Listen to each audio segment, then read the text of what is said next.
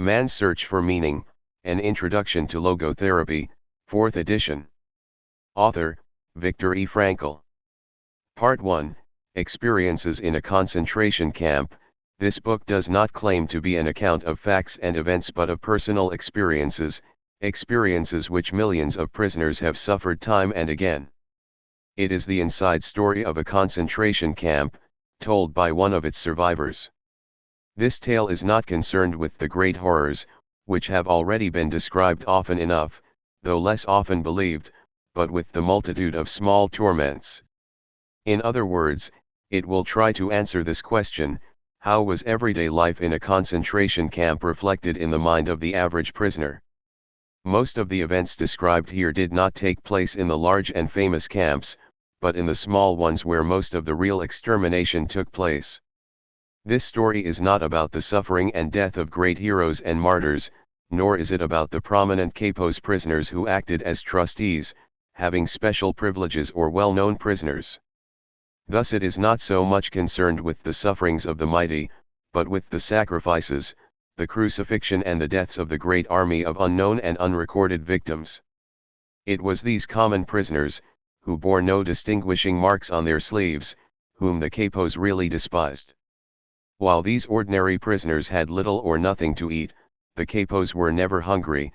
In fact, many of the capos fared better in the camp than they had in their entire lives. Often they were harder on the prisoners than were the guards, and beat them more cruelly than the SS men did. These capos, of course, were chosen only from those prisoners whose characters promised to make them suitable for such procedures, and if they did not comply with what was expected of them, they were immediately demoted. They soon became much like the SS men and the camp wardens, and may be judged on a similar psychological basis. It is easy for the outsider to get the wrong conception of camp life, a conception mingled with sentiment and pity. Little does he know of the hard fight for existence which raged among the prisoners. This was an unrelenting struggle for daily bread and for life itself, for one's own sake or for that of a good friend. Let us take the case of a transport which was officially announced to transfer a certain number of prisoners to another camp, but it was a fairly safe guess that its final destination would be the gas chambers. A selection of sick or feeble prisoners incapable of work would be sent to one of the big central camps which were fitted with gas chambers and crematoriums.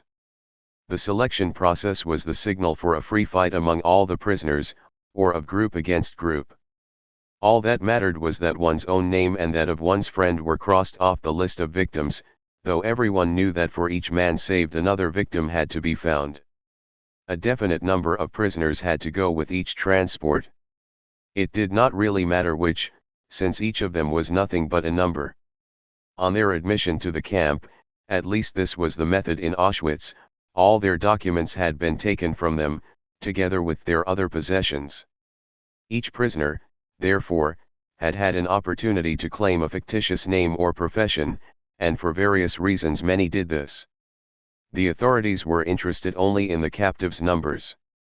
These numbers were often tattooed on their skin, and also had to be sewn to a certain spot on the trousers, jacket, or coat. Any guard who wanted to make a charge against a prisoner just glanced at his number, and how we dreaded such glances. He never asked for his name. To return to the convoy about to depart. There was neither time nor desire to consider moral or ethical issues. Every man was controlled by one thought only: to keep himself alive for the family waiting for him at home, and to save his friends. With no hesitation, therefore, he would arrange for another prisoner, another number, to take his place in the transport.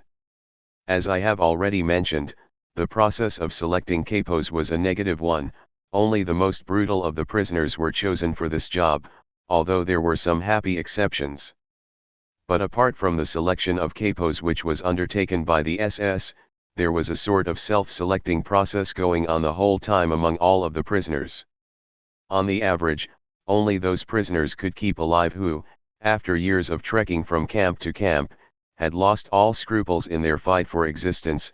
They were prepared to use every means, honest and otherwise, even brutal force, theft, and betrayal of their friends, in order to save themselves. We who have come back, by the aid of many lucky chances or miracles, whatever one may choose to call them, we know, the best of us did not return. Many factual accounts about concentration camps are already on record. Here, facts will be significant only as far as they are part of a man's experiences. It is the exact nature of these experiences that the following essay will attempt to describe. For those who have been inmates in a camp, it will attempt to explain their experiences in the light of present-day knowledge. And for those who have never been inside, it may help them to comprehend, and above all to understand, the experiences of that only too small percentage of prisoners who survived and who now find life very difficult. These former prisoners often say, "We dislike talking about our experiences."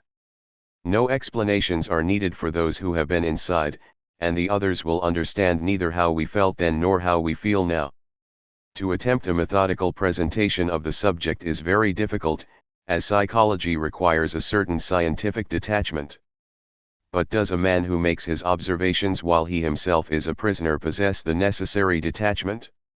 Such detachment is granted to the outsider, but he is too far removed to make any statements of real value. Only the man inside knows. His judgments may not be objective, his evaluations may be out of proportion. This is inevitable. An attempt must be made to avoid any personal bias, and that is the real difficulty of a book of this kind.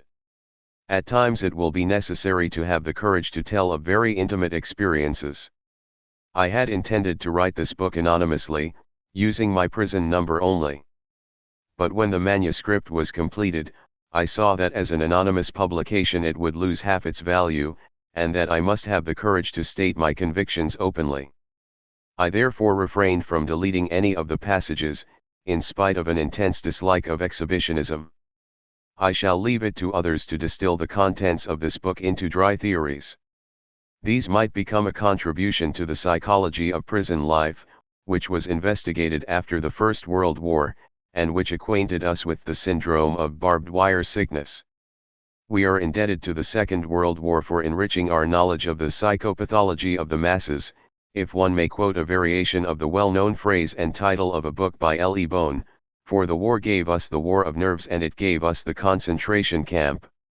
As this story is about my experiences as an ordinary prisoner, it is important that I mention, not without pride, that I was not employed as a psychiatrist in camp, or even as a doctor, except for the last few weeks.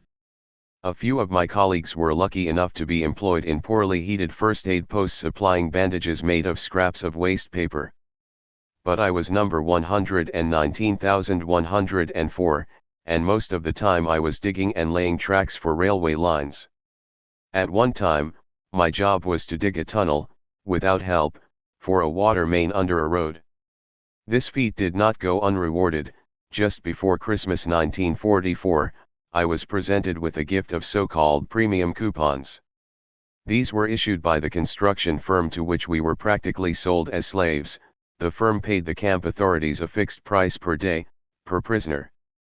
The coupons cost the firm 50 pfennigs each and could be exchanged for 6 cigarettes, often weeks later, although they sometimes lost their validity. I became the proud owner of a token worth 12 cigarettes.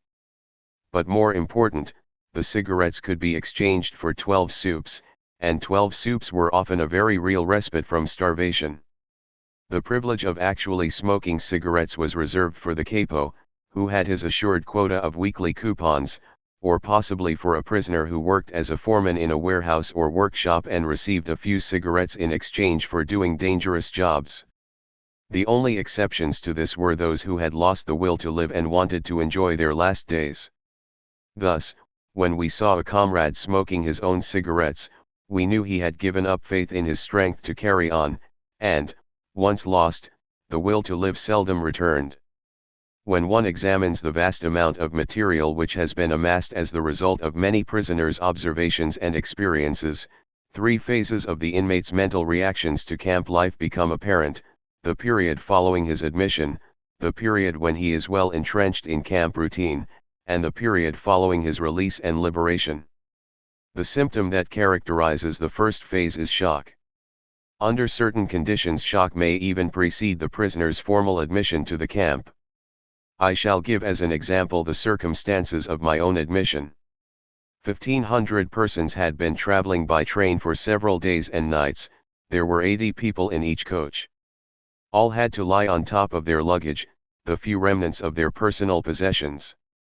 The carriages were so full that only the top parts of the windows were free to let in the grey of dawn.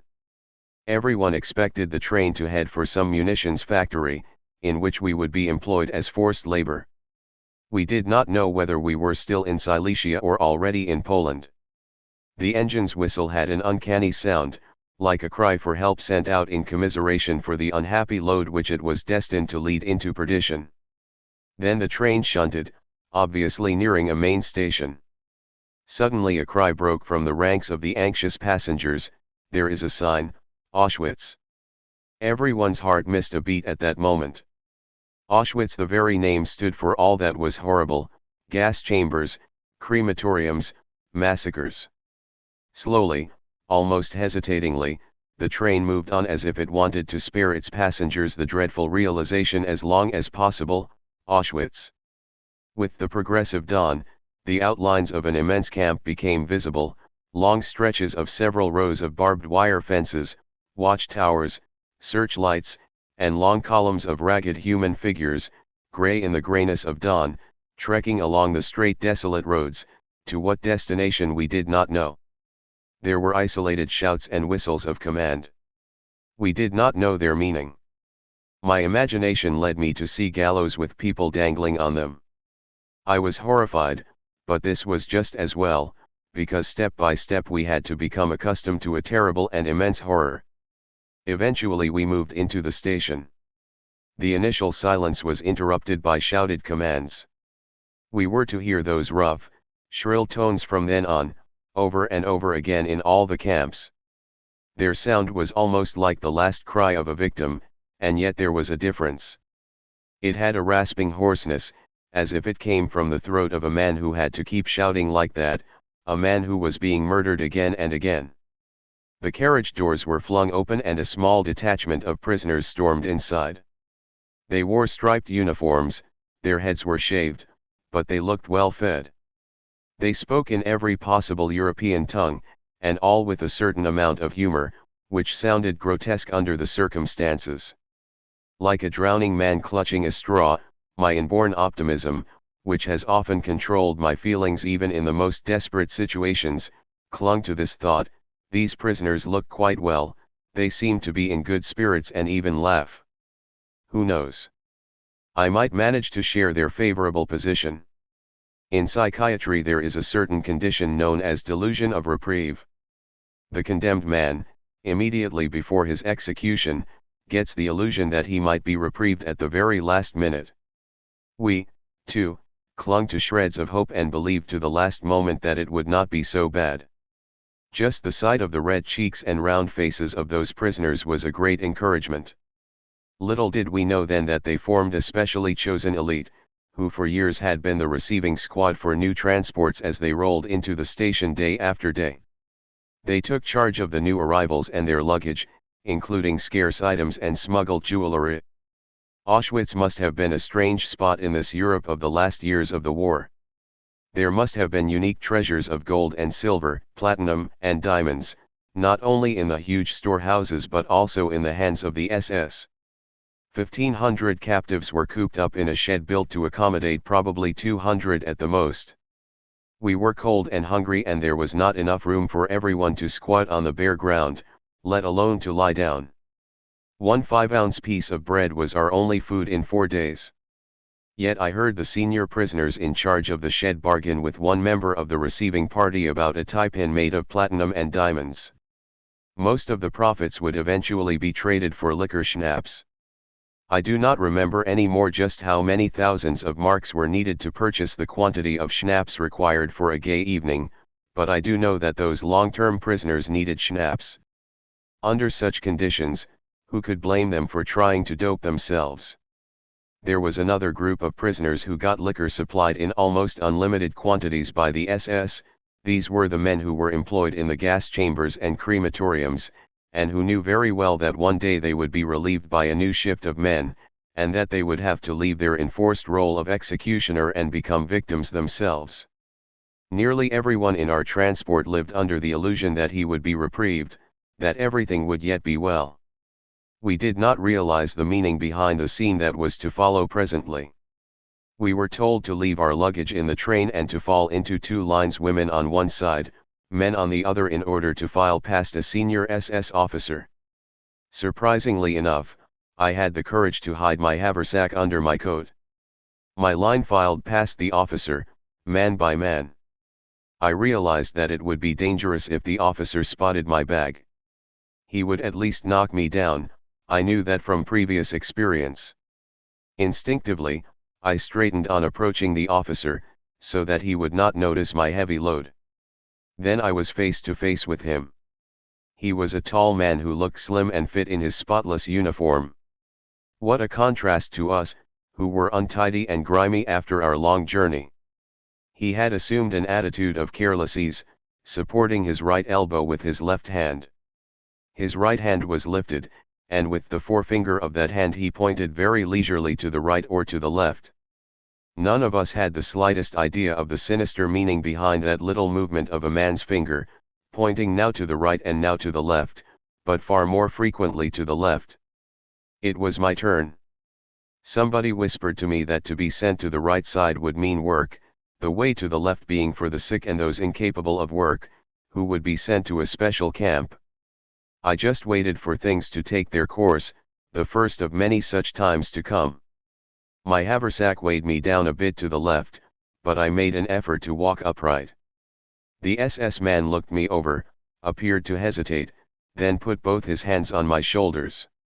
I tried very hard to look smart, and he turned my shoulders very slowly until I faced right, and I moved over to that side. The significance of the finger game was explained to us in the evening. It was the first selection, the first verdict made on our existence or non-existence. For the great majority of our transport, about 90%, it meant death. Their sentence was carried out within the next few hours. Those who were sent to the left were marched from the station straight to the crematorium. This building, as I was told by someone who worked there, had the word bath written over its doors in several European languages. On entering, each prisoner was handed a piece of soap, and then, but mercifully I do not need to describe the events which followed. Many accounts have been written about this horror. We who were saved, the minority of our transport, found out the truth in the evening. I inquired from prisoners who had been there for some time where my colleague and friend P had been sent. Was he sent to the left side? Yes, I replied. Then you can see him there, I was told. Where? A hand pointed to the chimney a few hundred yards off, which was sending a column of flame up into the grey sky of Poland. It dissolved into a sinister cloud of smoke. That's where your friend is, floating up to heaven, was the answer. But I still did not understand until the truth was explained to me in plain words. But I am telling things out of their turn. From a psychological point of view, we had a long way in front of us from the break of that dawn at the station until our first night's rest at the camp. Escorted by SS guards with loaded guns, we were made to run from the station, past electrically charged barbed wire, through the camp, to the cleansing station. For those of us who had passed the first selection, this was a real bath. Again our illusion of reprieve found confirmation. The SS men seemed almost charming. Soon we found out their reason. They were nice to us as long as they saw watches on our wrists and could persuade us in well-meaning tones to hand them over. Would we not have to hand over all our possessions anyway, and why should not that relatively nice person have the watch? Maybe one day he would do one a good turn. We waited in a shed which seemed to be the anteroom to the disinfecting chamber. SS men appeared and spread out blankets into which we had to throw all our possessions, all our watches and jewelry. There were still naive prisoners among us who asked, to the amusement of the more seasoned ones who were there as helpers, if they could not keep a wedding ring, a medal, or a good luck piece. No one could yet grasp the fact that everything would be taken away. I tried to take one of the old prisoners into my confidence. Approaching him furtively, I pointed to the roll of paper in the inner pocket of my coat and said, "Look, this is the manuscript of a scientific book. I know what you will say, that I should be grateful to escape with my life, that should be all I can expect of fate. But I cannot help myself. I must keep this manuscript at all costs, it contains my life's work. Do you understand that?" Yes, he was beginning to understand. A grin spread slowly over his face, first piteous, then more amused, mocking, insulting, until he bellowed one word at me in answer to my question, a word that was ever present in the vocabulary of the camp inmates: shit.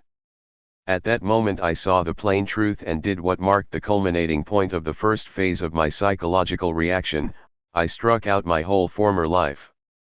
Suddenly there was a stir among my fellow travelers, who had been standing about with pale, frightened faces, helplessly debating. Again we heard the hoarsely shouted commands. We were driven with blows into the immediate anteroom of the bath.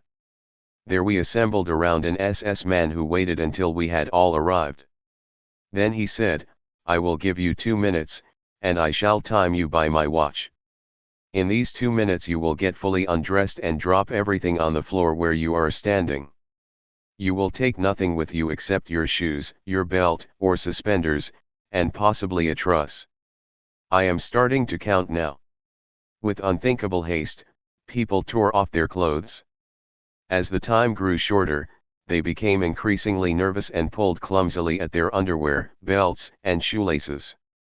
Then we heard the first sounds of whipping, leather straps beating down on naked bodies. Next we were herded into another room to be shaved. Not only our heads were shorn, but not a hair was left on our entire bodies. Then onto the showers, where we lined up again. We hardly recognized each other, but with great relief some people noted that real water dripped from the sprays. While we were waiting for the shower, our nakedness was brought home to us. We really had nothing now except our bare bodies, even minus hair. All we possessed, literally, was our naked existence. What else remained for us as a material link with our former lives? For me there were my glasses and my belt, the latter I had to exchange later on for a piece of bread. There was an extra bit of excitement in store for the owners of trusses. In the evening the senior prisoner in charge of our hut welcomed us with a speech in which he gave us his word of honor that he would hang, personally, from that beam he pointed to it, any person who had sewn money or precious stones into his truss.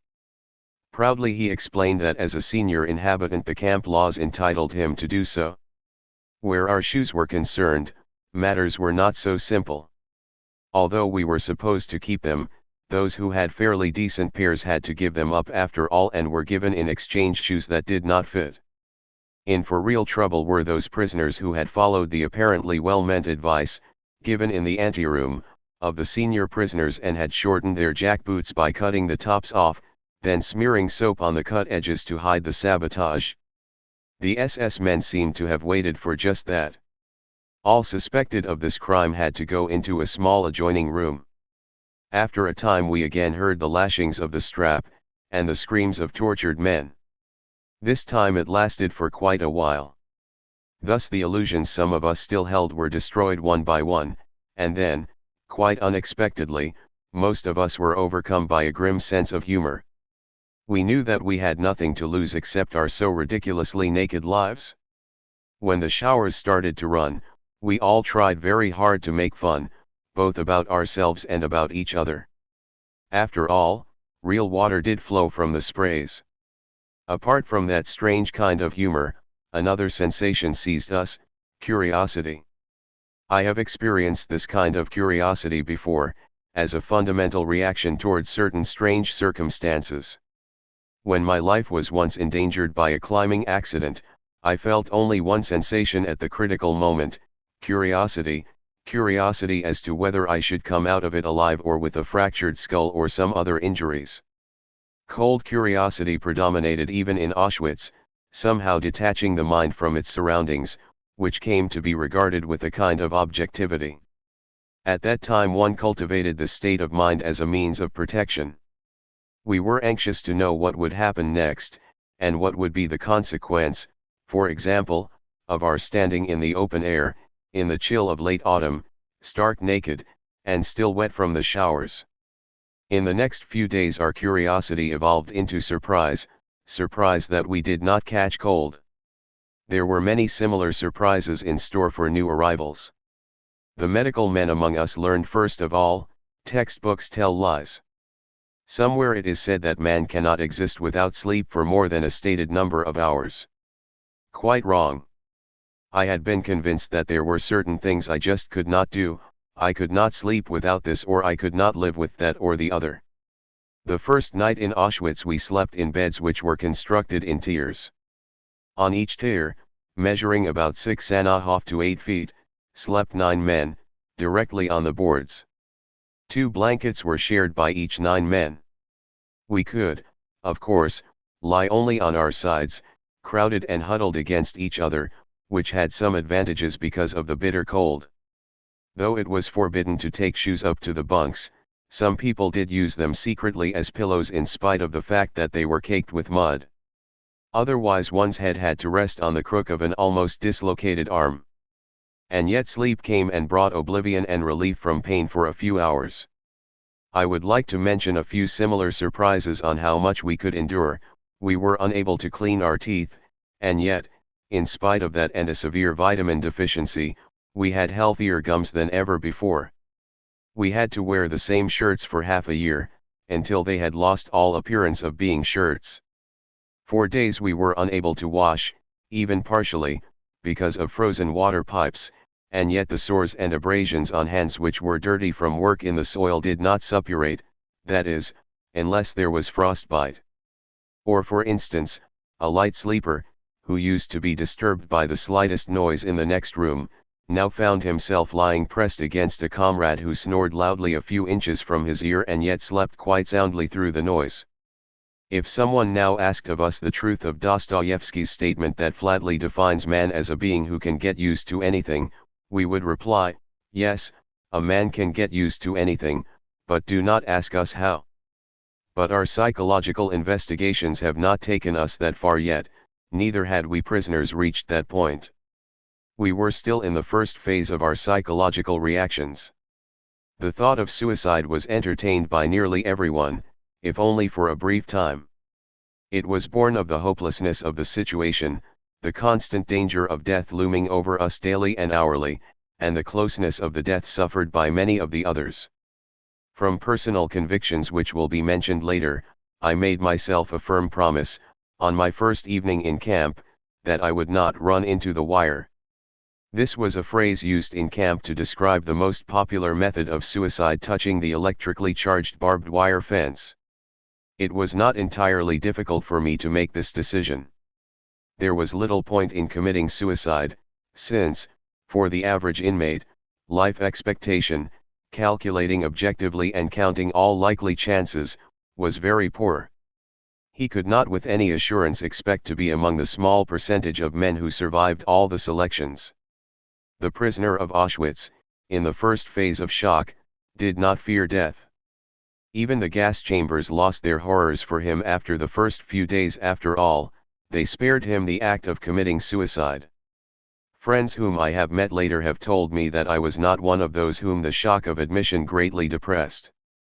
I only smiled, and quite sincerely, when the following episode occurred the morning after our first night in Auschwitz. In spite of strict orders not to leave our blocks, a colleague of mine, who had arrived in Auschwitz several weeks previously, smuggled himself into our hut. He wanted to calm and comfort us and tell us a few things. He had become so thin that at first we did not recognize him. With a show of good humor and a devil-may-care attitude he gave us a few hurried tips. Don't be afraid. Don't fear the selections. Dr. M, the SS medical chief, has a soft spot for doctors. This was wrong.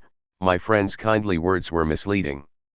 One prisoner, the doctor of a block of huts and a man of some 60 years, told me how he had entreated Dr. M to let off his son, who was destined for gas. Dr. M coldly refused. But one thing I beg of you, he continued, shave daily, if at all possible, even if you have to use a piece of glass to do it, even if you have to give your last piece of bread for it. You will look younger and the scraping will make your cheeks look ruddier. If you want to stay alive, there is only one way: look fit for work. If you even limp, because, let us say, you have a small blister on your heel, and an SS man spots this, he will wave you aside and the next day you are sure to be gassed. Do you know what we mean by a Muslim?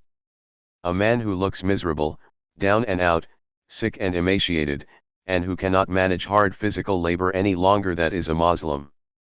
Sooner or later, usually sooner, every Muslim goes to the gas chambers.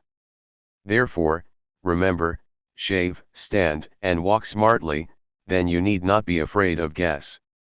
All of you standing here, even if you have only been here 24 hours, you need not fear gas, except perhaps you. And then he pointed to me and said, I hope you don't mind my telling you frankly. To the others he repeated, of all of you he is the only one who must fear the next selection. So, don't worry. And I smiled. I am now convinced that anyone in my place on that day would have done the same. I think it was Lessing who once said, there are things which must cause you to lose your reason or you have none to lose. An abnormal reaction to an abnormal situation is normal behavior. Even we psychiatrists expect the reactions of a man to an abnormal situation, such as being committed to an asylum, to be abnormal in proportion to the degree of his normality. The reaction of a man to his admission to a concentration camp also represents an abnormal state of mind, but judged objectively it is a normal and, as will be shown later, typical reaction to the given circumstances. These reactions, as I have described them, began to change in a few days.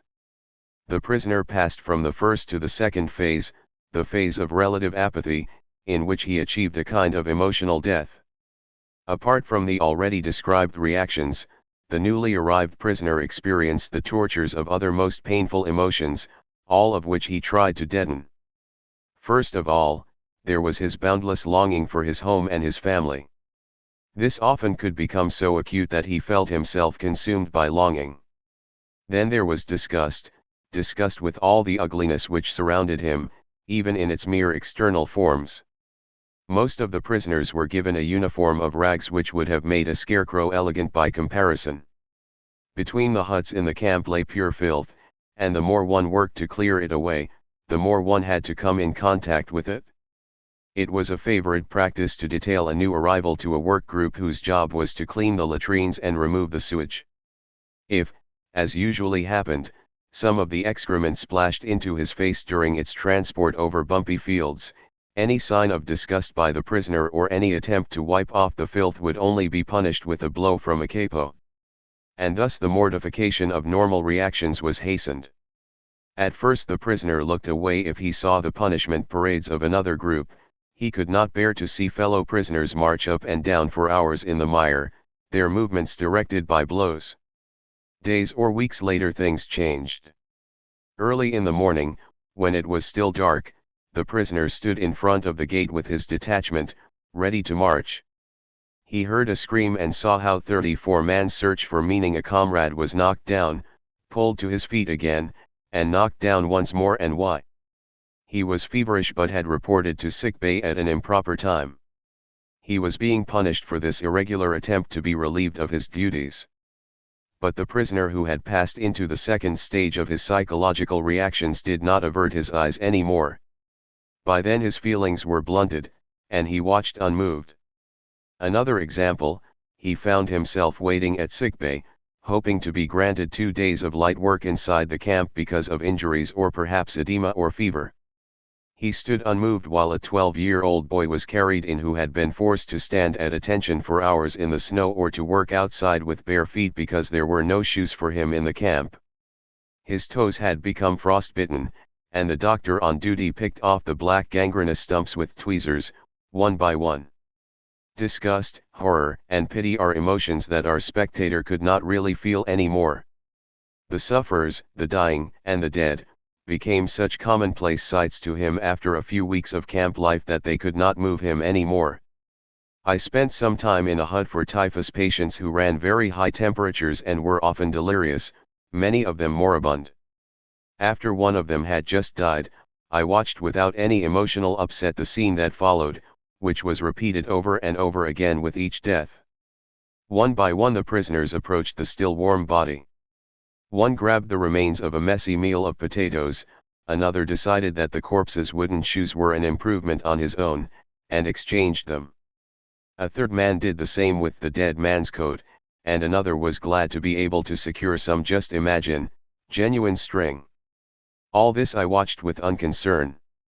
Eventually I asked the nurse to remove the body. When he decided to do so, he took the corpse by its legs, allowing it to drop into the small corridor between the two rows of boards which were the beds for the 50 typhus patients, and dragged it across the bumpy earthen floor toward the door. The 2 steps which led up into the open air always constituted a problem for us, since we were exhausted from a chronic lack of food. After a few months' stay in the camp we could not walk up those steps, which were each about 6 inches high, without putting our hands on the door jambs to pull ourselves up. The man with the corpse approached the steps.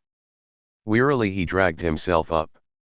Then the body, first the feet, then the trunk, and finally with an uncanny rattling noise the head of the corpse bumped up the 2 steps. My place was on the opposite side of the hut, next to the small, sole window, which was built near the floor. While my cold hands clasped a bowl of hot soup from which I sipped greedily, I happened to look out the window. The corpse which had just been removed stared in at me with glazed eyes. 2 hours before I had spoken to that man. Now I continued sipping my soup. If my lack of emotion had not surprised me from the standpoint of professional interest, I would not remember this incident now, because there was so little feeling involved in it. Apathy, the blunting of the emotions and the feeling that one could not care any more, were the symptoms arising during the second stage of the prisoner's psychological reactions, and which eventually made him insensitive to daily and hourly beatings. By means of this insensibility the prisoner soon surrounded himself with a very necessary protective shell. Beatings occurred on the slightest provocation, sometimes for no reason at all. For example, bread was rationed out at our work site and we had to line up for it. Once, the man behind me stood off a little to one side and that lack of symmetry displeased the SS guard. I did not know what was going on in the line behind me, nor in the mind of the SS guard, but suddenly I received 2 sharp blows on my head. Only then did I spot the guard at my side who was using his stick.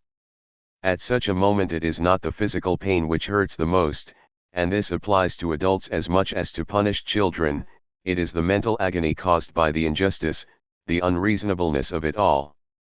Strangely enough, a blow which does not even find its mark can, under certain circumstances, hurt more than one that finds its mark. Once I was standing on a railway track in a snowstorm. In spite of the weather our party had to keep on working. I worked quite hard at mending the track with gravel, since that was the only way to keep warm.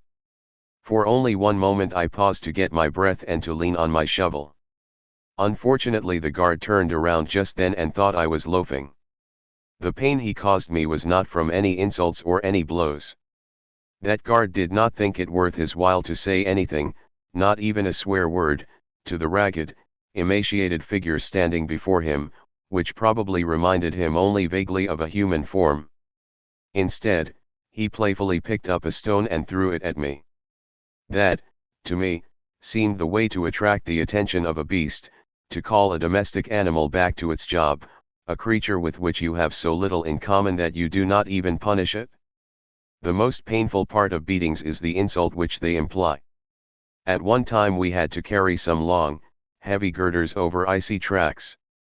If one man slipped, he endangered not only himself but all the others who carried the same girder. An old friend of mine had a congenitally dislocated hip. He was glad to be capable of working in spite of it, since the physically disabled were almost certainly sent to death when a selection took place. He limped over the track with an especially heavy girder, and seemed about to fall and drag the others with him. As yet, I was not carrying a girder, so I jumped to his assistance without stopping to think. I was immediately hit on the back, rudely reprimanded and ordered to return to my place. A few minutes previously the same guard who struck me had told us deprecatingly that we pigs lacked the spirit of comradeship. Another time, in a forest, with the temperature at 2 degrees Fahrenheit, we began to dig up the topsoil, which was frozen hard, in order to lay water pipes. By then I had grown rather weak physically. Along came a foreman with chubby rosy cheeks. His face definitely reminded me of a pig's head. I noticed that he wore lovely warm gloves in that bitter cold. For a time he watched me silently. I felt that trouble was brewing, for in front of me lay the mound of earth which showed exactly how much I had dug. Then he began, "You pig, I have been watching you the whole time. I'll teach you to work, yet. Wait till you dig dirt with your teeth, you'll die like an animal. In 2 days I'll finish you off. You've never done a stroke of work in your life. What were you, swine? A businessman." I was past caring. But I had to take his threat of killing me seriously, so I straightened up and looked him directly in the eye. "I was a doctor, a specialist." "What? A doctor? I bet you got a lot of money out of people." "As it happens, I did most of my work for no money at all, in clinics for the poor. But, now, I had said too much. He threw himself on me and knocked me down, shouting like a madman. I can no longer remember what he shouted. I want to show with this apparently trivial story that there are moments when indignation can rouse even a seemingly hardened prisoner, indignation not about cruelty or pain, but about the insult connected with it.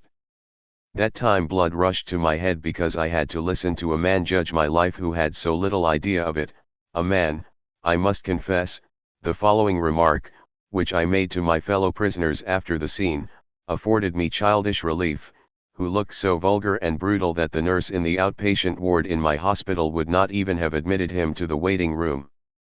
Fortunately the capo in my working party was obligated to me. He had taken a liking to me because I listened to his love stories and matrimonial troubles, which he poured out during the long marches to our worksite. I had made an impression on him with my diagnosis of his character and with my psychotherapeutic advice. After that he was grateful, and this had already been of value to me. On several previous occasions he had reserved a place for me next to him in one of the first 5 rows of our detachment, which usually consisted of 280 men. That favor was important. We had to line up early in the morning while it was still dark. Everybody was afraid of being late and of having to stand in the back rows. If men were required for an unpleasant and disliked job, the senior capo appeared and usually collected the men he needed from the back rows. These men had to march away to another, especially dreaded kind of work under the command of strange guards.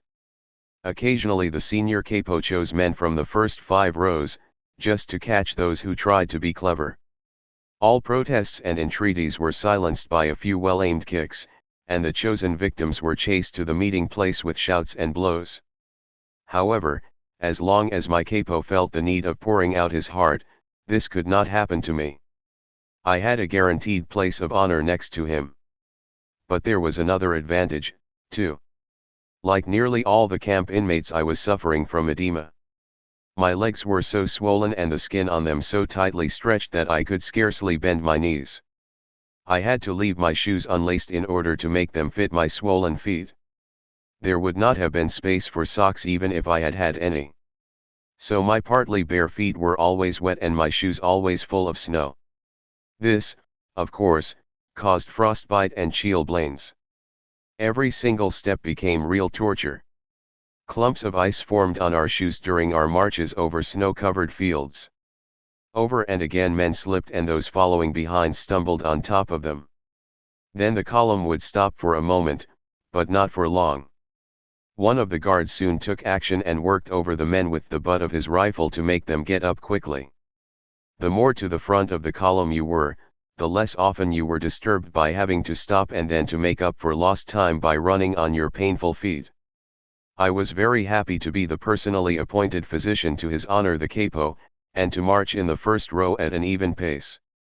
As an additional payment for my services, I could be sure that as long as soup was being dealt out at lunchtime at our worksite, he would, when my turn came, dip the ladle right to the bottom of the vat and fish out a few peas.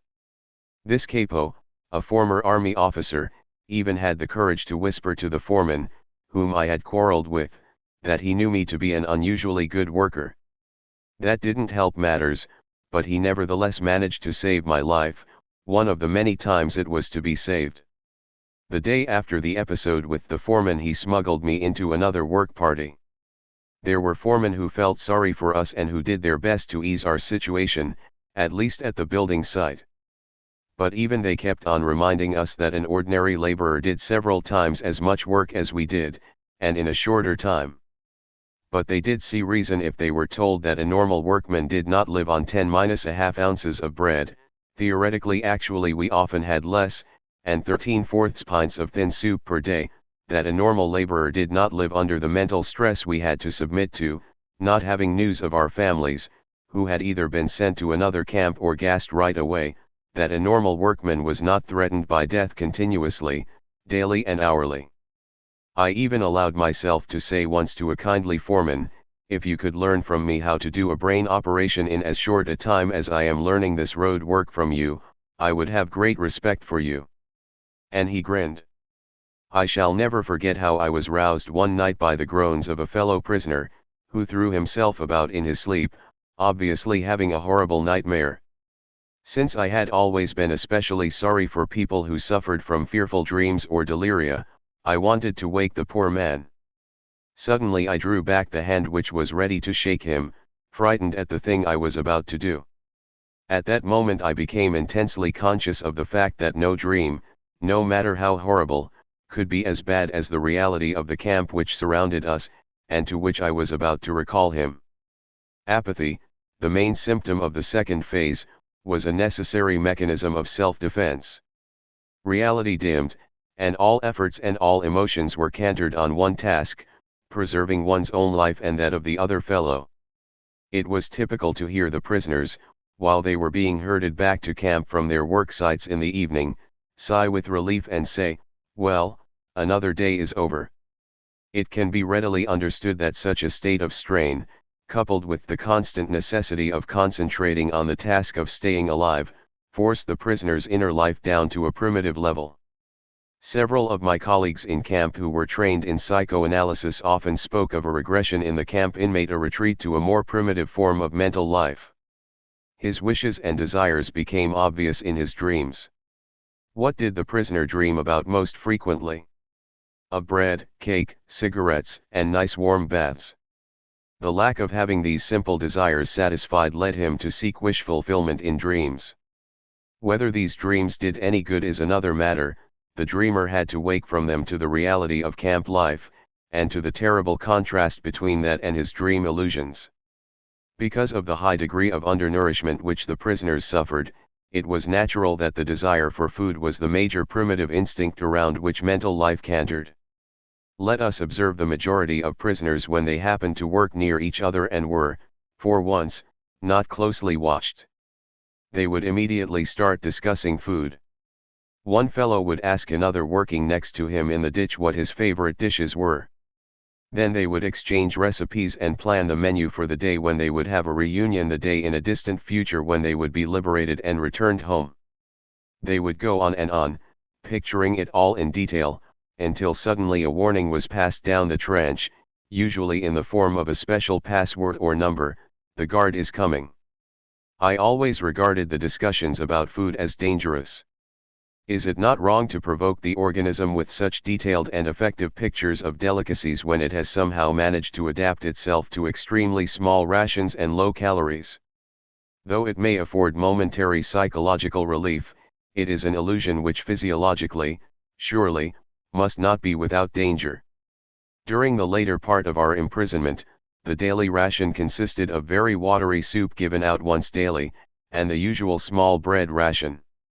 In addition to that, there was the so-called extra allowance, consisting of 3/4 of an ounce of margarine, or of a slice of poor quality sausage, or of a little piece of cheese, or a bit of synthetic honey, or a spoonful of watery jam, varying daily.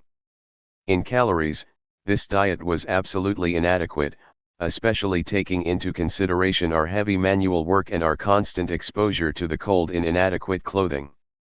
The sick who were under special care, that is, those who were allowed to lie in the huts instead of leaving the camp for work, were even worse off. When the last layers of subcutaneous fat had vanished, and we looked like skeletons disguised with skin and rags, we could watch our bodies beginning to devour themselves. The organism digested its own protein, and the muscles disappeared. Then the body had no powers of resistance left. One after another the members of the little community in our hut died. Each of us could calculate with fair accuracy whose turn would be next, and when his own would come. After many observations we knew the symptoms well, which made the correctness of our prognosis quite certain. "He won't last long," or, "this is the next one," we whispered to each other, and when, during our daily search for lice, we saw our own naked bodies in the evening, we thought alike, "This body here, my body, is really a corpse already. What has become of me? I am but a small portion of a great mass of human flesh, of a mass behind barbed wire, crowded into a few earthen huts, a mass of which daily a certain portion begins to rot because it has become lifeless." I mentioned above how unavoidable were the thoughts about food and favorite dishes which forced themselves into the consciousness of the prisoner, whenever he had a moment to spare. Perhaps it can be understood, then, that even the strongest of us was longing for the time when he would have fairly good food again, not for the sake of good food itself, but for the sake of knowing that the subhuman existence, which had made us unable to think of anything other than food, would at last cease. Those who have not gone through a similar experience can hardly conceive of the soul-destroying mental conflict and clashes of willpower which a famished man experiences. They can hardly grasp what it means to stand digging in a trench, listening only for the siren to announce 9:30 or 10 o'clock a.m. the half-hour lunch interval when bread would be rationed out, as long as it was still available, repeatedly asking the foreman if he wasn't a disagreeable fellow what the time was, and tenderly touching a piece of bread in one's coat pocket, first stroking it with frozen gloveless fingers, then breaking off a crumb and putting it in one's mouth, and finally, with the last bit of willpower, pocketing it again, having promised oneself that morning to hold out till afternoon. We could hold endless debates on the sense or nonsense of certain methods of dealing with the small bread ration, which was given out only once daily during the latter part of our confinement. There were two schools of thought. One was in favor of eating up the ration immediately. This had the twofold advantage of satisfying the worst hunger pangs for a very short time at least once a day, and of safeguarding against possible theft or loss of the ration. The second group, which held with dividing the ration up, used different arguments. I finally joined their ranks. The most ghastly moment of the 24 hours of camp life was the awakening, when, at a still nocturnal hour, the three shrill blows of a whistle tore us pitilessly from our exhausted sleep and from the longings in our dreams. We then began the tussle with our wet shoes, into which we could scarcely force our feet, which were sore and swollen with edema. And there were the usual moans and groans about petty troubles, such as the snapping of wires which replaced shoelaces. One morning I heard someone, whom I knew to be brave and dignified, cry like a child because he finally had to go to the snowy marching grounds in his bare feet, as his shoes were too shrunken for him to wear. In those ghastly minutes, I found a little bit of comfort, a small piece of bread which I drew out of my pocket and munched with absorbed delight. Undernourishment, besides being the cause of the general preoccupation with food, probably also explains the fact that the sexual urge was generally absent. Apart from the initial effects of shock, this appears to be the only explanation of a phenomenon which a psychologist was bound to observe in those all-male camps, that, as opposed to all other strictly male establishments such as army barracks, there was little sexual perversion. Even in his dreams the prisoner did not seem to concern himself with sex, although his frustrated emotions and his finer, higher feelings did find definite expression in them. With the majority of the prisoners, the primitive life and the effort of having to concentrate on just saving one's skin led to a total disregard of anything not serving that purpose, and explained the prisoner's complete lack of sentiment. This was brought home to me on my transfer from Auschwitz to a camp affiliated with Dachau. The train which carried us about 2,000 prisoners passed through Vienna. At about midnight we passed one of the Viennese railway stations. The track was going to lead us past the street where I was born, past the house where I had lived many years of my life, in fact, until I was taken prisoner. There were 50 of us in the prison car, which had 2 small, barred peepholes. There was only enough room for one group to squat on the floor, while the others, who had to stand up for hours, crowded round the peepholes. Standing on tiptoe and looking past the others' heads through the bars of the window, I caught an eerie glimpse of my native town. We all felt more dead than alive, since we thought that our transport was heading for the camp at Mauthausen and that we had only 1 or 2 weeks to live. I had a distinct feeling that I saw the streets, the squares, and the houses of my childhood with the eyes of a dead man who had come back from another world and was looking down on a ghostly city. After hours of delay the train left the station. And there was the street, my street. The young lads who had a number of years of camp life behind them and for whom such a journey was a great event stared attentively through the peephole. I began to beg them, to entreat them, to let me stand in front for one moment only. I tried to explain how much a look through that window meant to me just then. My request was refused with rudeness and cynicism. You lived here all those years? Well, then you have seen quite enough already. In general there was also a cultural hibernation in the camp. There were 2 exceptions to this, politics and religion. Politics were talked about everywhere in camp, almost continuously. The discussions were based chiefly on rumors, which were snapped up and passed around avidly. The rumors about the military situation were usually contradictory. They followed one another rapidly and succeeded only in making a contribution to the war of nerves that was waged in the minds of all the prisoners. Many times, hopes for a speedy end to the war, which had been fanned by optimistic rumors, were disappointed.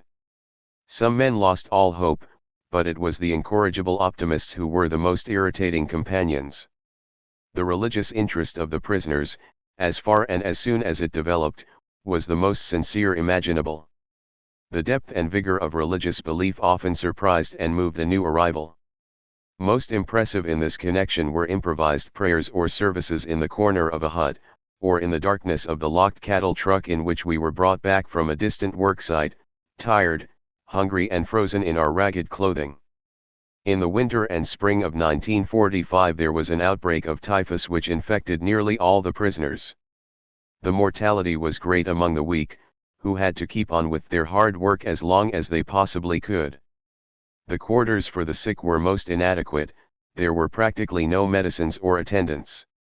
Some of the symptoms of the disease were extremely disagreeable, an irrepressible aversion to even a scrap of food, which was an additional danger to life, and terrible attacks of delirium.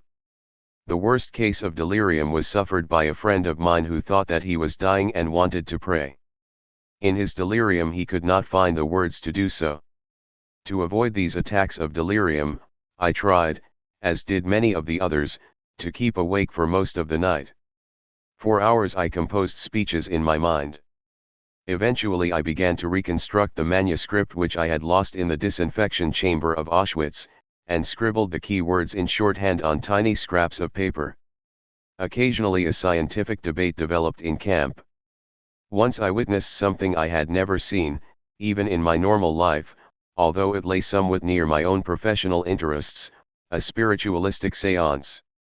I had been invited to attend by the camp's chief doctor, also a prisoner, who knew that I was a specialist in psychiatry.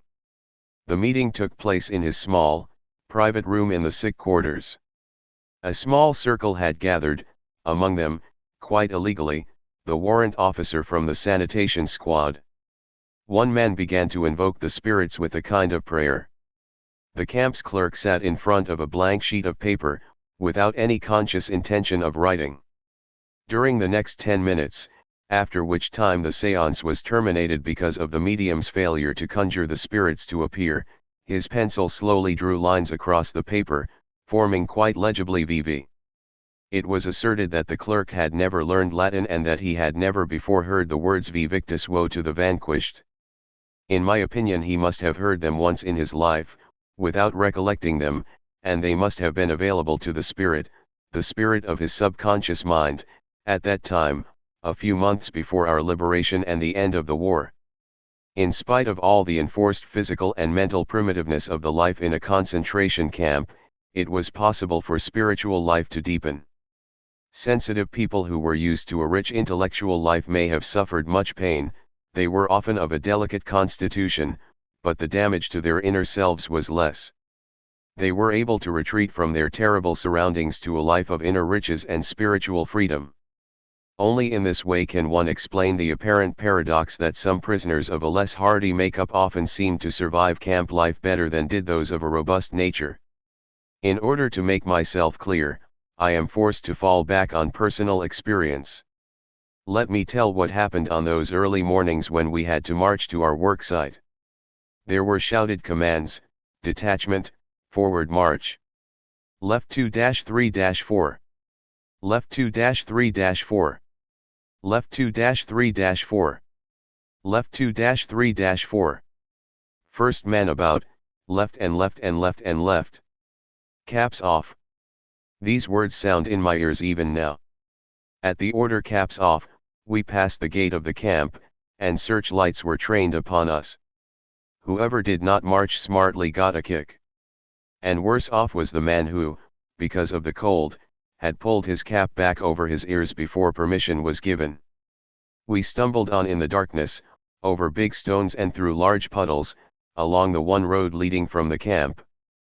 The accompanying guards kept shouting at us and driving us with the butts of their rifles. Anyone with very sore feet supported himself on his neighbor's arm. Hardly a word was spoken. The icy wind did not encourage talk. Hiding his mouth behind his upturned collar, the man marching next to me whispered suddenly, "If our wives could see us now. I do hope they are better off in their camps and don't know what is happening to us." That brought thoughts of my own wife to mind. And as we stumbled on for miles, slipping on icy spots, supporting each other time and again, dragging one another up and onward, nothing was said, but we both knew, each of us was thinking of his wife. Occasionally I looked at the sky, where the stars were fading and the pink light of the morning was beginning to spread behind a dark bank of clouds. But my mind clung to my wife's image, imagining it with an uncanny acuteness. I heard her answering me, saw her smile, her frank and encouraging look. Real or not, her look was then more luminous than the sun which was beginning to rise. A thought transfixed me. For the first time in my life I saw the truth as it is set into song by so many poets, proclaimed as the final wisdom by so many thinkers. The truth that love is the ultimate and the highest goal to which man can aspire. Then I grasped the meaning of the greatest secret that human poetry and human thought and belief have to impart: the salvation of man is through love and in love. I understood how a man who has nothing left in this world still may know bliss, be it only for a brief moment, in the contemplation of his beloved. In a position of utter desolation, when man cannot express himself in positive action, when his only achievement may consist in enduring his sufferings in the right way and honorable way, in such a position man can, through loving contemplation of the image he carries of his beloved, achieve fulfillment. For the first time in my life I was able to understand the meaning of the words, "The angels are lost in perpetual contemplation of an infinite glory." In front of me a man stumbled and those following him fell on top of him. The guard rushed over and used his whip on them all. Thus my thoughts were interrupted for a few minutes. But soon my soul found its way back from the prisoner's existence to another world, and I resumed talk with my loved one. I asked her questions, and she answered, she questioned me in return, and I answered. Stop. We had arrived at our worksite. Everybody rushed into the dark hut in the hope of getting a fairly decent tool. Each prisoner got a spade or a pickaxe. "Can't you hurry up, you pigs?" Soon we had resumed the previous day's positions in the ditch. The frozen ground cracked under the point of the pickaxes, and sparks flew. The men were silent, their brains numb. My mind still clung to the image of my wife. A thought crossed my mind, I didn't even know if she were still alive. I knew only one thing which I have learned well by now: love goes very far beyond the physical person of the beloved. It finds its deepest meaning in his spiritual being, his inner self. Whether or not he is actually present, whether or not he is still alive at all, ceases somehow to be of importance. I did not know whether my wife was alive, and I had no means of finding out. During all my prison life there was no outgoing or incoming mail, but at that moment it ceased to matter. There was no need for me to know, nothing could touch the strength of my love, my thoughts, and the image of my beloved.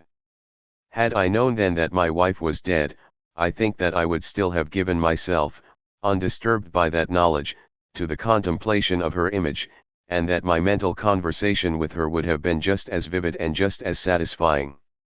Set me like a seal upon thy heart, love is as strong as death.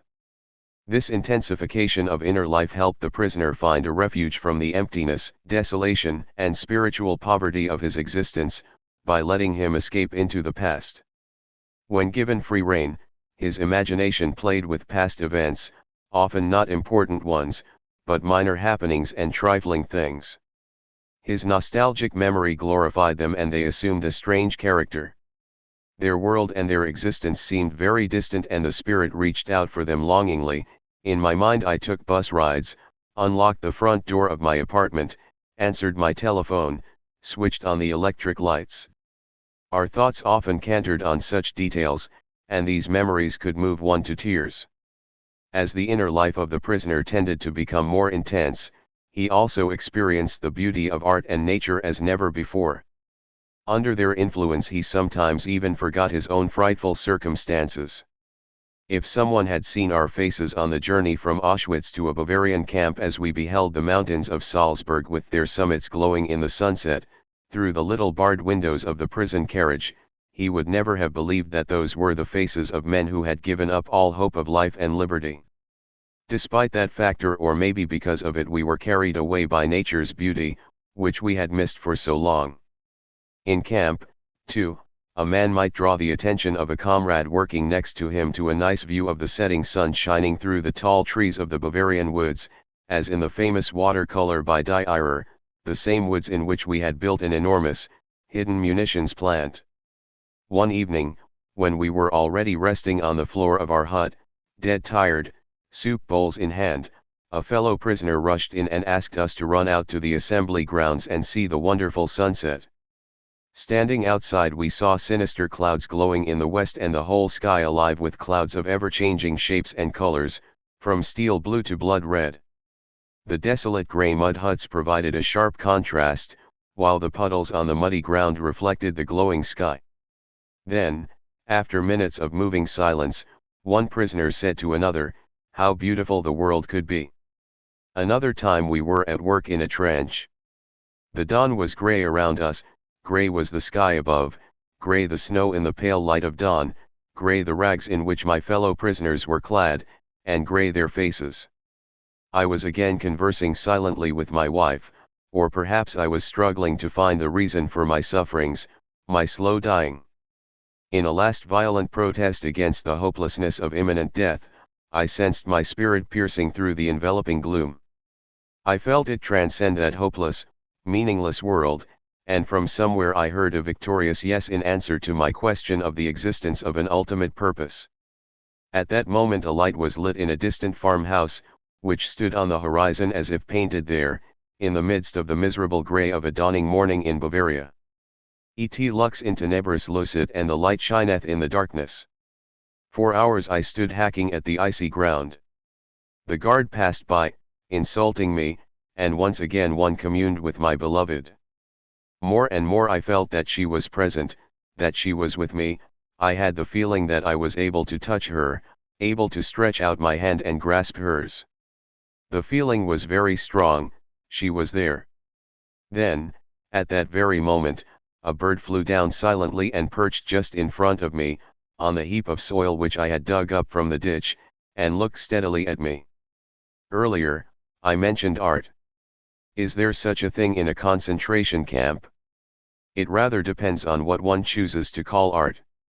A kind of cabaret was improvised from time to time.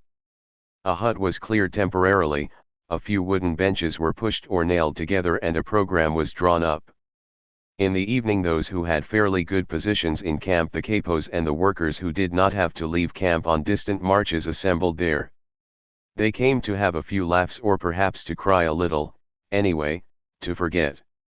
There were songs, poems, jokes, some with underlying satire regarding the camp. All were meant to help us forget, and they did help. The gatherings were so effective that a few ordinary prisoners went to see the cabaret in spite of their fatigue, even though they missed their daily portion of food by going. During the half-hour lunch interval, when soup, which the contractors paid for and for which they did not spend much, was ladled out at our worksite, we were allowed to assemble in an unfinished engine room. On entering, everyone got a ladleful of the watery soup. While we sipped it greedily, a prisoner climbed onto a tub and sang Italian arias. We enjoyed the songs, and he was guaranteed a double helping of soup, straight from the bottom, that meant with peas. Rewards were given in camp not only for entertainment, but also for applause. I, for example, could have found protection, how lucky I was, never in need of it, from the camp's most dreaded capo, who for more than one good reason was known as the murderous capo.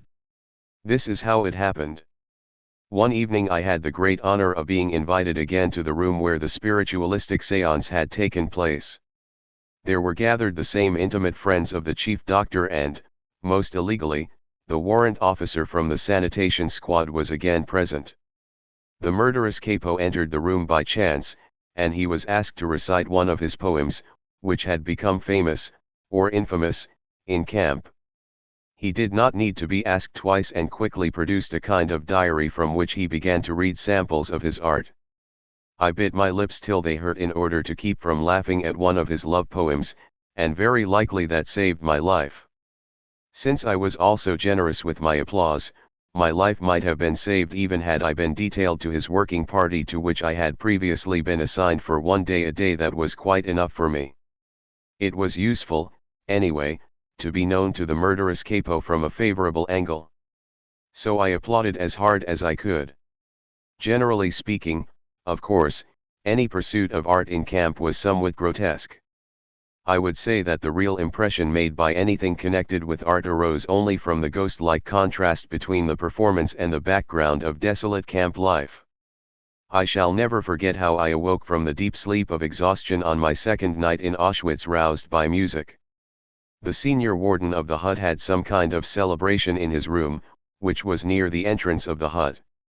Tipsy voices bawled some hackneyed tunes.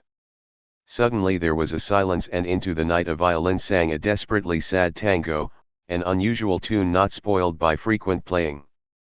The violin wept, and a part of me wept with it, for on that same day someone had a 24th birthday.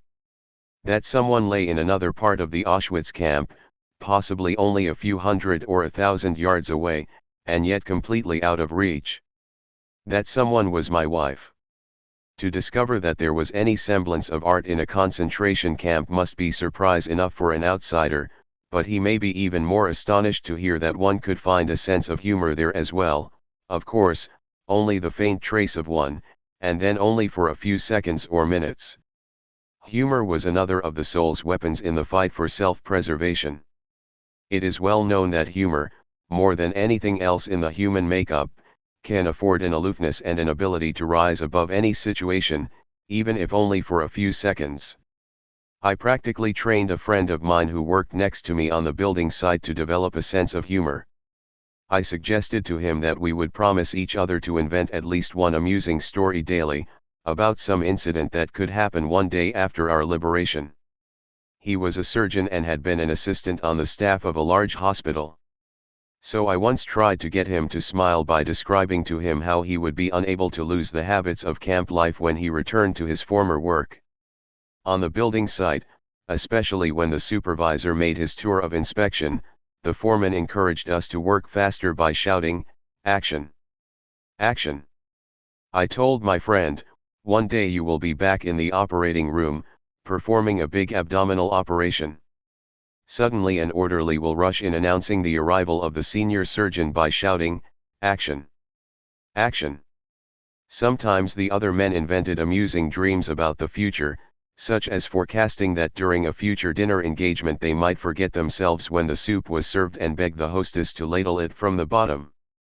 The attempt to develop a sense of humor and to see things in a humorous light is some kind of a trick learned while mastering the art of living. Yet it is possible to practice the art of living even in a concentration camp, although suffering is omnipresent. To draw an analogy, a man's suffering is similar to the behavior of gas.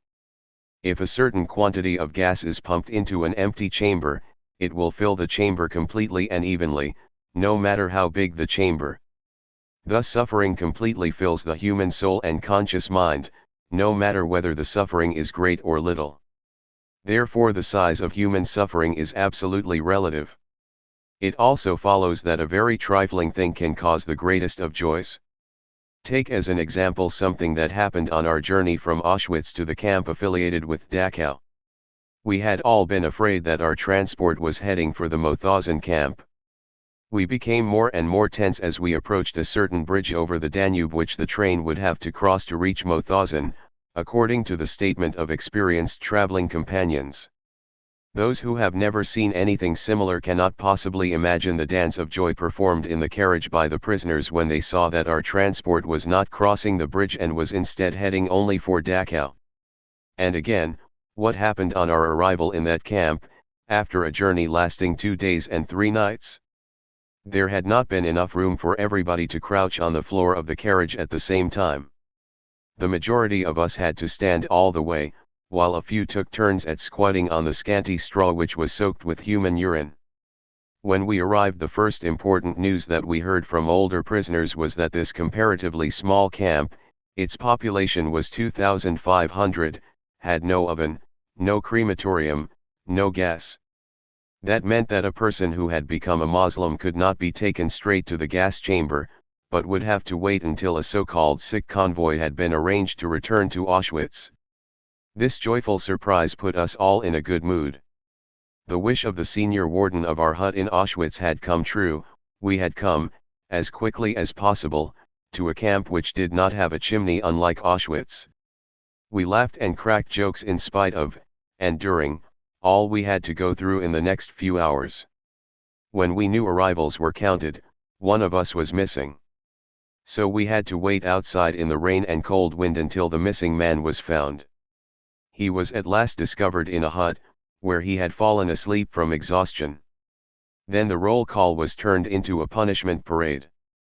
All through the night and late into the next morning, we had to stand outside, frozen and soaked to the skin after the strain of our long journey. And yet we were all very pleased. There was no chimney in this camp and Auschwitz was a long way off. Another time we saw a group of convicts pass our worksite. How obvious the relativity of all suffering appeared to us then. We envied those prisoners their relatively well-regulated, secure, and happy life. They surely had regular opportunities to take baths, we thought sadly. They surely had toothbrushes and clothes brushes, mattresses a separate one for each of them, and monthly mail bringing them news of the whereabouts of their relatives, or at least of whether they were still alive or not. We had lost all that a long time ago. And how we envied those of us who had the opportunity to get into a factory and work in a sheltered room. It was everyone's wish to have such a life-saving piece of luck. The scale of relative luck extends even further. Even among those detachments outside the camp, in one of which I was a member, there were some units which were considered worse than others. One could envy a man who did not have to wade in deep, muddy clay on a steep slope emptying the tubs of a small field railway for 12 hours daily. Most of the daily accidents occurred on this job, and they were often fatal. In other work parties the foreman maintained an apparently local tradition of dealing out numerous blows, which made us talk of the relative luck of not being under their command, or perhaps of being under it only temporarily. Once, by an unlucky chance, I got into such a group. If an air raid alarm had not interrupted us after 2 hours, during which time the foreman had worked on me especially, making it necessary to regroup the workers afterwards, I think that I would have returned to camp on one of the sledges which carried those who had died or were dying from exhaustion.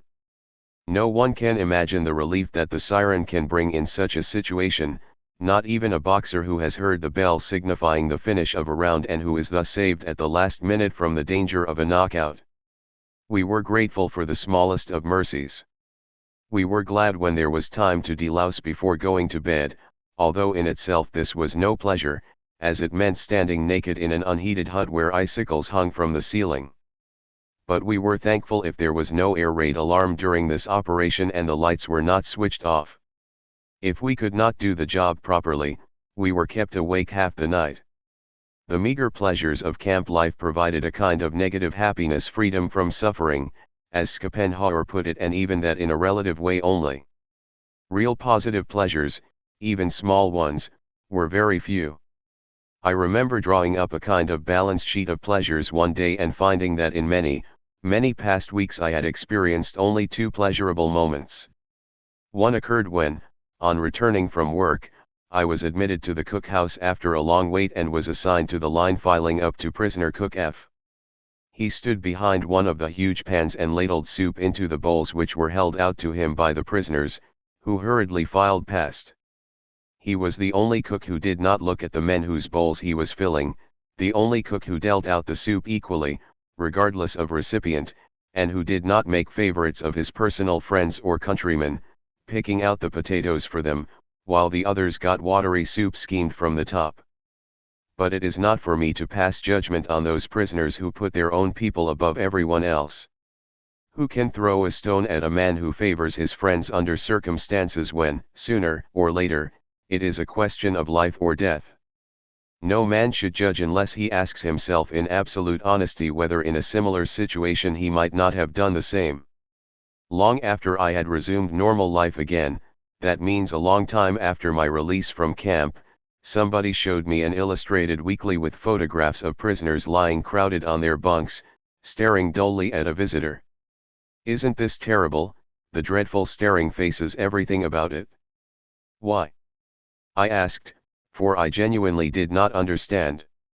For at that moment I saw it all again. At 5 a.m. it was still pitch dark outside. I was lying on the hard boards in an earthen hut where about 70 of us were taken care of. We were sick and did not have to leave camp for work, we did not have to go on parade. We could lie all day in our little corner in the hut and doze and wait for the daily distribution of bread, which, of course, was reduced for the sick, and for the daily helping of soup, watered down and also decreased in quantity. But how content we were, happy in spite of everything. While we cowered against each other to avoid any unnecessary loss of warmth, and were too lazy and disinterested to move a finger unnecessarily, we heard shrill whistles and shouts from the square where the night shift had just returned and was assembling for roll call. The door was flung open, and the snowstorm blew into our hut. An exhausted comrade, covered with snow, stumbled inside to sit down for a few minutes. But the senior warden turned him out again. It was strictly forbidden to admit a stranger to a hut while a checkup on the men was in progress. How sorry I was for that fellow, and how glad not to be in his skin at that moment, but instead to be sick and able to doze on in the sick quarters. What a lifesaver it was to have 2 days there, and perhaps even 2 extra days after those. All this came to my mind when I saw the photographs in the magazine. When I explained, my listeners understood why I did not find the photograph so terrible. The people shown on it might not have been so unhappy after all. On my 4th day in the sick quarters I had just been detailed to the night shift when the chief doctor rushed in and asked me to volunteer for medical duties in another camp containing typhus patients. Against the urgent advice of my friends, and despite the fact that almost none of my colleagues offered their services, I decided to volunteer. I knew that in a working party I would die in a short time. But if I had to die, there might at least be some sense in my death. I thought that it would doubtless be more to the purpose to try and help my comrades as a doctor than to vegetate or finally lose my life as the unproductive laborer that I was then. For me this was simple mathematics, not sacrifice. But secretly, the warrant officer from the sanitation squad had ordered that the 2 doctors who had volunteered for the typhus camp should be taken care of till they left. We looked so weak that he feared that he might have 2 additional corpses on his hands, rather than 2 doctors. I mentioned earlier how everything that was not connected with the immediate task of keeping oneself and one's closest friends alive lost its value. Everything was sacrificed to this end.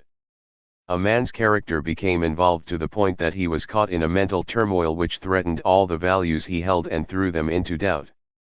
Under the influence of a world which no longer recognized the value of human life and human dignity, which had robbed man of his will and had made him an object to be exterminated, having planned, however, to make full use of him first to the last ounce of his physical resources, under this influence the personal ego finally suffered a loss of values. If the man in the concentration camp did not struggle against this in a last effort to save his self-respect, he lost the feeling of being an individual, a being with a mind, with inner freedom and personal value. He thought of himself then as only a part of an enormous mass of people. His existence descended to the level of animal life. The men were herded sometimes to one place then to another, sometimes driven together, then apart like a flock of sheep without a thought or a will of their own. A small but dangerous pack watched them from all sides, well versed in methods of torture and sadism. They drove the herd incessantly, backwards and forwards, with shouts, kicks and blows. And we, the sheep, thought of 2 things only: how to evade the bad dogs and how to get a little food. Just like sheep that crowd timidly into the center of a herd, each of us tried to get into the middle of our formations. That gave one a better chance of avoiding the blows of the guards who were marching on either side and to the front and rear of our column. The central position had the added advantage of affording protection against the bitter winds. It was, therefore, in an attempt to save one's own skin that one literally tried to submerge into the crowd. This was done automatically in the formations. But at other times it was a very conscious effort on our part in conformity with one of the camp's most imperative laws of self-preservation: do not be conspicuous. We tried at all times to avoid attracting the attention of the SS. There were times, of course, when it was possible, and even necessary, to keep away from the crowd. It is well known that an enforced community life, in which attention is paid to everything one does at all times, may result in an irresistible urge to get away, at least for a short while. The prisoner craved to be alone with himself and his thoughts. He yearned for privacy and for solitude. After my transportation to a so-called rest camp, I had the rare fortune to find solitude for about 5 minutes at a time. Behind the earthen hut where I worked and in which were crowded about 50 delirious patients, there was a quiet spot in a corner of the double fence of barbed wire surrounding the camp. A tent had been improvised there with a few poles and branches of trees in order to shelter a half-dozen corpses, the daily death rate in the camp. There was also a shaft leading to the water pipes. I squatted on the wooden lid of this shaft whenever my services were not needed. I just sat and looked out at the green flowering slopes and the distant blue hills of the Bavarian landscape, framed by the meshes of barbed wire. I dreamed longingly, and my thoughts wandered north and northeast, in the direction of my home, but I could only see clouds. The corpses near me, crawling with lice, did not bother me. Only the steps of passing guards could rouse me from my dreams, or perhaps it would be a call to the sick bay or to collect a newly arrived supply of medicine for my hut consisting of perhaps 5 or 10 tablets of aspirin, to last for several days for 50 patients. I collected them and then did my rounds, feeling the patients' pulses and giving half tablets to the serious cases. But the desperately ill received no medicine. It would not have helped, and besides, it would have deprived those for whom there was still some hope. For light cases, I had nothing, except perhaps a word of encouragement. In this way I dragged myself from patient to patient, though I myself was weak and exhausted from a serious attack of typhus. Then I went back to my lonely place on the wood cover of the water shaft. This shaft, incidentally, once saved the lives of 3 fellow prisoners. Shortly before liberation, mass transports were organized to go to Dachau, and these 3 prisoners wisely tried to avoid the trip. They climbed down the shaft and hid there from the guards. I calmly sat on the lid, looking innocent and playing a childish game of throwing pebbles at the barbed wire. On spotting me, the guard hesitated for a moment, but then passed on. Soon I could tell the 3 men below that the worst danger was over. It is very difficult for an outsider to grasp how very little value was placed on human life in camp. The camp inmate was hardened, but possibly became more conscious of this complete disregard of human existence when a convoy of sick men was arranged. The emaciated bodies of the sick were thrown on 2-wheeled carts which were drawn by prisoners for many miles, often through snowstorms, to the next camp. If one of the sick men had died before the cart left, he was thrown on anyway. The list had to be correct. The list was the only thing that mattered. A man counted only because he had a prison number. One literally became a number, dead or alive. That was unimportant. The life of a number was completely irrelevant. What stood behind that number and that life mattered even less: the fate, the history, the name of the man. In the transport of sick patients that I, in my capacity as a doctor, had to accompany from one camp in Bavaria to another, there was a young prisoner whose brother was not on the list and therefore would have to be left behind. The young man begged so long that the camp warden decided to work an exchange, and the brother took the place of a man who, at the moment, preferred to stay behind. But the list had to be correct. That was easy. The brother just exchanged numbers with the other prisoner. As I have mentioned before, we had no documents. Everyone was lucky to own his body, which, after all, was still breathing. All else about us, i.e., the rags hanging from our gaunt skeletons, was only of interest if we were assigned to a transport of sick patients. The departing Moslems were examined with unabashed curiosity to see whether their coats or shoes were not better than one's own. After all, their fates were sealed. But those who stayed behind in camp, who were still capable of some work, had to make use of every means to improve their chances of survival. They were not sentimental. The prisoners saw themselves completely dependent on the moods of the guards, playthings of fate, and this made them even less human than the circumstances warranted. In Auschwitz I had laid down a rule for myself which proved to be a good one and which most of my comrades later followed. I generally answered all kinds of questions truthfully. But I was silent about anything that was not expressly asked for. If I were asked my age, I gave it. If asked about my profession, I said doctor, but did not elaborate. The first morning in Auschwitz an SS officer came to the parade ground. We had to fall into separate groups of prisoners, over 40 years, under 40 years, metal workers, mechanics, and so forth. Then we were examined for ruptures and some prisoners had to form a new group. The group that I was in was driven to another hut, where we lined up again. After being sorted out once more and having answered questions as to my age and profession, I was sent to another small group. Once more we were driven to another hut and grouped differently. This continued for some time, and I became quite unhappy, finding myself among strangers who spoke unintelligible foreign languages.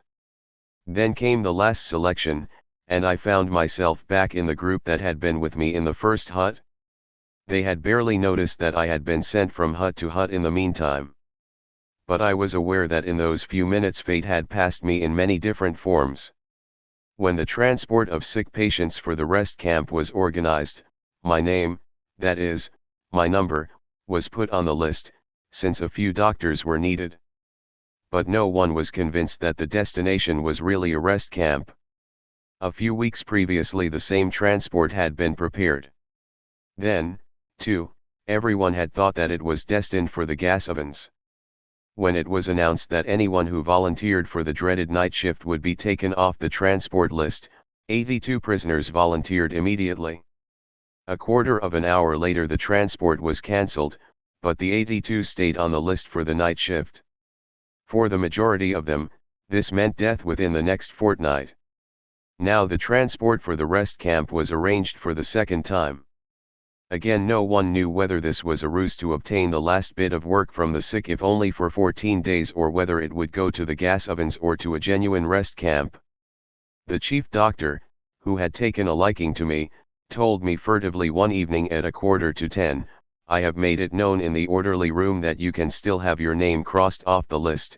You may do so up till 10 o'clock. I told him that this was not my way, that I had learned to let fate take its course. I might as well stay with my friends, I said. There was a look of pity in his eyes, as if he knew. He shook my hand silently, as though it were a farewell, not for life, but from life. Slowly I walked back to my hut. There I found a good friend waiting for me. "You really want to go with them?" he asked sadly.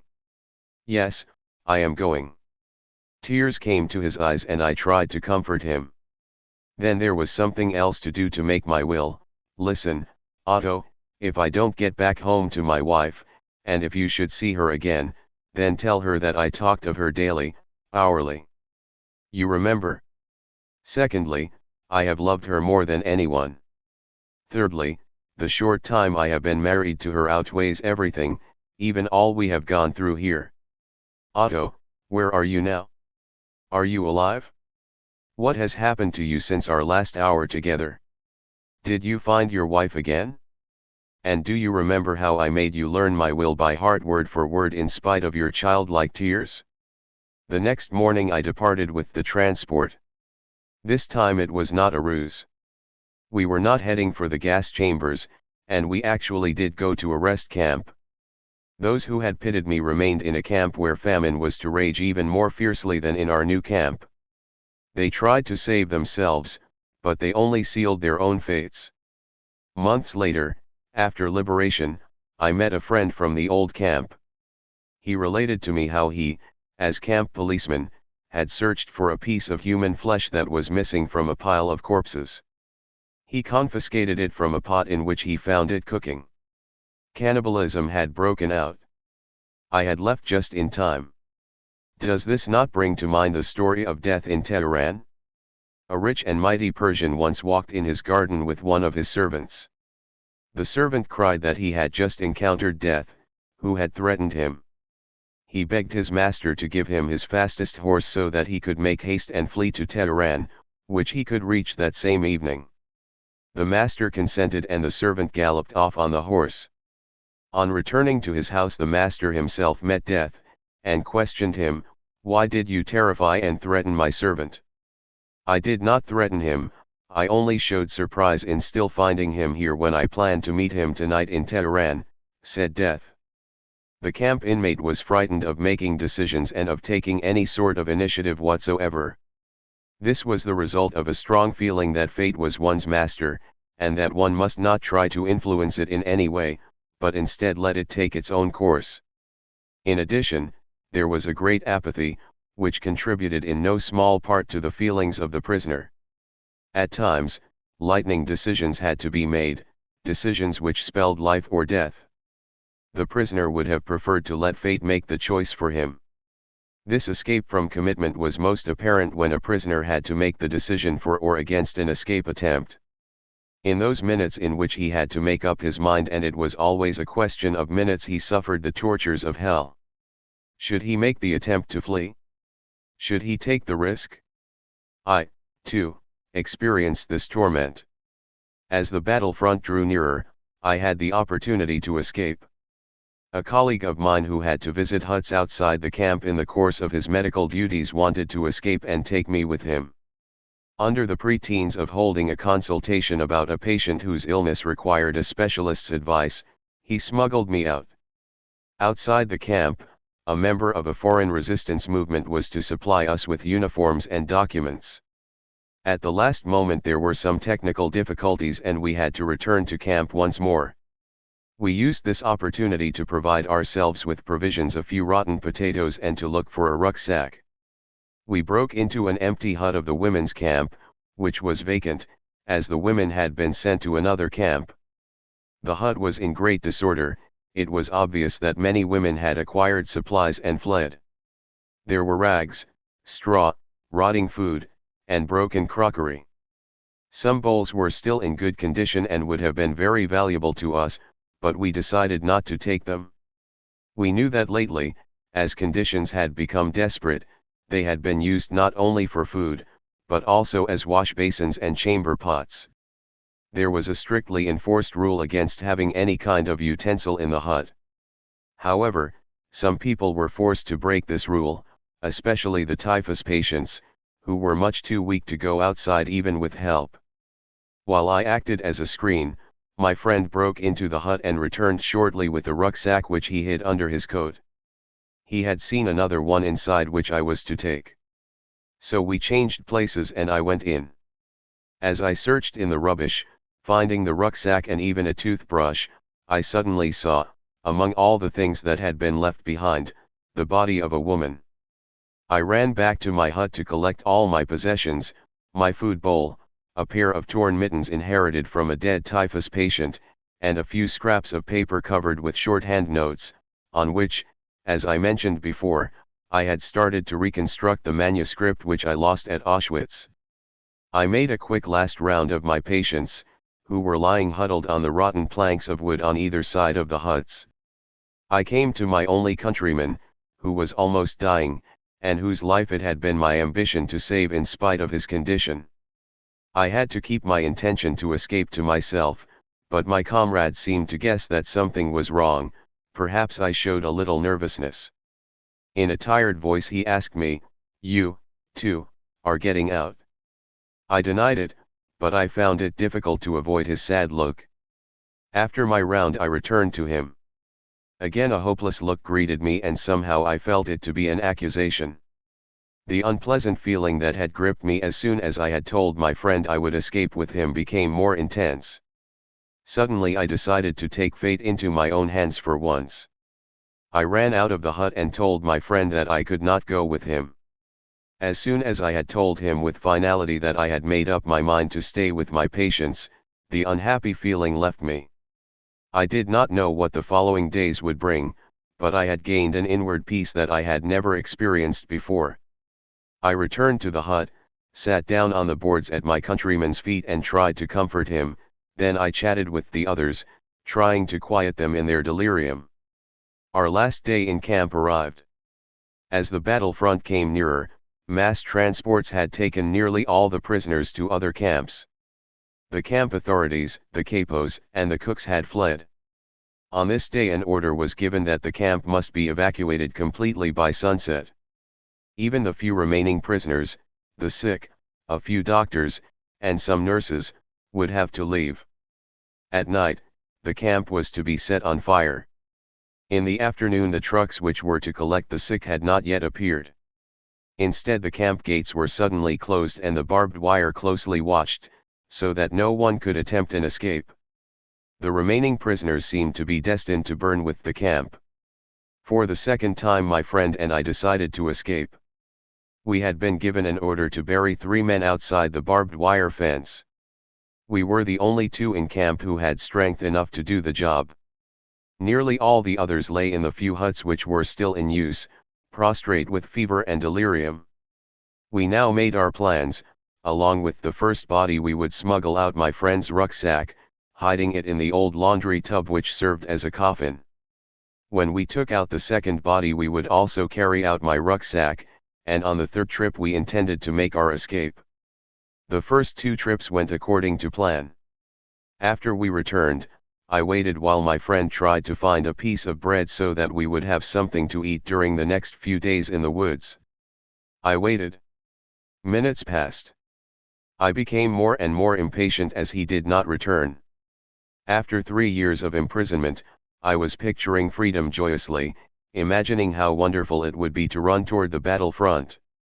But we did not get that far. The very moment when my friend came back, the camp gate was thrown open.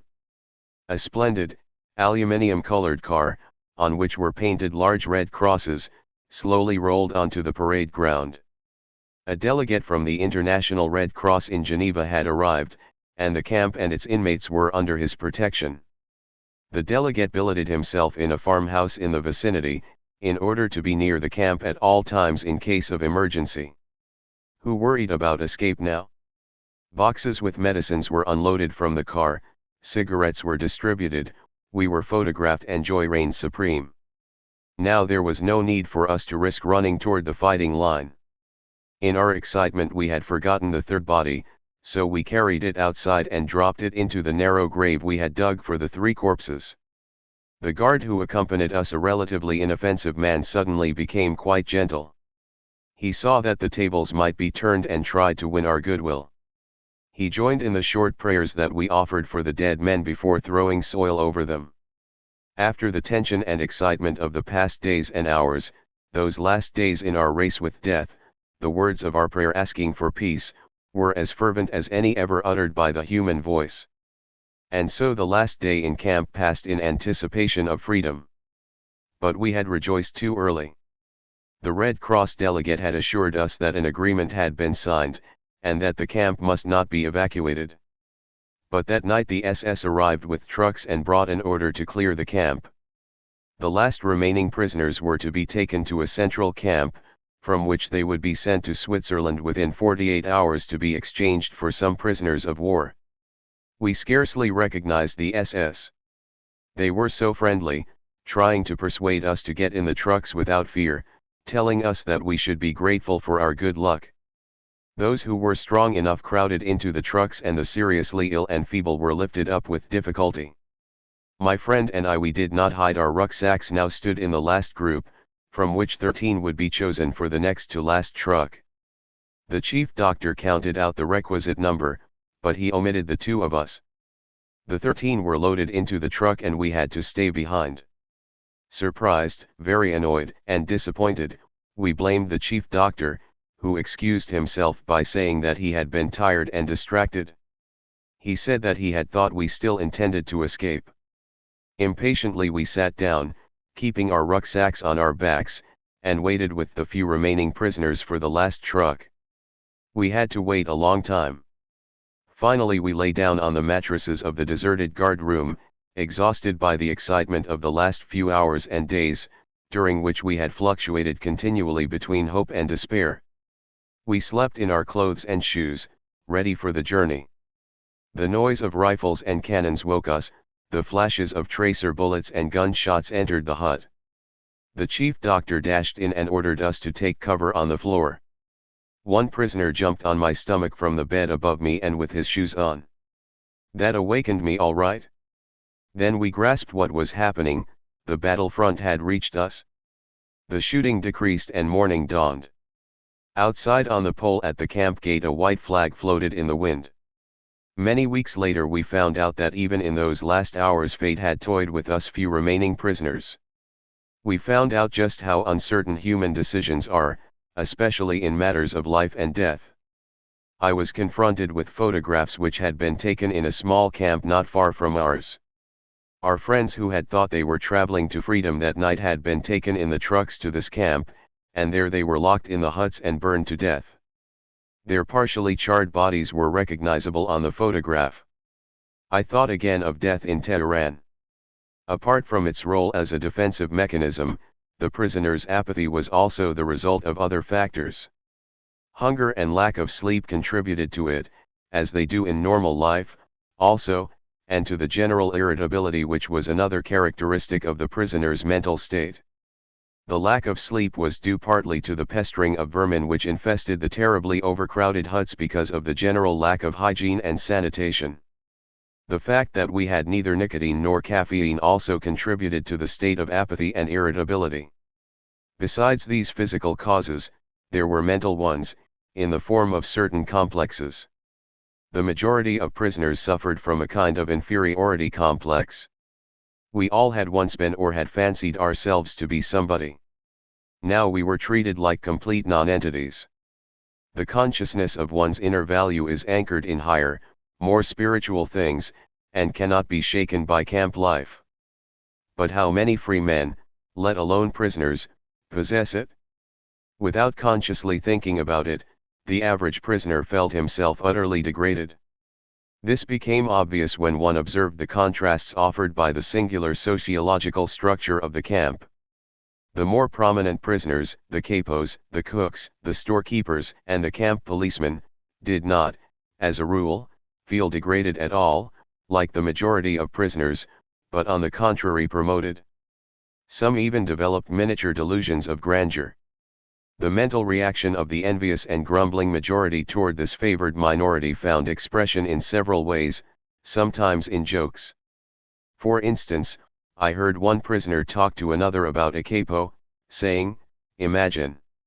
I knew that man when he was only the president of a large bank. Isn't it fortunate that he has risen so far in the world?" Whenever the degraded majority and the promoted minority came into conflict, and there were plenty of opportunities for this, starting with the distribution of food, the results were explosive. Therefore, the general irritability, whose physical causes were discussed above, became most intense when these mental tensions were added. It is not surprising that this tension often ended in a general fight. Since the prisoner continually witnessed scenes of beatings, the impulse toward violence was increased. I myself felt my fists clench when anger came over me while I was famished and tired. I was usually very tired, since we had to stoke our stove which we were allowed to keep in our hut for the typhus patients throughout the nights. However, some of the most idyllic hours I have ever spent were in the middle of the night when all the others were delirious or sleeping. I could lie stretched out in front of the stove and roast a few pilfered potatoes in a fire made from stolen charcoal. But the following day I always felt even more tired, insensitive, and irritable. While I was working as a doctor in the typhus block, I also had to take the place of the senior block warden who was ill. Therefore, I was responsible to the camp authority for keeping the hut clean, if clean can be used to describe such a condition. The pre-teens at inspection to which the hut was frequently submitted was more for the purpose of torture than of hygiene. More food and a few drugs would have helped, but the only concern of the inspectors was whether a piece of straw was left in the center corridor, or whether the dirty, ragged, and verminous blankets of the patients were tucked in neatly at their feet. As to the fate of the inmates, they were quite unconcerned. If I reported smartly, whipping my prison cap from my shorn head and clicking my heels, hut number 6/9, 52 patients, 2 nursing orderlies, and 1 doctor, they were satisfied. And then they would leave. But until they arrived, often they were hours later than announced, and sometimes did not come at all. I was forced to keep straightening blankets, picking up bits of straw which fell from the bunks, and shouting at the poor devils who tossed in their beds and threatened to upset all my efforts at tidiness and cleanliness. Apathy was particularly increased among the feverish patients, so that they did not react at all unless they were shouted at. Even this failed at times, and then it took tremendous self-control not to strike them. For one's own irritability took on enormous proportions in the face of the other's apathy, and especially in the face of the danger, i.e., the approaching inspection, which was caused by it. In attempting this psychological presentation and a psychopathological explanation of the typical characteristics of a concentration camp inmate, I may give the impression that the human being is completely and unavoidably influenced by his surroundings. In this case, the surroundings being the unique structure of camp life, which force the prisoner to conform his conduct to a certain set pattern. But what about human liberty? Is there no spiritual freedom in regard to behavior and reaction to any given surroundings? Is that theory true which would have us believe that man is no more than a product of many conditional and environmental factors, be they of a biological, psychological, or sociological nature? Is man but an accidental product of these? Most important, do the prisoner's reactions to the singular world of the concentration camp prove that man cannot escape the influences of his surroundings? Does man have no choice of action in the face of such circumstances? We can answer these questions from experience as well as on principle. The experiences of camp life show that man does have a choice of action. There were enough examples, often of a heroic nature, which proved that apathy could be overcome, irritability suppressed. Man can preserve a vestige of spiritual freedom, of independence of mind, even in such terrible conditions of psychic and physical stress. We who lived in concentration camps can remember the men who walked through the huts comforting others, giving away their last piece of bread. They may have been few in number, but they offer sufficient proof that everything can be taken from a man but one thing, the last of the human freedoms to choose one's attitude in any given set of circumstances, to choose one's own way. And there were always choices to make. Every day, every hour, offered the opportunity to make a decision which determined whether you would or would not submit to those powers which threatened to rob you of your very self, your inner freedom, which determined whether or not you would become the plaything of circumstance, renouncing freedom and dignity to become molded into the form of the typical inmate. Seen from this point of view, the mental reactions of the inmates of a concentration camp must seem more to us than the mere expression of certain physical and sociological conditions. Even though conditions such as lack of sleep, insufficient food, and various mental stresses may suggest that the inmates were bound to react in certain ways, in the final analysis it becomes clear that the sort of person the prisoner became was the result of an inner decision, and not the result of camp influences alone. Fundamentally, therefore, any man can, even under such circumstances, decide what shall become of him mentally and spiritually. He may retain his human dignity even in a concentration camp. Dostoevsky said once, "There is only one thing that I dread, not to be worthy of my sufferings." These words frequently came to my mind after I became acquainted with those martyrs whose behavior in camp, whose suffering and death, bore witness to the fact that the last inner freedom cannot be lost. It can be said that they were worthy of their sufferings, the way they bore their suffering was a genuine inner achievement.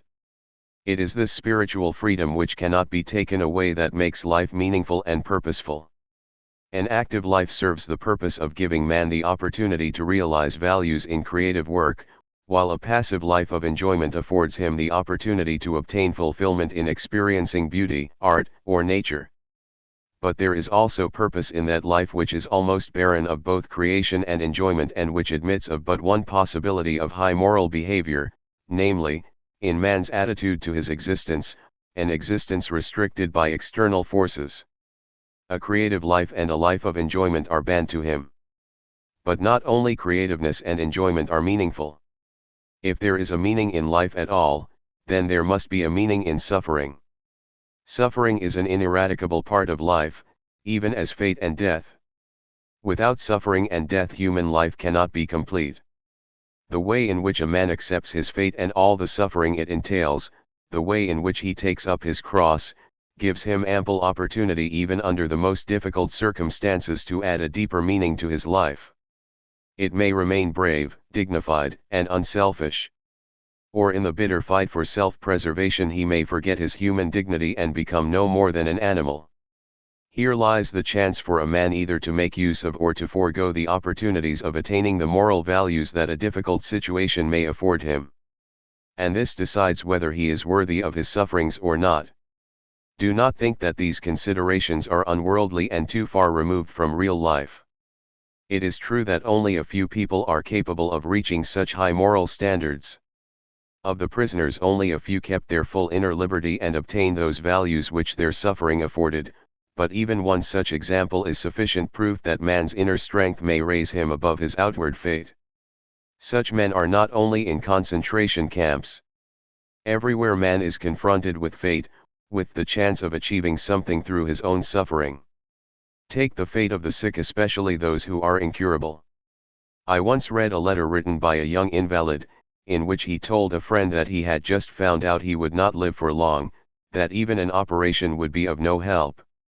He wrote further that he remembered a film he had seen in which a man was portrayed who waited for death in a courageous and dignified way. The boy had thought it a great accomplishment to meet death so well.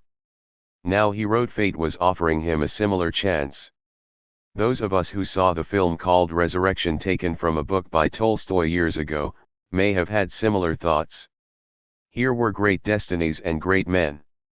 For us, at that time, there was no great fate, there was no chance to achieve such greatness.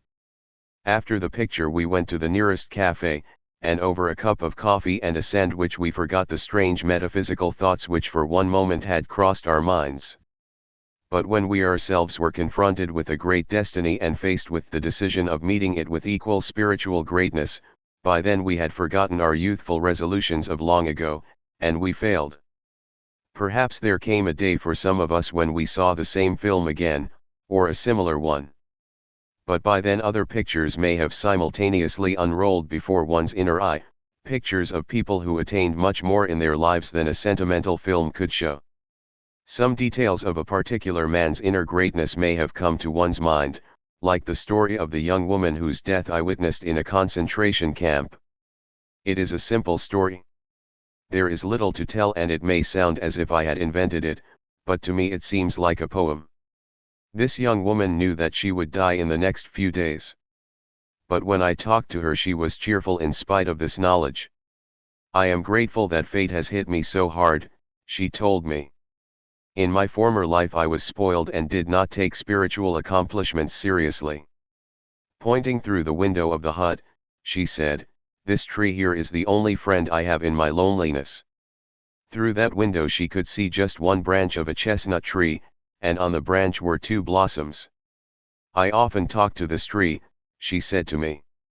I was startled and didn't quite know how to take her words. Was she delirious? Did she have occasional hallucinations? Anxiously I asked her if the tree replied. Yes. What did it say to her? She answered, "It said to me, I am here, I am here, I am life, eternal life." We have stated that that which was ultimately responsible for the state of the prisoner's inner self was not so much the enumerated psychophysical causes as it was the result of a free decision. Psychological observations of the prisoners have shown that only the men who allowed their inner hold on their moral and spiritual selves to subside eventually fell victim to the camp's degenerating influences. The question now arises, what could, or should, have constituted this inner hold? Former prisoners, when writing or relating their experiences, agree that the most depressing influence of all was that a prisoner could not know how long his term of imprisonment would be. He had been given no date for his release. In our camp it was pointless even to talk about it. Actually, a prison term was not only uncertain but unlimited. A well-known research psychologist has pointed out that life in a concentration camp could be called a provisional existence. We can add to this by defining it as a provisional existence of unknown limit. New arrivals usually knew nothing about the conditions at a camp. Those who had come back from other camps were obliged to keep silent, and from some camps no one had returned. On entering camp a change took place in the minds of the men. With the end of uncertainty there came the uncertainty of the end. It was impossible to foresee whether or when, if at all, this form of existence would end. The Latin word finus has 2 meanings, the end or the finish, and a goal to reach. A man who could not see the end of his provisional existence was not able to aim at an ultimate goal in life. He ceased living for the future, in contrast to a man in normal life. Therefore the whole structure of his inner life changed, signs of decay set in which we know from other areas of life. The unemployed worker, for example, is in a similar position. His existence has become provisional and in a certain sense he cannot live for the future or aim at a goal. Research work done on unemployed miners has shown that they suffer from a peculiar sort of deformed inner time which is a result of their unemployed state. Prisoners, too, suffered from this strange time experience. In camp, a small time unit, a day, for example, filled with hourly tortures and fatigue, appeared endless. A larger time unit, perhaps a week, seemed to pass very quickly. My comrades agreed when I said that in camp a day lasted longer than a week. How paradoxical was our time experience. In this connection we are reminded of Thomas Mann's The Magic Mountain, which contains some very pointed psychological remarks. Mann studies the spiritual development of people who are in an analogous psychological position, i.e., tuberculosis patients in a sanatorium who also know no date for their release. They experience a similar existence without a future and without a goal. One of the prisoners, who on his arrival marched with a long column of new inmates from the station to the camp, told me later that he had felt as though he were marching at his own funeral. His life had seemed to him absolutely without future. He regarded it as over and done, as if he had already died. This feeling of lifelessness was intensified by other causes, in time, it was the limitlessness of the term of imprisonment which was most acutely felt, in space, the narrow limits of the prison. Anything outside the barbed wire became remote, out of reach and, in a way, unreal. The events and the people outside, all the normal life there, had a ghostly aspect for the prisoner.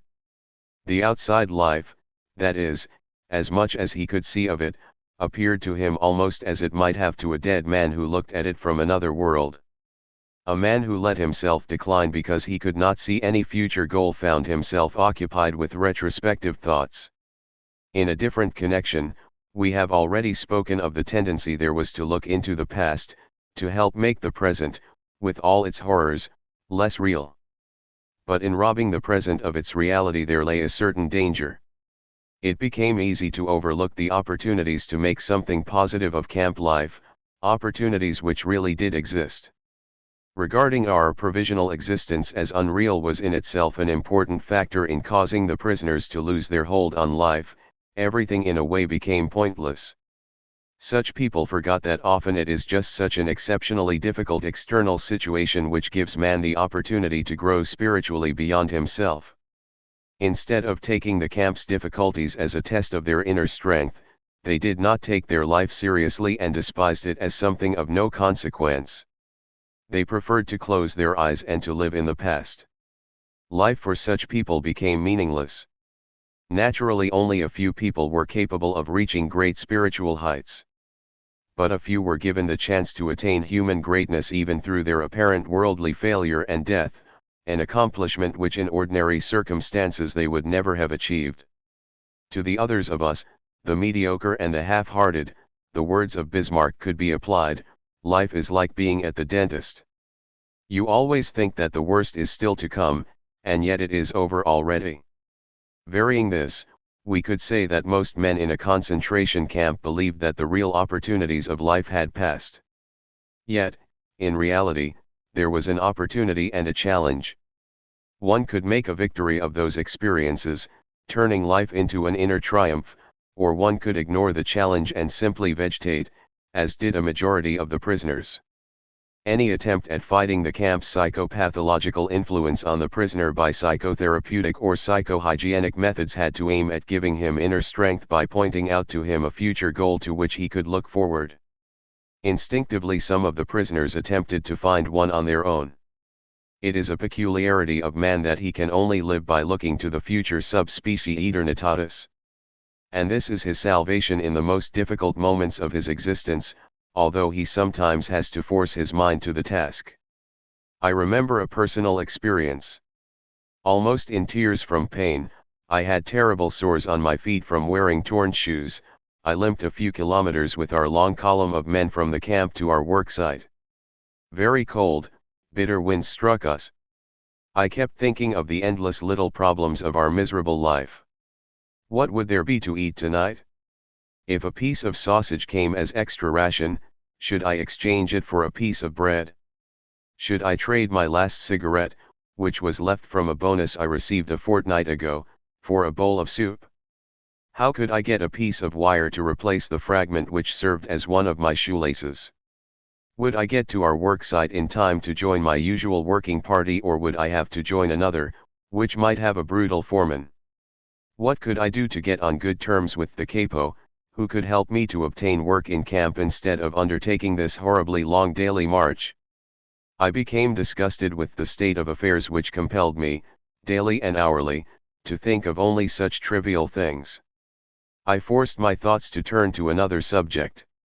Suddenly I saw myself standing on the platform of a well-lit, warm, and pleasant lecture room. In front of me sat an attentive audience on comfortable upholstered seats. I was giving a lecture on the psychology of the concentration camp. All that oppressed me at that moment became objective, seen and described from the remote viewpoint of science. By this method I succeeded somehow in rising above the situation, above the sufferings of the moment, and I observed them as if they were already of the past. Both I and my troubles became the object of an interesting psychoscientific study undertaken by myself. What does Spinoza say in his Ethics? Affectus, qui patio est, Desinit esse patio simulac eis claram et distinctam formimus ideam. Emotion, which is suffering, ceases to be suffering as soon as we form a clear and precise picture of it. The prisoner who had lost faith in the future, his future was doomed. With his loss of belief in the future, he also lost his spiritual hold. He let himself decline and became subject to mental and physical decay. Usually this happened quite suddenly, in the form of a crisis, the symptoms of which were familiar to the experienced camp inmate. We all feared this moment, not for ourselves, which would have been pointless, but for our friends. Usually it began with the prisoner refusing one morning to get dressed and wash or to go out on the parade grounds. No entreaties, no blows, no threats had any effect. He just lay there, hardly moving. If this crisis was brought about by an illness, he refused to be taken to the sick bay or to do anything to help himself. He simply gave up. There he remained, lying in his own excreta, and nothing bothered him anymore.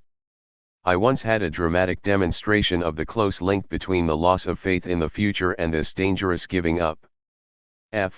My senior block warden, a fairly well-known composer and librettist, confided in me one day, "I would like to tell you something, doctor. I have had a strange dream.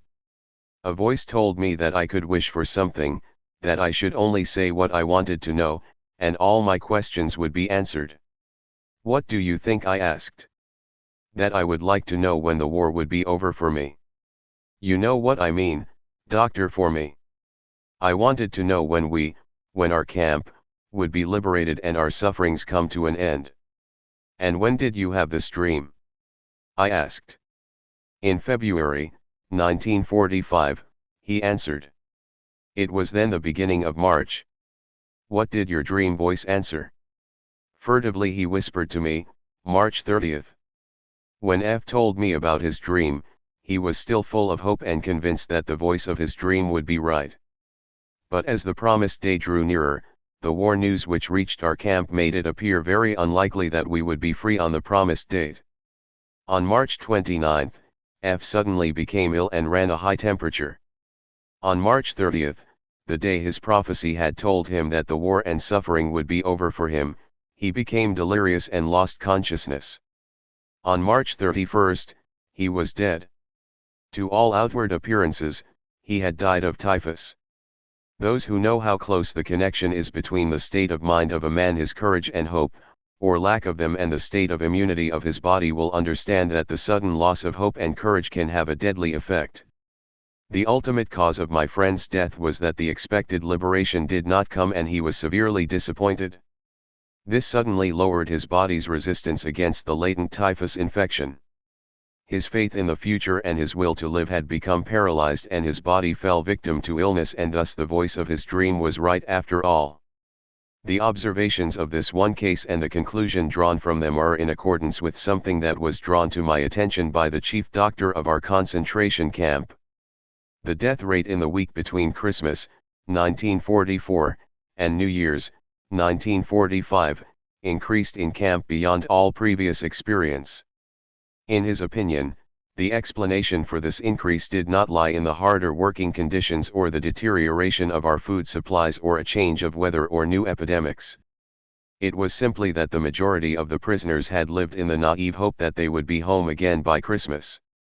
As the time drew near and there was no encouraging news, the prisoners lost courage and disappointment overcame them. This had a dangerous influence on their powers of resistance, and a great number of them died. As we said before, any attempt to restore a man's inner strength in the camp had first to succeed in showing him some future goal. Nietzsche's words, "He who has a why to live for can bear with almost any how," could be the guiding motto for all psychotherapeutic and psychohygienic efforts regarding prisoners. Whenever there was an opportunity for it, one had to give them a why and aim for their lives, in order to strengthen them to bear the terrible how of their existence. Woe to him who saw no more sense in his life, no aim, no purpose, and therefore no point in carrying on. He was soon lost.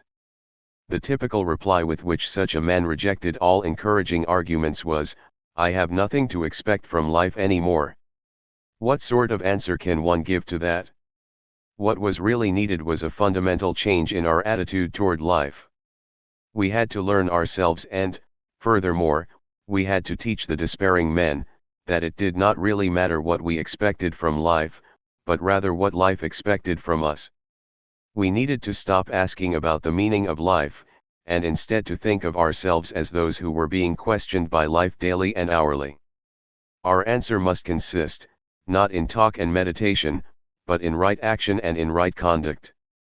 Life ultimately means taking the responsibility to find the right answer to its problems and to fulfill the tasks which it constantly sets for each individual. These tasks, and therefore the meaning of life, differ from man to man, and from moment to moment. Thus it is impossible to define the meaning of life in a general way. Questions about the meaning of life can never be answered by sweeping statements. Life does not mean something vague, but something very real and concrete, just as life's tasks are also very real and concrete. They form man's destiny, which is different and unique for each individual. No man and no destiny can be compared with any other man or any other destiny. No situation repeats itself, and each situation calls for a different response. Sometimes the situation in which a man finds himself may require him to shape his own fate by action. At other times it is more advantageous for him to make use of an opportunity for contemplation and to realize assets in this way. Sometimes man may be required simply to accept fate, to bear his cross.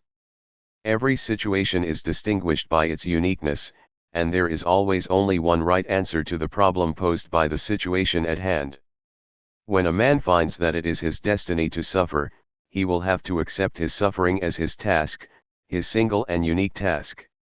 He will have to acknowledge the fact that even in suffering he is unique and alone in the universe.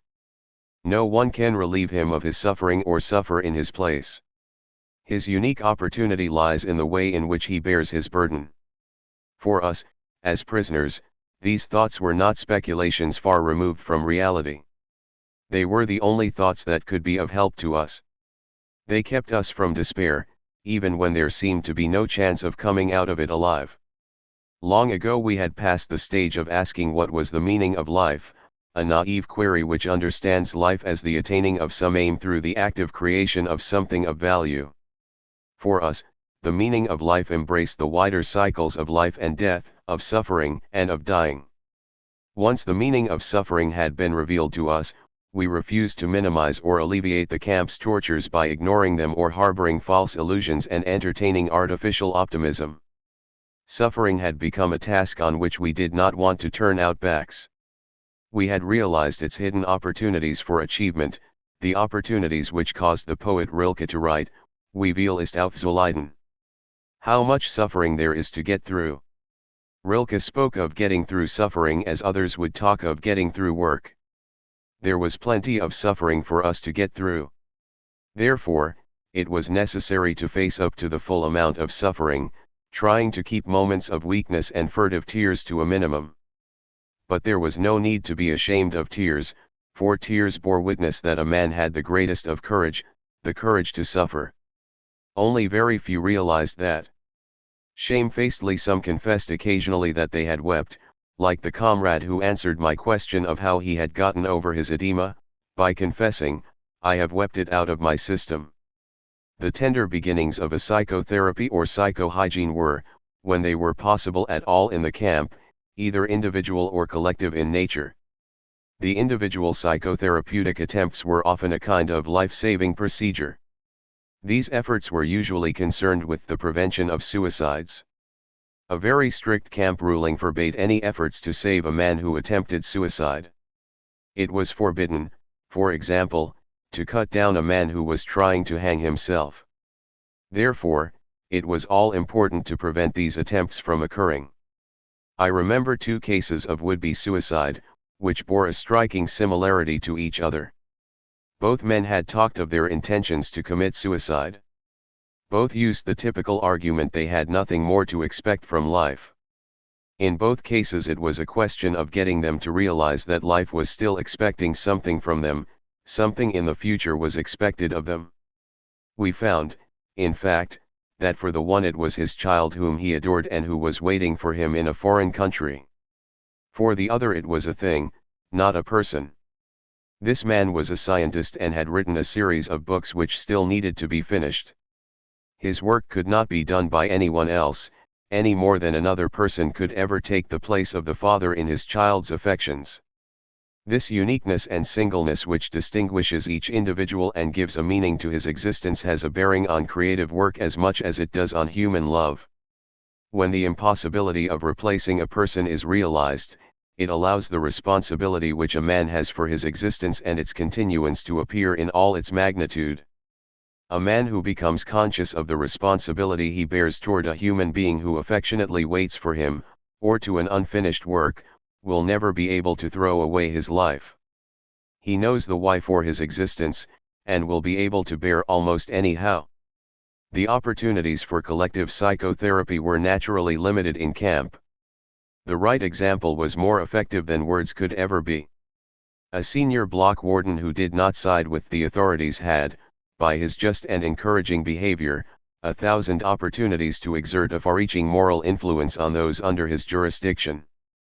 The immediate influence of behavior is always more effective than that of words. But at times a word was effective too, when mental receptiveness had been intensified by some outer circumstances. I remember an incident when there was occasion for psychotherapeutic work on the inmates of a whole hut, due to an intensification of their receptiveness because of a certain external situation. It had been a bad day. On parade, an announcement had been made about the many actions that would, from then on, be regarded as sabotage and therefore punishable by immediate death by hanging. Among these were crimes such as cutting small strips from our old blankets, in order to improvise ankle supports, and very minor thefts. A few days previously a semi-starved prisoner had broken into the potato store to steal a few pounds of potatoes. The theft had been discovered and some prisoners had recognized the burglar. When the camp authorities heard about it, they ordered that the guilty man be given up to them or the whole camp would starve for a day. Naturally, the 2,500 men preferred to fast. On the evening of this day of fasting we lay in our earthen huts in a very low mood. Very little was said and every word sounded irritable. Then, to make matters even worse, the light went out. Tempers reached their lowest ebb. But our senior block warden was a wise man. He improvised a little talk about all that was on our minds at that moment. He talked about the many comrades who had died in the last few days, either of sickness or of suicide. But he also mentioned what may have been the real reason for their deaths, giving up hope. He maintained that there should be some way of preventing possible future victims from reaching this extreme state. And it was to me that the warden pointed to give this advice. God knows, I was not in the mood to give psychological explanations or to preach any sermons to offer my comrades a kind of medical care of their souls. I was cold and hungry, irritable and tired, but I had to make the effort and use this unique opportunity. Encouragement was now more necessary than ever. So I began by mentioning the most trivial of comforts first. I said that even in this Europe in the sixth winter of the Second World War, our situation was not the most terrible we could think of. I said that each of us had to ask himself what irreplaceable losses he had suffered up to then. I speculated that for most of them these losses had really been few. Whoever was still alive had reason for hope. Health, family, happiness, professional abilities, fortune, position in society, all these were things that could be achieved again or restored. After all, we still had all our bones intact. Whatever we had gone through could still be an asset to us in the future. And I quoted from Nietzsche, was mich nicht umbringt, macht mich starker. That which does not kill me, makes me stronger. Then I spoke about the future. I said that to the impartial the future must seem hopeless. I agreed that each of us could guess for himself how small were his chances of survival. I told them that although there was still no typhus epidemic in the camp, I estimated my own chances at about 1 in 20. But I also told them that, in spite of this, I had no intention of losing hope and giving up. For no man knew what the future would bring, much less the next hour. Even if we could not expect any sensational military events in the next few days, who knew better than we, with our experience of camps, how great chances sometimes opened up, quite suddenly, at least for the individual.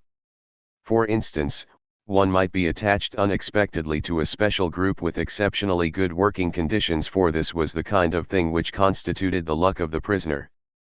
But I did not only talk of the future and the veil which was drawn over it. I also mentioned the past, all its joys, and how its light shone even in the present darkness. Again I quoted a poet to avoid sounding like a preacher myself, who had written, "Was du Oerlebst, kan kein Macht der Welt dir rauben."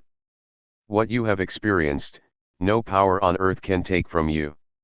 Not only our experiences, but all we have done, whatever great thoughts we may have had, and all we have suffered, all this is not lost, though it is past, we have brought it into being. Having been is also a kind of being, and perhaps the surest kind. Then I spoke of the many opportunities of giving life a meaning. I told my comrades, who lay motionless, although occasionally a sigh could be heard, that human life, under any circumstances, never ceases to have a meaning, and that this infinite meaning of life includes suffering and dying, privation and death. I asked the poor creatures who listened to me attentively in the darkness of the hut to face up to the seriousness of our position. They must not lose hope, but should keep their courage in the certainty that the hopelessness of our struggle did not detract from its dignity and its meaning. I said that someone looks down on each of us in difficult hours, a friend, a wife, somebody alive or dead, or a God, and he would not expect us to disappoint him. He would hope to find us suffering proudly, not miserably, knowing how to die. And finally I spoke of our sacrifice, which had meaning in every case. It was in the nature of this sacrifice that it should appear to be pointless in the normal world, the world of material success. But in reality our sacrifice did have a meaning. Those of us who had any religious faith, I said frankly, could understand without difficulty. I told them of a comrade who on his arrival in camp had tried to make a pact with heaven that his suffering and death should save the human being he loved from a painful end. For this man, suffering and death were meaningful, his was a sacrifice of the deepest significance. He did not want to die for nothing. None of us wanted that. The purpose of my words was to find a full meaning in our life, then and there, in that hut and in that practically hopeless situation. I saw that my efforts had been successful. When the electric bulb flared up again, I saw the miserable figures of my friends limping toward me to thank me with tears in their eyes. But I have to confess here that only too rarely had I the inner strength to make contact with my companions in suffering, and that I must have missed many opportunities for doing so. We now come to the third stage of a prisoner's mental reactions, the psychology of the prisoner after his liberation. But prior to that we shall consider a question which the psychologist is asked frequently, especially when he has personal knowledge of these matters: what can you tell us about the psychological makeup of the camp guards? How is it possible that men of flesh and blood could treat others as so many prisoners say they have been treated? Having once heard these accounts and having come to believe that these things did happen, one is bound to ask how, psychologically, they could happen. To answer this question without going into great detail, a few things must be pointed out. First, among the guards there were some sadists in the purest clinical sense. Second, these sadists were always selected when a really severe detachment of guards was needed. There was great joy at our worksite when we had permission to warm ourselves for a few minutes, after 2 hours of work in the bitter frost, in front of a little stove which was fed with twigs and scraps of wood. But there were always some foremen who found a great pleasure in taking this comfort from us. How clearly their faces reflected this pleasure when they not only forbade us to stand there but turned over the stove and dumped its lovely fire into the snow. When the SS took a dislike to a person, there was always some special man in their ranks known to have a passion for, and to be highly specialized in, sadistic torture, to whom the unfortunate prisoner was sent. Third, the feelings of the majority of the guards had been dulled by the number of years in which, in ever-increasing doses, they had witnessed the brutal methods of the camp. These morally and mentally hardened men at least refused to take active part in sadistic measures. but they did not prevent others from carrying them out. Fourth, it must be stated that even among the guards there were some who took pity on us. I shall only mention the commander of the camp from which I was liberated. It was found after the liberation only the camp doctor, a prisoner himself, had known of it previously that this man had paid no small sum of money from his own pocket in order to purchase medicines for his prisoners from the nearest market town. 1 But the senior camp warden, a prisoner himself, was harder than any of the SS guards. He beat the other prisoners at every slightest opportunity, while the camp commander, to my knowledge, never once lifted his hand against any of us. An interesting incident with reference to this SS commander is in regard to the attitude toward him of some of his Jewish prisoners. At the end of the war, when the American troops liberated the prisoners from our camp, 3 young Hungarian Jews hid this commander in the Bavarian woods. Then they went to the commandant of the American forces, who was very eager to capture this SS commander, and they said they would tell him where he was, but only under certain conditions. The American commander must promise that absolutely no harm would come to this man. After a while, the American officer finally promised these young Jews that the SS commander, when taken into captivity, would be kept safe from harm.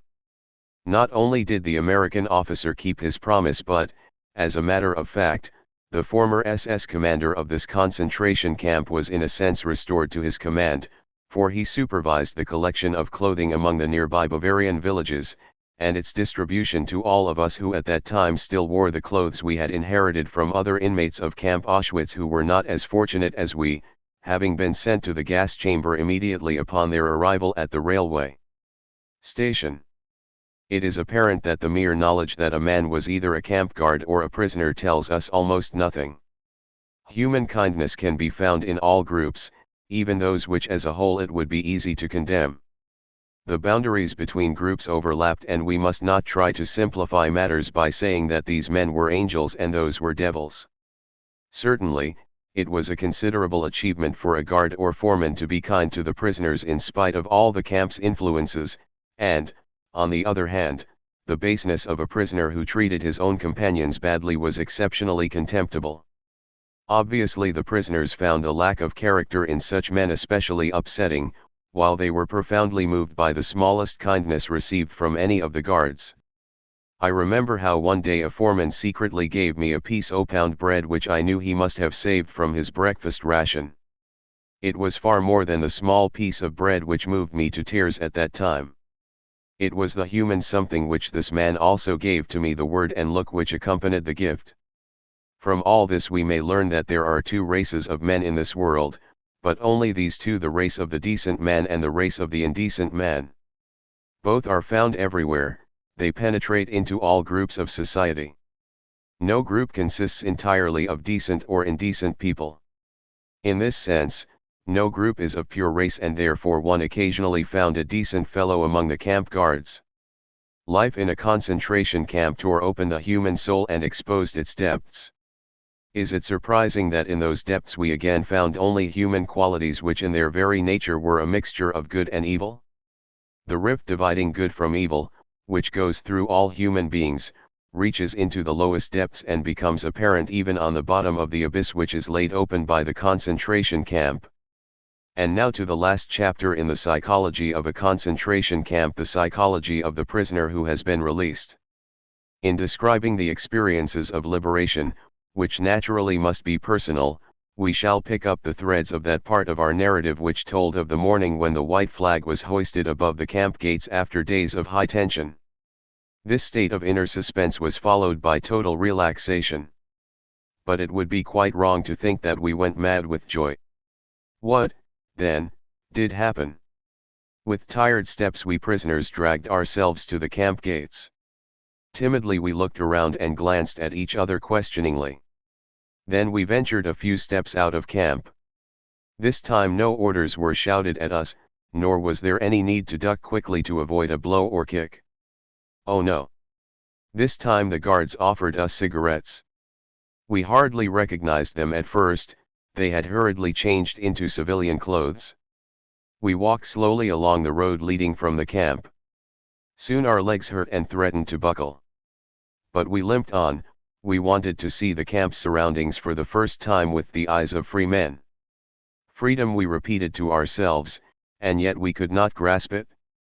We had said this word so often during all the years we dreamed about it, that it had lost its meaning. Its reality did not penetrate into our consciousness. We could not grasp the fact that freedom was ours. We came to meadows full of flowers. We saw and realized that they were there, but we had no feelings about them. The first spark of joy came when we saw a rooster with a tail of multicolored feathers. But it remained only a spark. We did not yet belong to this world. In the evening, when we all met again in our hut, one said secretly to the other, "Tell me, were you pleased today?" And the other replied, feeling ashamed as he did not know that we all felt similarly, truthfully, "No." We had literally lost the ability to feel pleased and had to relearn it slowly. Psychologically, what was happening to the liberated prisoners could be called depersonalization. Everything appeared unreal, unlikely, as in a dream. We could not believe it was true. How often in the past years had we been deceived by dreams? We dreamt that the day of liberation had come, that we had been set free, had returned home, greeted our friends, embraced our wives, sat down at the table and started to tell of all the things we had gone through, even of how we had often seen the day of liberation in our dreams. And then a whistle shrilled in our ears, the signal to get up, and our dreams of freedom came to an end. And now the dream had come true. But could we truly believe in it? How long I knelt there and repeated the sentence memory can no longer recall. But I know that on that day, in that hour, my new life started. Step for step I progressed, until I again became a human being. The body has fewer inhibitions than the mind. It made good use of the new freedom from the first moment on. It began to eat ravenously, for hours and days, even half the night.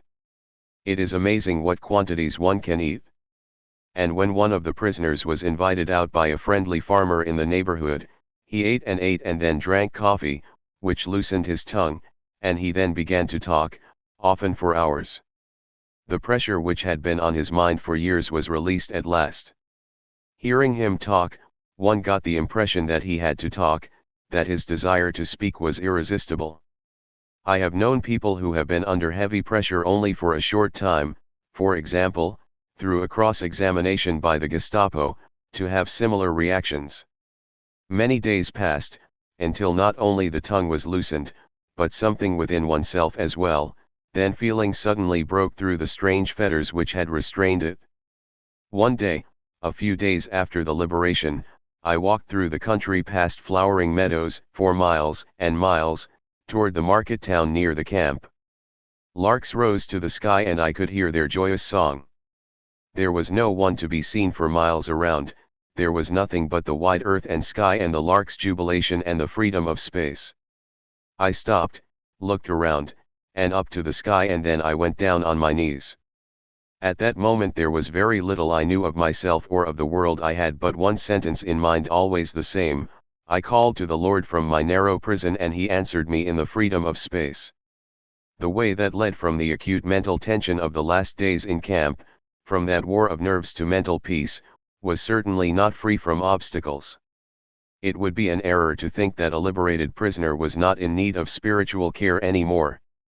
We have to consider that a man who has been under such enormous mental pressure for such a long time is naturally in some danger after his liberation, especially since the pressure was released quite suddenly. This danger, in the sense of psychological hygiene, is the psychological counterpart of the bends. Just as the physical health of the caisson worker would be endangered if he left his diver's chamber suddenly, where he is under enormous atmospheric pressure, so the man who has suddenly been liberated from mental pressure can suffer damage to his moral and spiritual health. During this psychological phase, one observed that people with natures of a more primitive kind could not escape the influences of the brutality which had surrounded them in camp life. Now, being free, they thought they could use their freedom licentiously and ruthlessly. The only thing that had changed for them was that they were now the oppressors instead of the oppressed. They became instigators, not objects, of willful force and injustice. They justified their behavior by their own terrible experiences. This was often revealed in apparently insignificant events. A friend was walking across a field with me toward the camp when suddenly we came to a field of green crops. Automatically, I avoided it, but he drew his arm through mine and dragged me through it. I stammered something about not treading down the young crops. He became annoyed, gave me an angry look and shouted, "You don't say. And hasn't enough been taken from us? My wife and child have been gassed, not to mention everything else, and you would forbid me to tread on a few stalks of oats." Only slowly could these men be guided back to the commonplace truth that no one has the right to do wrong, not even if wrong has been done to them. We had to strive to lead them back to this truth, or the consequences would have been much worse than the loss of a few thousand stalks of oats. I can still see the prisoner who rolled up his shirt sleeves, thrust his right hand under my nose and shouted, "May this hand be cut off if I don't stain it with blood on the day when I get home." I want to emphasize that the man who said these words was not a bad fellow. He had been the best of comrades in camp and afterwards. Apart from the moral deformity resulting from the sudden release of mental pressure, there were two other fundamental experiences which threatened to damage the character of the liberated prisoner: bitterness and disillusionment when he returned to his former life. Bitterness was caused by a number of things he came up against in his former hometown. When, on his return, a man found that in many places he was met only with a shrug of the shoulders and with hackneyed phrases, he tended to become bitter and to ask himself why he had gone through all that he had. When he heard the same phrases nearly everywhere, we did not know about it, and we, too, have suffered, then he asked himself, have they really nothing better to say to me? The experience of disillusionment is different. Here it was not one's fellow man, whose superficiality and lack of feeling was so disgusting that one finally felt like creeping into a hole and neither hearing nor seeing human beings anymore, but fate itself which seemed so cruel. A man who for years had thought he had reached the absolute limit of all possible suffering now found that suffering has no limits, and that he could suffer still more, and still more intensely. When we spoke about attempts to give a man in camp mental courage, we said that he had to be shown something to look forward to in the future. He had to be reminded that life still waited for him, that a human being waited for his return. But after liberation? There were some men who found that no one awaited them. Woe to him who found that the person whose memory alone had given him courage in camp did not exist anymore. Woe to him who, when the day of his dreams finally came, found it so different from all he had longed for. Perhaps he boarded a trolley, traveled out to the home which he had seen for years in his mind, and only in his mind, and pressed the bell, just as he has longed to do in thousands of dreams, only to find that the person who should open the door was not there, and would never be there again. We all said to each other in camp that there could be no earthly happiness which could compensate for all we had suffered. We were not hoping for happiness, it was not that which gave us courage and gave meaning to our suffering, our sacrifices and our dying. And yet we were not prepared for unhappiness. This disillusionment, which awaited not a small number of prisoners, was an experience which these men have found very hard to get over, and which, for a psychiatrist, is also very difficult to help them overcome. But this must not be a discouragement to him, on the contrary, it should provide an added stimulus. But for every one of the liberated prisoners, the day comes when, looking back on his camp experiences, he can no longer understand how he endured it all. As the day of his liberation eventually came, when everything seemed to him like a beautiful dream, so also the day comes when all his camp experiences seem to him nothing but a nightmare. The crowning experience of all, for the homecoming man, is the wonderful feeling that, after all he has suffered, there is nothing he need fear any more except his God. Part 2, Logotherapy in a nutshell. This part, which has been revised and updated, first appeared as Basic Concepts of Logotherapy in the 1968 edition of Man's Search for Meaning. Readers of my short autobiographical story usually ask for a fuller and more direct explanation of my therapeutic doctrine. Accordingly, I added a brief section on logotherapy to the original edition of From Death Camp to Existentialism. But that was not enough, and I have been besieged by requests for a more extended treatment. Therefore in the present edition I have completely rewritten and considerably expanded my account. The assignment was not easy. To convey to the reader within a short space all the material which required 20 volumes in German is an almost hopeless task. I am reminded of the American doctor who once turned up in my office in Vienna and asked me, "Now, doctor, are you a psychoanalyst?" Whereupon I replied, "Not exactly a psychoanalyst, let's say a psychotherapist." Then he continued questioning me, "What school do you stand for?" I answered, "It is my own theory, it is called logotherapy." "Can you tell me in one sentence what is meant by logotherapy?" he asked. "At least, what is the difference between psychoanalysis and logotherapy?" "Yes," I said, "but in the first place, can you tell me in one sentence what you think the essence of psychoanalysis is?" This was his answer: "During psychoanalysis, the patient must lie down on a couch and tell you things which sometimes are very disagreeable to tell." Whereupon I immediately retorted with the following improvisation: "Now, in logotherapy the patient may remain sitting erect but he must hear things which sometimes are very disagreeable to hear." Of course, this was meant facetiously and not as a capsule version of logotherapy. However, there is something in it, inasmuch as logotherapy, in comparison with psychoanalysis, is a method less retrospective and less introspective. Logotherapy focuses rather on the future, that is to say, on the meanings to be fulfilled by the patient in his future. Logotherapy, indeed, is a meaning-centered psychotherapy. At the same time, logotherapy defocuses all the vicious circle formations and feedback mechanisms which play such a great role in the development of neuroses. Thus, the typical self-centeredness of the neurotic is broken up instead of being continually fostered and reinforced. To be sure, this kind of statement is an oversimplification, yet in logotherapy the patient is actually confronted with and reoriented toward the meaning of his life. And to make him aware of this meaning can contribute much to his ability to overcome his neurosis. Let me explain why I have employed the term logotherapy as the name for my theory. Logos is a Greek word which denotes meaning.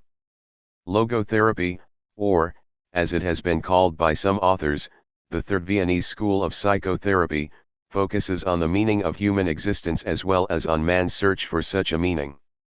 According to logotherapy, this striving to find a meaning in one's life is the primary motivational force in man. That is why I speak of a will to meaning in contrast to the pleasure principle, or, as we could also term it, the will to pleasure, on which Freudian psychoanalysis is centered, as well as in contrast to the will to power on which Adlerian psychology, using the term striving for superiority, is focused. The will to meaning, man's search for meaning, is the primary motivation in his life and not a secondary rationalization of instinctual drives. This meaning is unique and specific in that it must and can be fulfilled by him alone, only then does it achieve a significance which will satisfy his own will to meaning. There are some authors who contend that meanings and values are nothing but defense mechanisms, reaction formations, and sublimations. But as for myself, I would not be willing to live merely for the sake of my defense mechanisms, nor would I be ready to die merely for the sake of my reaction formations. Man, however, is able to live and even to die for the sake of his ideals and values. A public opinion poll was conducted a few years ago in France. The results showed that 89% of the people polled admitted that man needs something for the sake of which to live. Moreover, 61% conceded that there was something, or someone, in their own lives for whose sake they were even ready to die. I repeated this poll at my hospital department in Vienna among both the patients and the personnel, and the outcome was practically the same as among the thousands of people screened in France. The difference was only 2%. Another statistical survey, of 7,948 students at 48 colleges, was conducted by social scientists from Johns Hopkins University. Their preliminary report is part of a 2-year study sponsored by the National Institute of Mental Health. Asked what they considered very important to them now, 16% of the students checked making a lot of money, 78% said their first goal was finding a purpose and meaning to my life. Of course, there may be some cases in which an individual's concern with values is really a camouflage of hidden inner conflicts, but, if so, they represent the exceptions from the rule rather than the rule itself. In these cases we have actually to deal with pseudo-values, and as such they have to be unmasked. Unmasking, however, should stop as soon as one is confronted with what is authentic and genuine in man, example man's desire for a life that is as meaningful as possible. If it does not stop, then, the only thing that the unmasking psychologist really unmasks is his own hidden motive, namely, his unconscious need to debase and depreciate what is genuine, what is genuinely human, in man. Existential frustration, man's will to meaning can also be frustrated, in which case logotherapy speaks of existential frustration. The term existential may be used in three ways, to refer to, 1. Existence itself, i.e., the specifically human mode of being, 2. The meaning of existence, and 3. The striving to find a concrete meaning in personal existence, that is to say, the will to meaning. Existential frustration can also result in neuroses. For this type of neuroses, logotherapy has coined the term neogenic neuroses in contrast to neuroses in the traditional sense of the word, i.e., psychogenic neuroses. Neogenic neuroses have their origin not in the psychological but rather in the noological, from the Greek noos meaning mind, dimension of human existence. This is another logotherapeutic term which denotes anything pertaining to the specifically human dimension. Neogenic neuroses do not emerge from conflicts between drives and instincts but rather from existential problems. Among such problems, the frustration of the will to meaning plays a large role. It is obvious that in neogenic cases the appropriate and adequate therapy is not psychotherapy in general but rather logotherapy, a therapy, that is, which dares to enter the specifically human dimension. Let me quote the following instance. A high-ranking American diplomat came to my office in Vienna in order to continue psychoanalytic treatment which he had begun 5 years previously with an analyst in New York. At the outset I asked him why he thought he should be analyzed, why his analysis had been started in the first place. It turned out that the patient was discontented with his career and found it most difficult to comply with American foreign policy. His analyst, however, had told him again and again that he should try to reconcile himself with his father, because the government of the US as well as his superiors were nothing but father images and, consequently, his dissatisfaction with his job was due to the hatred he unconsciously harbored toward his father. Through an analysis lasting 5 years, the patient had been prompted more and more to accept his analyst's interpretations until he finally was unable to see the forest of reality for the trees of symbols and images. After a few interviews, it was clear that his will to meaning was frustrated by his vocation, and he actually longed to be engaged in some other kind of work. As there was no reason for not giving up his profession and embarking on a different one, he did so, with most gratifying results. He has remained contented in this new occupation for over 5 years, as he recently reported. I doubt that, in this case, I was dealing with a neurotic condition at all, and that is why I thought that he did not need any psychotherapy, nor even logotherapy, for the simple reason that he was not actually a patient. Not every conflict is necessarily neurotic, some amount of conflict is normal and healthy. In a similar sense, suffering is not always a pathological phenomenon. Rather than being a symptom of neurosis, suffering may well be a human achievement, especially if the suffering grows out of existential frustration. I would strictly deny that one's search for a meaning to his existence, or even his doubt of it, in every case is derived from, or results in, any disease. Existential frustration is in itself neither pathological nor pathogenic. A man's concern, even his despair, over the worthwhileness of life is an existential distress but by no means a mental disease. It may well be that interpreting the first in terms of the latter motivates a doctor to bury his patient's existential despair under a heap of tranquilizing drugs. It is his task, rather, to pilot the patient through his existential crises of growth and development. Logotherapy regards its assignment as that of assisting the patient to find meaning in his life. Inasmuch as logotherapy makes him aware of the hidden logos of his existence, it is an analytical process. To this extent, logotherapy resembles psychoanalysis.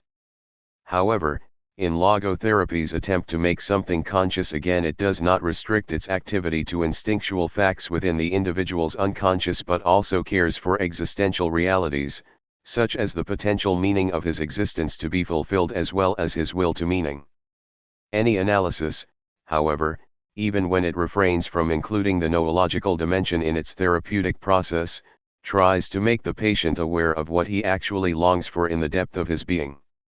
Logotherapy deviates from psychoanalysis insofar as it considers man a being whose main concern consists in fulfilling a meaning, rather than in the mere gratification and satisfaction of drives and instincts, or in merely reconciling the conflicting claims of id, ego, and superego, or in the mere adaptation and adjustment to society and environment. Noodynamics, to be sure, man's search for meaning may arouse inner tension rather than inner equilibrium. However, precisely such tension is an indispensable prerequisite of mental health. There is nothing in the world, I venture to say, that would so effectively help one to survive even the worst conditions as the knowledge that there is a meaning in one's life. There is much wisdom in the words of Nietzsche, he who has a why to live for can bear almost any how. I can see in these words a motto which holds true for any psychotherapy. In the Nazi concentration camps, one could have witnessed that those who knew that there was a task waiting for them to fulfill were most apt to survive. The same conclusion has since been reached by other authors of books on concentration camps, and also by psychiatric investigations into Japanese, North Korean and North Vietnamese prisoner of war camps. As for myself, when I was taken to the concentration camp of Auschwitz, a manuscript of mine ready for publication was confiscated. One certainly, my deep desire to write this manuscript anew helped me to survive the rigors of the camps I was in. For instance, when in a camp in Bavaria I fell ill with typhus fever, I jotted down on little scraps of paper many notes intended to enable me to rewrite the manuscript, should I live to the day of liberation. I am sure that this reconstruction of my lost manuscript in the dark barracks of a Bavarian concentration camp assisted me in overcoming the danger of cardiovascular collapse. Thus it can be seen that mental health is based on a certain degree of tension, the tension between what one has already achieved and what one still ought to accomplish, or the gap between what one is and what one should become. Such a tension is inherent in the human being and therefore is indispensable to mental well-being. We should not, then, be hesitant about challenging man with a potential meaning for him to fulfill. It is only thus that we evoke his will to meaning from its state of latency. I consider it a dangerous misconception of mental hygiene to assume that what man needs in the first place is equilibrium or, as it is called in biology, homeostasis, i.e., a tensionless state. What man actually needs is not a tensionless state but rather the striving and struggling for a worthwhile goal, a freely chosen task. What he needs is not the discharge of tension at any cost but the call of a potential meaning waiting to be fulfilled by him. What man needs is not homeostasis but what I call nod dynamics, i.e., the existential dynamics in a polar field of tension where one pole is represented by a meaning that is to be fulfilled and the other pole by the man who has to fulfill it. And one should not think that this holds true only for normal conditions. In neurotic individuals, it is even more valid. If architects want to strengthen a decrepit arch, they increase the load which is laid upon it, for thereby the parts are joined more firmly together.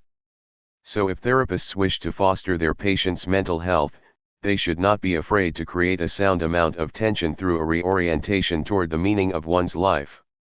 Having shown the beneficial impact of meaning orientation, I turn to the detrimental influence of that feeling of which so many patients complain today, namely, the feeling of the total and ultimate meaninglessness of their lives.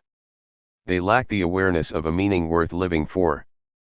They are haunted by the experience of their inner emptiness, a void within themselves.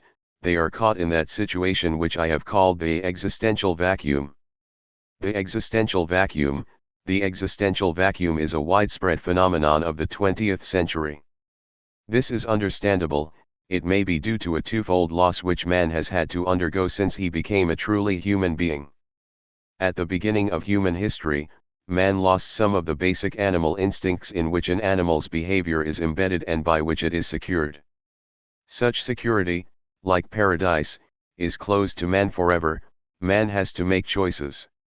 In addition to this, however, man has suffered another loss in his more recent development inasmuch as the traditions which buttressed his behavior are now rapidly diminishing. No instinct tells him what he has to do, and no tradition tells him what he ought to do. Sometimes he does not even know what he wishes to do. Instead, he either wishes to do what other people do, conformism, or he does what other people wish him to do, totalitarianism. A statistical survey recently revealed that among my European students, 25% showed a more or less marked degree of existential vacuum. Among my American students it was not 25 but 60%. The existential vacuum manifests itself mainly in a state of boredom. Now we can understand Schopenhauer when he said that mankind was apparently doomed to vacillate eternally between the two extremes of distress and boredom. In actual fact, boredom is now causing, and certainly bringing to psychiatrists, more problems to solve than distress. And these problems are growing increasingly crucial, for progressive automation will probably lead to an enormous increase in the leisure hours available to the average worker.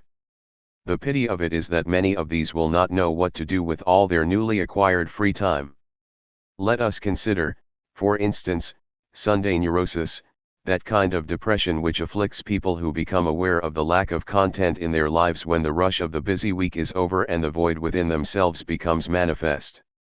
Not a few cases of suicide can be traced back to this existential vacuum.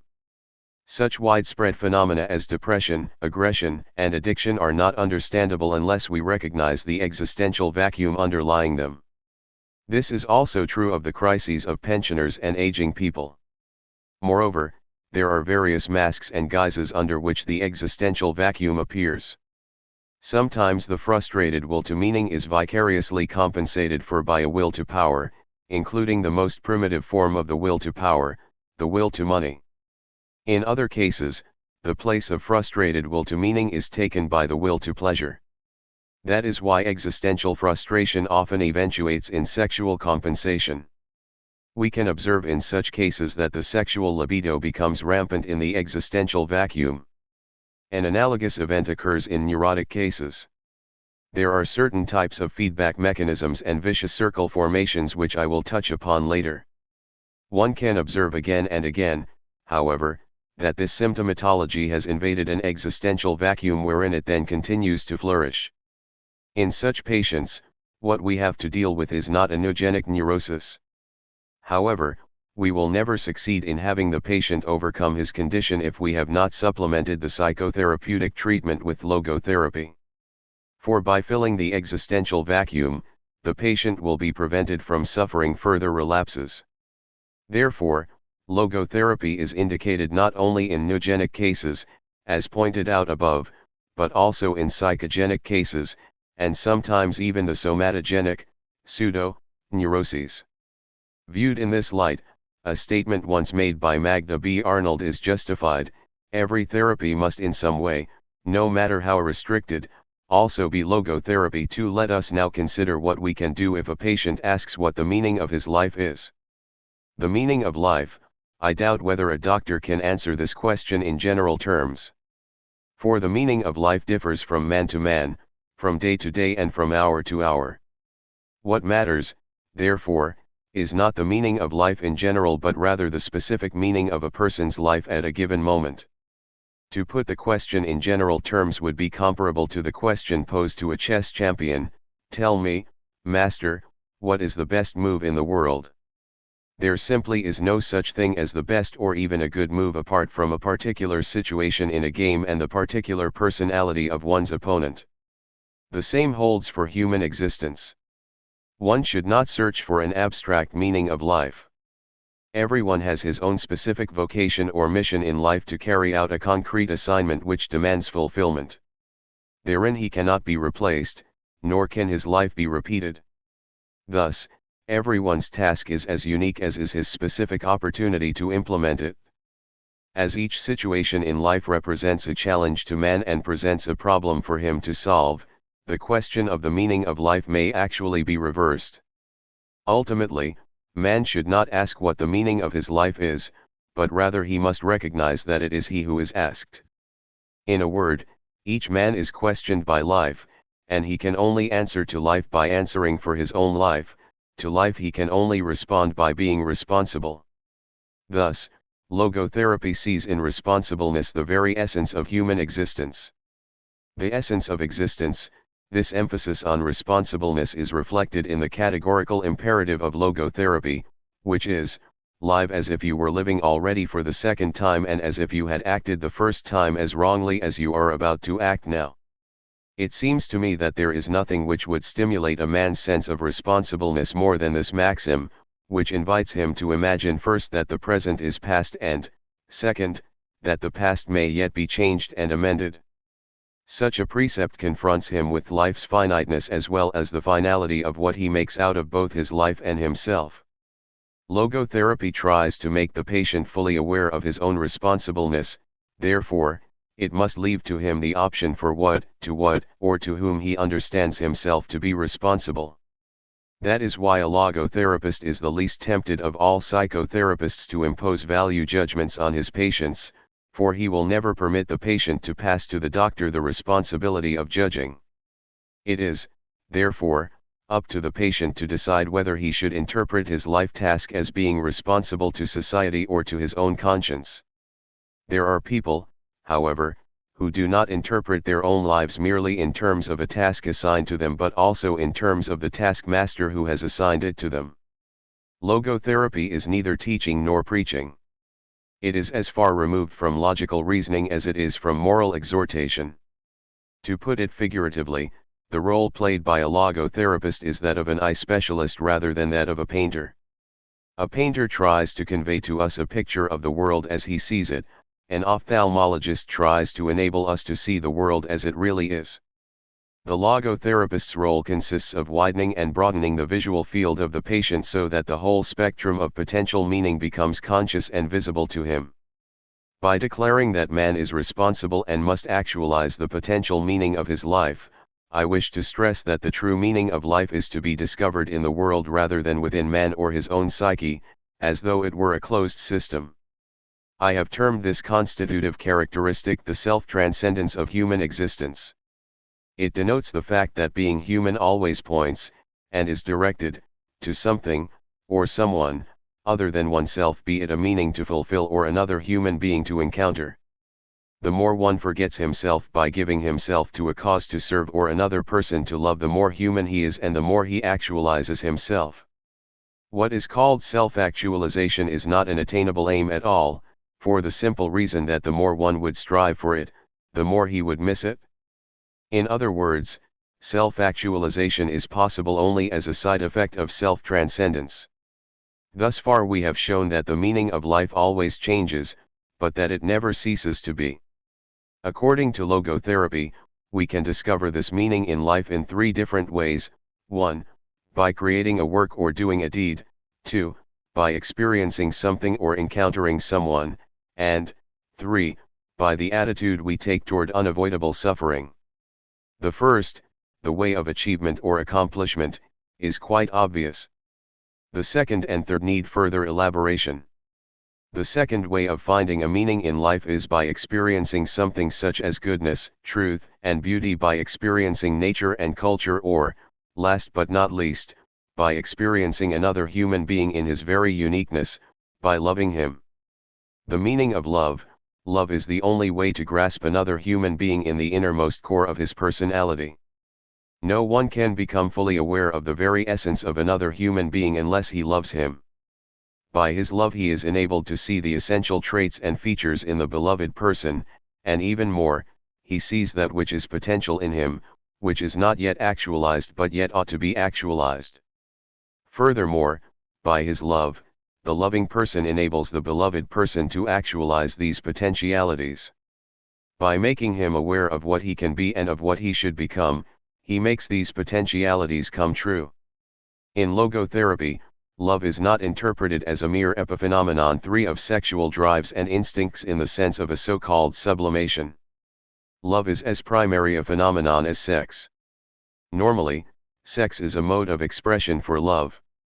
Sex is justified, even sanctified, as soon as, but only as long as, it is a vehicle of love. Thus love is not understood as a mere side effect of sex, rather, sex is a way of expressing the experience of that ultimate togetherness which is called love. The third way of finding a meaning in life is by suffering. The meaning of suffering, we must never forget that we may also find meaning in life even when confronted with a hopeless situation, when facing a fate that cannot be changed. For what then matters is to bear witness to the uniquely human potential at its best, which is to transform a personal tragedy into a triumph, to turn one's predicament into a human achievement.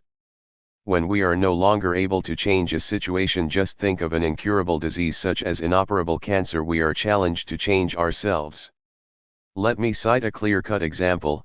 Once, an elderly general practitioner consulted me because of his severe depression. He could not overcome the loss of his wife who had died 2 years before and whom he had loved above all else. Now, how could I help him? What should I tell him? Well, I refrained from telling him anything but instead confronted him with the question, what would have happened, doctor, if you had died first, and your wife would have had to survive you? Oh, he said, for her this would have been terrible, how she would have suffered. Whereupon I replied, you see, doctor, such a suffering has been spared her, and it was you who have spared her the suffering, to be sure, at the price that now you have to survive and mourn her. He said no word but shook my hand and calmly left my office. In some way, suffering ceases to be suffering at the moment it finds a meaning, such as the meaning of a sacrifice. Of course, this was no therapy in the proper sense since, first, his despair was no disease, and second, I could not change his fate, I could not revive his wife. But in that moment I did succeed in changing his attitude toward his unalterable fate, inasmuch as from that time on he could at least see a meaning in his suffering. It is one of the basic tenets of logotherapy that man's main concern is not to gain pleasure or to avoid pain but rather to see a meaning in his life. That is why man is even ready to suffer, on the condition, to be sure, that his suffering has a meaning. But let me make it perfectly clear that in no way is suffering necessary to find meaning.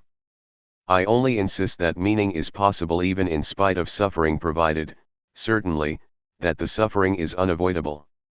If it were avoidable, however, the meaningful thing to do would be to remove its cause, be it psychological, biological, or political. To suffer unnecessarily is masochistic rather than heroic. Edith Weisskopf-Joelson, before her death professor of psychology at the University of Georgia, contended, in her article on logotherapy, that our current mental hygiene philosophy stresses the idea that people ought to be happy, that unhappiness is a symptom of maladjustment. Such a value system might be responsible for the fact that the burden of unavoidable unhappiness is increased by unhappiness about being unhappy for, and in another paper she expressed the hope that logotherapy may help counteract certain unhealthy trends in the present-day culture of the United States, where the incurable sufferer is given very little opportunity to be proud of his suffering and to consider it ennobling rather than degrading, so that he is not only unhappy, but also ashamed of being unhappy. 5. There are situations in which one is cut off from the opportunity to do one's work or to enjoy one's life, but what never can be ruled out is the unavoidability of suffering. In accepting this challenge to suffer bravely, life has a meaning up to the last moment, and it retains this meaning literally to the end. In other words, life's meaning is an unconditional one, for it even includes the potential meaning of unavoidable suffering. Let me recall that which was perhaps the deepest experience I had in the concentration camp. The odds of surviving the camp were no more than 1 in 28, as can easily be verified by exact statistics. It did not even seem possible, let alone probable, that the manuscript of my first book, which I had hidden in my coat when I arrived at Auschwitz, would ever be rescued. Thus, I had to undergo and to overcome the loss of my mental child. And now it seemed as if nothing and no one would survive me, neither a physical nor a mental child of my own. So I found myself confronted with the question whether under such circumstances my life was ultimately void of any meaning. Not yet did I notice that an answer to this question with which I was wrestling so passionately was already in store for me, and that soon thereafter this answer would be given to me. This was the case when I had to surrender my clothes and in turn inherited the worn-out rags of an inmate who had already been sent to the gas chamber immediately after his arrival at the Auschwitz railway station. Instead of the many pages of my manuscript, I found in a pocket of the newly acquired code one single page torn out of a Hebrew prayer book, containing the most important Jewish prayer, Shema Yisrael. How should I have interpreted such a coincidence other than as a challenge to live my thoughts instead of merely putting them on paper? A bit later, I remember, it seemed to me that I would die in the near future. In this critical situation, however, my concern was different from that of most of my comrades. Their question was, will we survive the camp? For, if not, all this suffering has no meaning. The question which beset me was, has all this suffering, this dying around us, a meaning? For, if not, then ultimately there is no meaning to survival, for a life whose meaning depends upon such a happenstance as whether one escapes or not ultimately would not be worth living at all. Metaclinical problems, more and more, a psychiatrist is approached today by patients who confront him with human problems rather than neurotic symptoms. Some of the people who nowadays call on a psychiatrist would have seen a pastor, priest, or rabbi in former days. Now they often refuse to be handed over to a clergyman and instead confront the doctor with questions such as, what is the meaning of my life? A logodrama, I should like to cite the following instance. Once, the mother of a boy who had died at the age of 11 years was admitted to my hospital department after a suicide attempt. Dr. Kurt Kokurek invited her to join a therapeutic group, and it happened that I stepped into the room where he was conducting a psychodrama. She was telling her story. At the death of her boy she was left alone with another, older son, who was crippled, suffering from the effects of infantile paralysis. The poor boy had to be moved around in a wheelchair. His mother, however, rebelled against her fate. But when she tried to commit suicide together with him, it was the crippled son who prevented her from doing so. He liked living. For him, life had remained meaningful. Why was it not so for his mother? How could her life still have a meaning? And how could we help her to become aware of it? Improvising, I participated in the discussion, and questioned another woman in the group. I asked her how old she was and she answered, 30. I replied, no, you are not 30 but instead 80 and lying on your deathbed. And now you are looking back on your life, a life which was childless but full of financial success and social prestige. And then I invited her to imagine what she would feel in this situation. What will you think of it? What will you say to yourself? Let me quote what she actually said from a tape which was recorded during that session. Oh, I married a millionaire, I had an easy life full of wealth, and I lived it up. I flirted with men, I teased them. But now I am 80, I have no children of my own. Looking back as an old woman, I cannot see what all that was for. Actually, I must say, my life was a failure. I then invited the mother of the handicapped son to imagine herself similarly looking back over her life. Let us listen to what she had to say as recorded on the tape. I wished to have children and this wish has been granted to me. One boy died, the other, however, the crippled one, would have been sent to an institution if I had not taken over his care. Though he is crippled and helpless, he is after all my boy. And so I have made a fuller life possible for him, I have made a better human being out of my son. At this moment, there was an outburst of tears and, crying, she continued, as for myself, I can look back peacefully on my life, for I can say my life was full of meaning, and I have tried hard to fulfill it. I have done my best, I have done the best for my son. My life was no failure. Viewing her life as if from her deathbed, she had suddenly been able to see a meaning in it, a meaning which even included all of her sufferings. By the same token, however, it had become clear as well that a life of short duration, like that, for example, of her dead boy, could be so rich in joy and love that it could contain more meaning than a life lasting 80 years. After a while I proceeded to another question, this time addressing myself to the whole group. The question was whether an ape which was being used to develop poliomyelitis serum, and for this reason punctured again and again, would ever be able to grasp the meaning of its suffering. Unanimously, the group replied that of course it would not. With its limited intelligence, it could not enter into the world of man, i.e., the only world in which the meaning of its suffering would be understandable. Then I pushed forward with the following question, and what about man? Are you sure that the human world is a terminal point in the evolution of the cosmos? Is it not conceivable that there is still another dimension, a world beyond man's world, a world in which the question of an ultimate meaning of human suffering would find an answer? The super-meaning, this ultimate meaning necessarily exceeds and surpasses the finite intellectual capacities of man. In logotherapy, we speak in this context of a super-meaning. What is demanded of man is not, as some existential philosophers teach, to endure the meaninglessness of life, but rather to bear his incapacity to grasp its unconditional meaningfulness in rational terms. Logos is deeper than logic.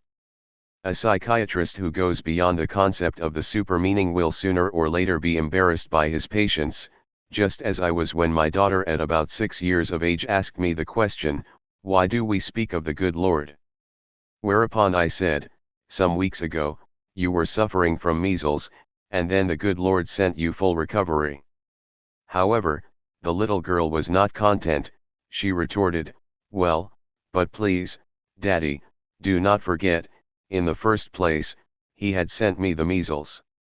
However, when a patient stands on the firm ground of religious belief, there can be no objection to making use of the therapeutic effect of his religious convictions and thereby drawing upon his spiritual resources.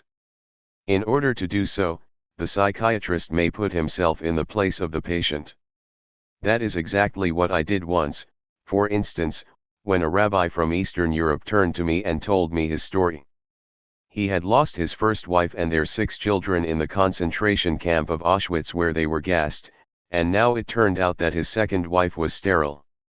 I observed that procreation is not the only meaning of life, for then life in itself would become meaningless, and something which in itself is meaningless cannot be rendered meaningful merely by its perpetuation.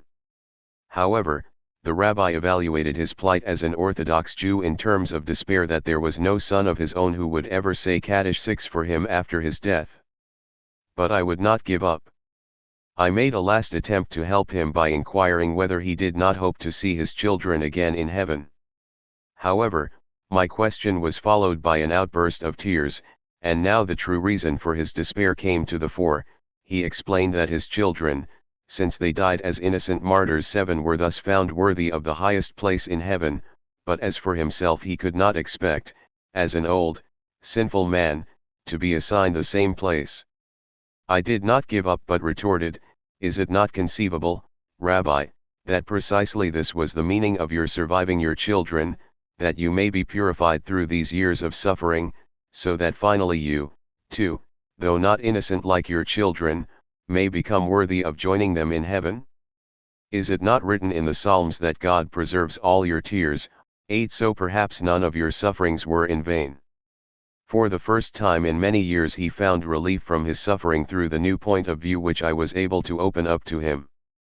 Life's transitoriness, those things which seem to take meaning away from human life include not only suffering but dying as well. I never tire of saying that the only really transitory aspects of life are the potentialities, but as soon as they are actualized, they are rendered realities at that very moment. They are saved and delivered into the past, wherein they are rescued and preserved from transitoriness. For, in the past, nothing is irretrievably lost but everything irrevocably stored. Thus, the transitoriness of our existence in no way makes it meaningless. But it does constitute our responsibleness, For everything hinges upon our realizing the essentially transitory possibilities. Man constantly makes his choice concerning the mass of present potentialities, which of these will be condemned to non-being and which will be actualized. Which choice will be made an actuality once and forever, an immortal footprint in the sands of time. At any moment, man must decide, for better or for worse, what will be the monument of his existence.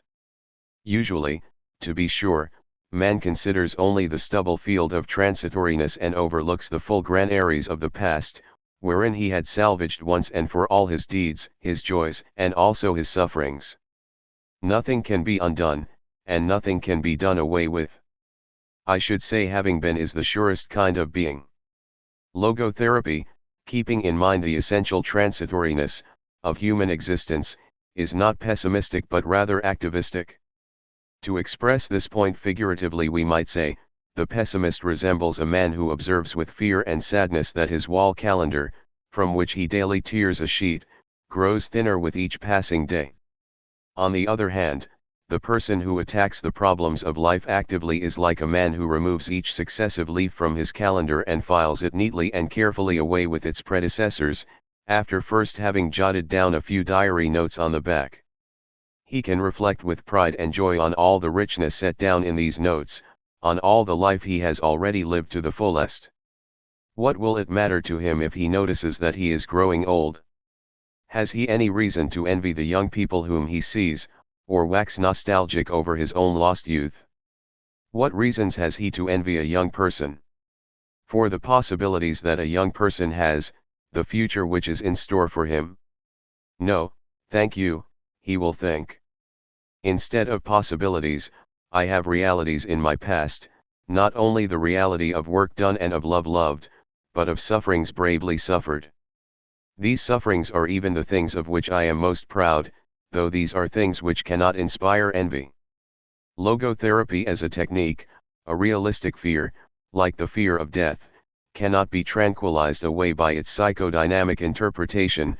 On the other hand, a neurotic fear, such as agoraphobia, cannot be cured by philosophical understanding. However, logotherapy has developed a special technique to handle such cases, too. To understand what is going on whenever this technique is used, we take as a starting point a condition which is frequently observed in neurotic individuals, namely, anticipatory anxiety. It is characteristic of this fear that it produces precisely that of which the patient is afraid. An individual, for example, who is afraid of blushing when he enters a large room and faces many people will actually be more prone to blush under these circumstances. In this context, one might amend the saying "the wish is father to the thought" to "the fear is mother of the event." Ironically enough, in the same way that fear brings to pass what one is afraid of, likewise a forced intention makes impossible what one forcibly wishes. This excessive intention, or hyperintention, as I call it, can be observed particularly in cases of sexual neurosis. The more a man tries to demonstrate his sexual potency or a woman her ability to experience orgasm, the less they are able to succeed. Pleasure is, and must remain, a side effect or byproduct, and is destroyed and spoiled to the degree to which it is made a goal in itself. In addition to excessive intention as described above, excessive attention, or hyperreflection, as it is called in logotherapy, may also be pathogenic, that is, lead to sickness. The following clinical report will indicate what I mean. A young woman came to me complaining of being frigid. The case history showed that in her childhood she had been sexually abused by her father. However, it had not been this traumatic experience in itself which had eventuated in her sexual neurosis, as could easily be evidenced. For it turned out that, through reading popular psychoanalytic literature, the patient had lived constantly with the fearful expectation of the toll which her traumatic experience would someday take. This anticipatory anxiety resulted both in excessive intention to confirm her femininity and excessive attention centered upon herself rather than upon her partner.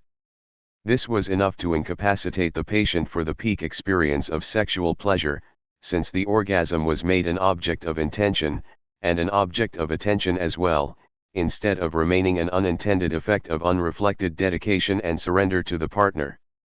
After undergoing short-term logotherapy, the patient's excessive attention and intention of her ability to experience orgasm had been dereflected, to introduce another logotherapeutic term.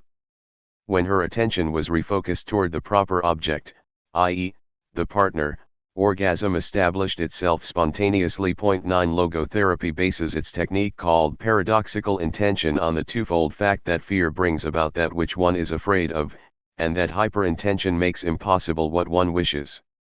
In German, I described paradoxical intention as early as 1939.10. In this approach, the phobic patient is invited to intend, even if only for a moment, precisely that which he fears. Let me recall a case. A young physician consulted me because of his fear of perspiring. Whenever he expected an outbreak of perspiration, this anticipatory anxiety was enough to precipitate excessive sweating. In order to cut this circle formation, I advised the patient, in the event that sweating should recur, to resolve deliberately to show people how much he could sweat. A week later he returned to report that whenever he met anyone who triggered his anticipatory anxiety, he said to himself, "I only sweated out a quart before, but now I'm going to pour at least 10 quarts. The result was that, after suffering from his phobia for 4 years, he was able, after a single session, to free himself permanently of it within 1 week. The reader will note that this procedure consists of a reversal of the patient's attitude, inasmuch as his fear is replaced by a paradoxical wish. By this treatment, the wind is taken out of the sails of the anxiety. Such a procedure, however, must make use of the specifically human capacity for self-detachment inherent in a sense of humor. This basic capacity to detach one from oneself is actualized whenever the logotherapeutic technique called paradoxical intention is applied. At the same time, the patient is enabled to put himself at a distance from his own neurosis. A statement consistent with this is found in Gordon W. Allport's book, The Individual and His Religion. The neurotic who learns to laugh at himself may be on the way to self-management, perhaps to cure. 11 Paradoxical intention is the empirical validation and clinical application of Allport's statement. A few more case reports may serve to clarify this method further. The following patient was a bookkeeper who had been treated by many doctors and in several clinics without any therapeutic success. When he was admitted to my hospital department, he was in extreme despair, confessing that he was close to suicide. For some years, he had suffered from a writer's cramp which had recently become so severe that he was in danger of losing his job. Therefore, only immediate short-term therapy could alleviate the situation. In starting treatment, Dr. E. Viktor recommended to the patient that he do just the opposite of what he usually had done, namely, instead of trying to write as neatly and legibly as possible, to write with the worst possible scrawl. He was advised to say to himself, "Now I will show people what a good scribbler I am." And at the moment in which he deliberately tried to scribble, he was unable to do so. "I tried to scrawl but simply could not do it," he said the next day. Within 48 hours the patient was in this way freed from his writer's cramp, and remained free for the observation period after he had been treated. He is a happy man again and fully able to work. A similar case, dealing, however, with speaking rather than writing, was related to me by a colleague in the laryngological department of the Vienna Polyclinic Hospital. It was the most severe case of stuttering he had come across in his many years of practice.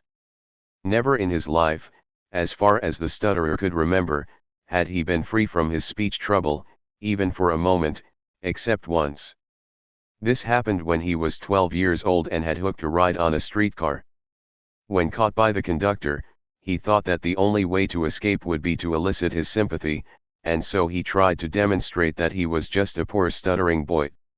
At that moment, when he tried to stutter, he was unable to do it. Without meaning to, he had practiced paradoxical intention, though not for therapeutic purposes. However, this presentation should not leave the impression that paradoxical intention is effective only in monosymptomatic cases. By means of this logotherapeutic technique, my staff at the Vienna Polyclinic Hospital has succeeded in bringing relief even in obsessive-compulsive neuroses of a most severe degree and duration. I refer, for instance, to a woman 65 years of age who had suffered for 60 years from a washing compulsion.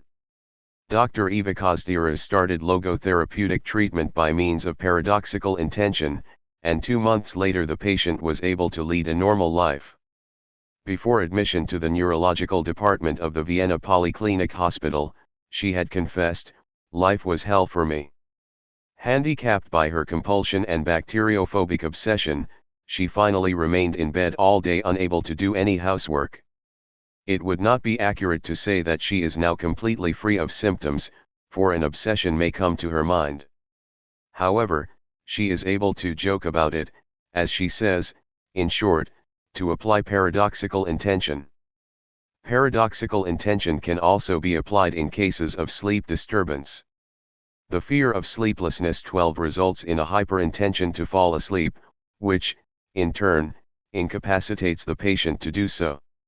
To overcome this particular fear, I usually advise the patient not to try to sleep but rather to try to do just the opposite, that is, to stay awake as long as possible.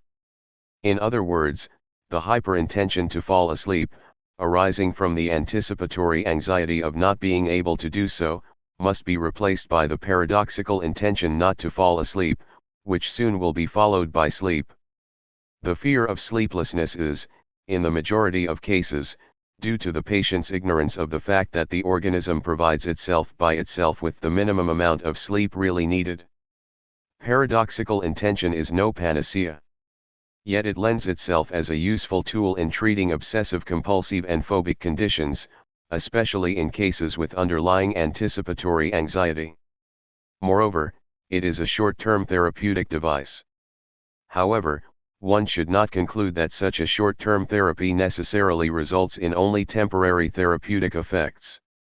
One of the more common illusions of Freudian orthodoxy, to quote the late Émile Guthiel, is that the durability of results corresponds to the length of therapy. 13 In my files there is, for instance, the case report of a patient to whom paradoxical intention was administered more than 20 years ago. The therapeutic effect proved to be, nevertheless, a permanent one. One of the most remarkable facts is that paradoxical intention is effective regardless of the etiological basis of the case concerned. This confirms a statement once made by Edith Weisskopf-Joelson.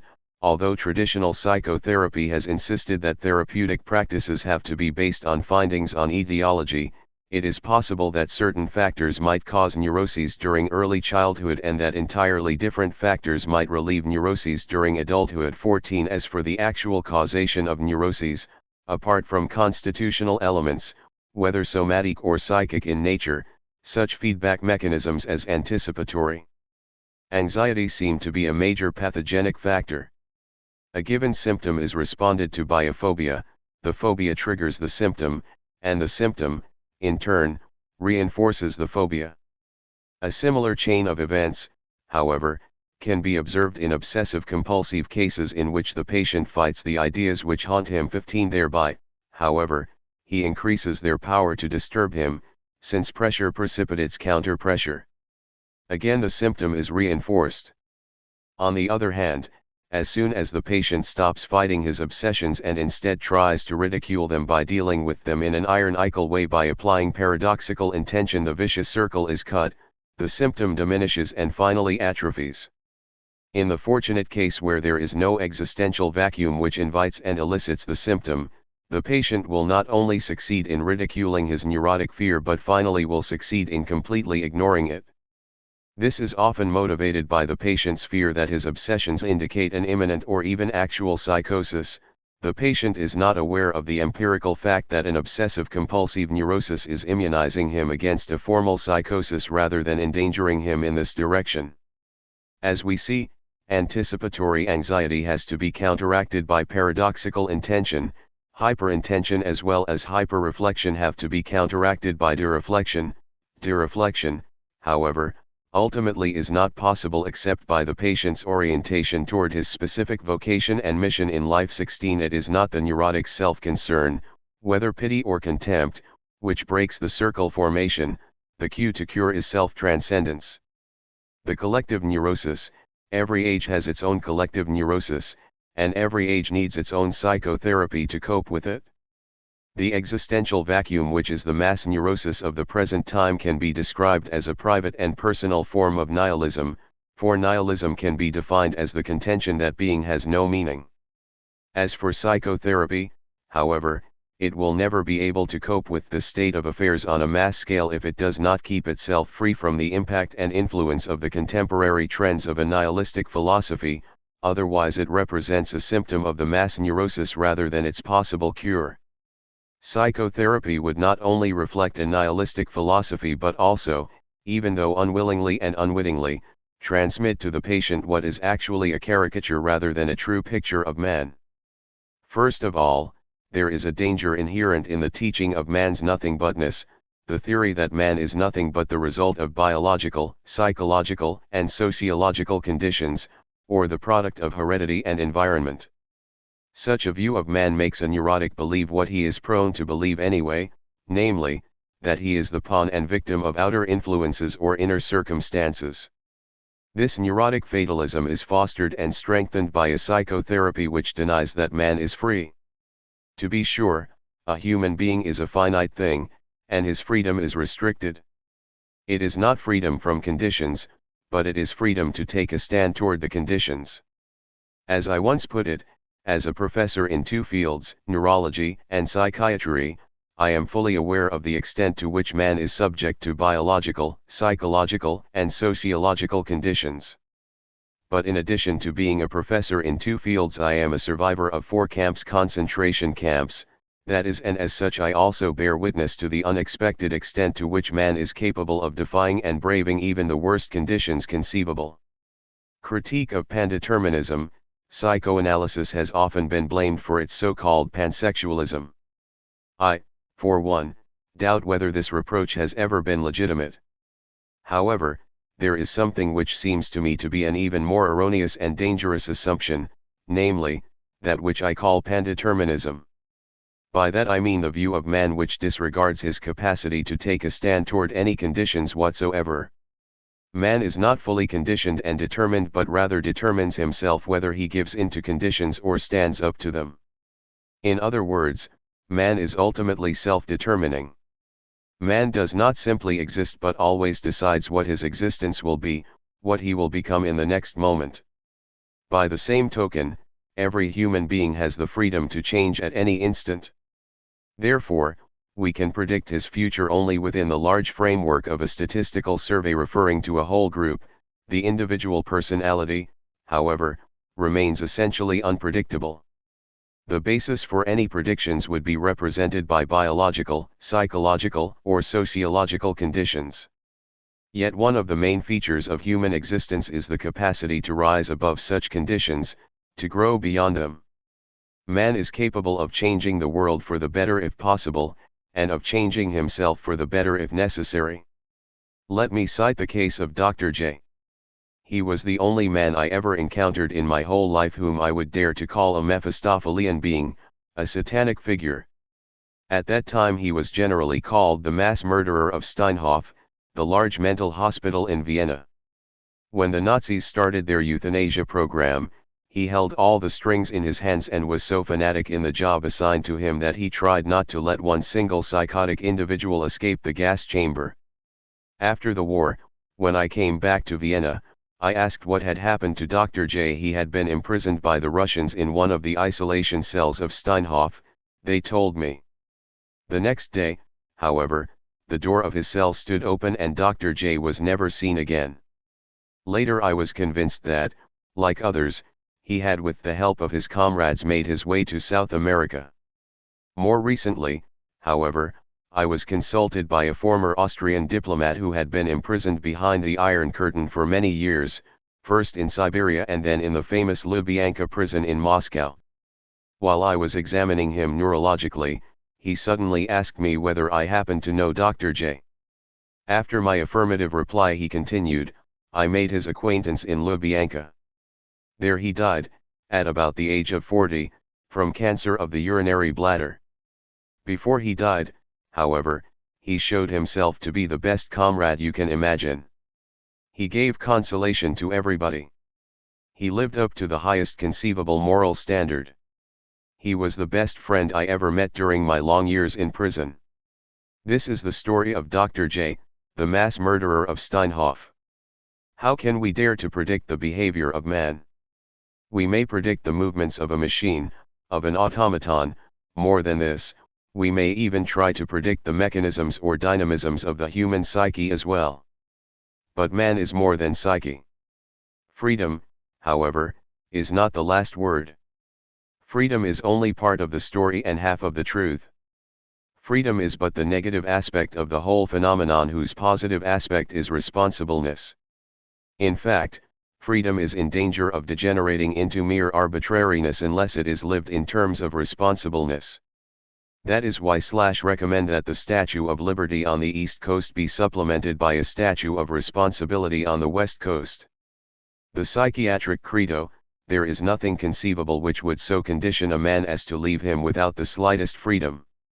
Therefore, a residue of freedom, however limited it may be, is left to man in neurotic and even psychotic cases. Indeed, the innermost core of the patient's personality is not even touched by a psychosis. An incurably psychotic individual may lose his usefulness but yet retain the dignity of a human being.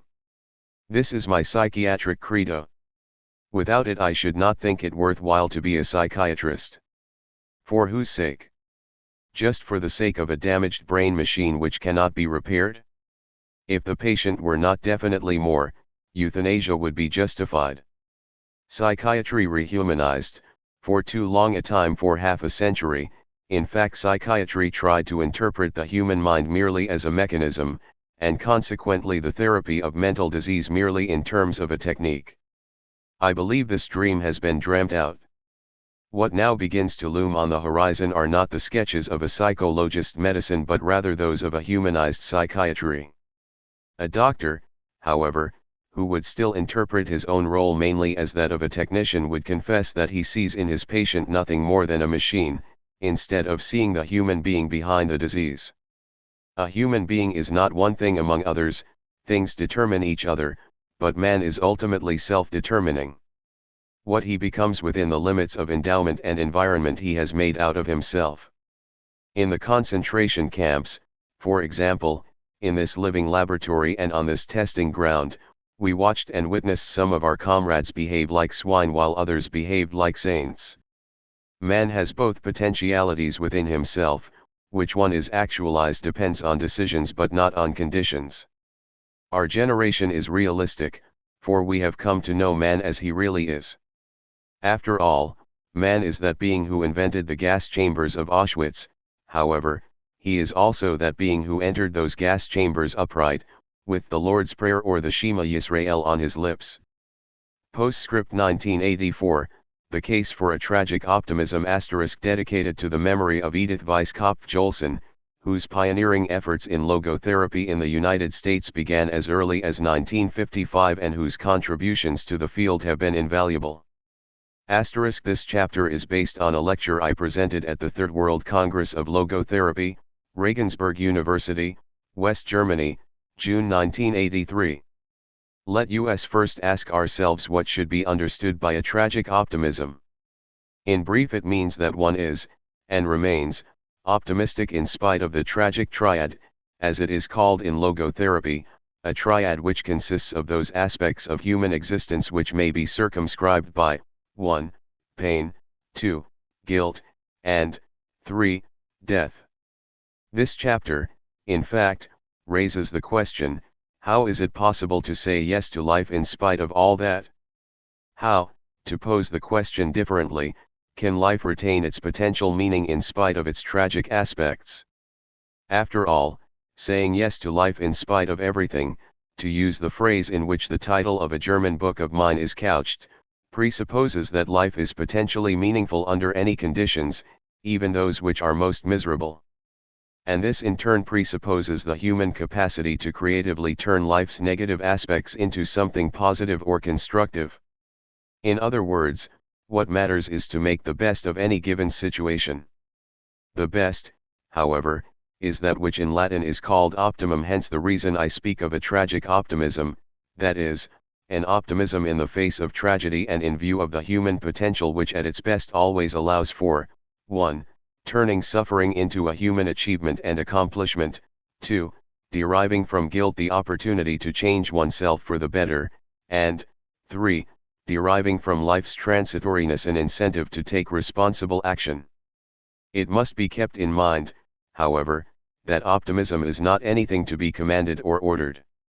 One cannot even force oneself to be optimistic indiscriminately, against all odds, against all hope. And what is true for hope is also true for the other two components of the triad, inasmuch as faith and love cannot be commanded or ordered either. To the European, it is a characteristic of the American culture that, again and again, one is commanded and ordered to be happy. But happiness cannot be pursued, it must ensue. One must have a reason to be happy. Once the reason is found, however, one becomes happy automatically. As we see, a human being is not one in pursuit of happiness but rather in search of a reason to become happy, last but not least, through actualizing the potential meaning inherent and dormant in a given situation. This need for a reason is similar in another specifically human phenomenon, laughter. If you want anyone to laugh, you have to provide him with a reason, example, you have to tell him a joke. In no way is it possible to evoke real laughter by urging him, or having him urge himself, to laugh. Doing so would be the same as urging people posed in front of a camera to say cheese, only to find that in the finished photographs their faces are frozen in artificial smiles. In logotherapy, such a behavior pattern is called hyperintention. It plays an important role in the causation of sexual neurosis, be it frigidity or impotence. The more a patient, instead of forgetting himself through giving himself, directly strives for orgasm, i.e., sexual pleasure, the more this pursuit of sexual pleasure becomes self-defeating. Indeed, what is called the pleasure principle is, rather, a fun spoiler. Once an individual's search for a meaning is successful, it not only renders him happy but also gives him the capability to cope with suffering. And what happens if one's groping for a meaning has been in vain? This may well result in a fatal condition. Let us recall, for instance, what sometimes happened in extreme situations such as prisoner of war camps or concentration camps.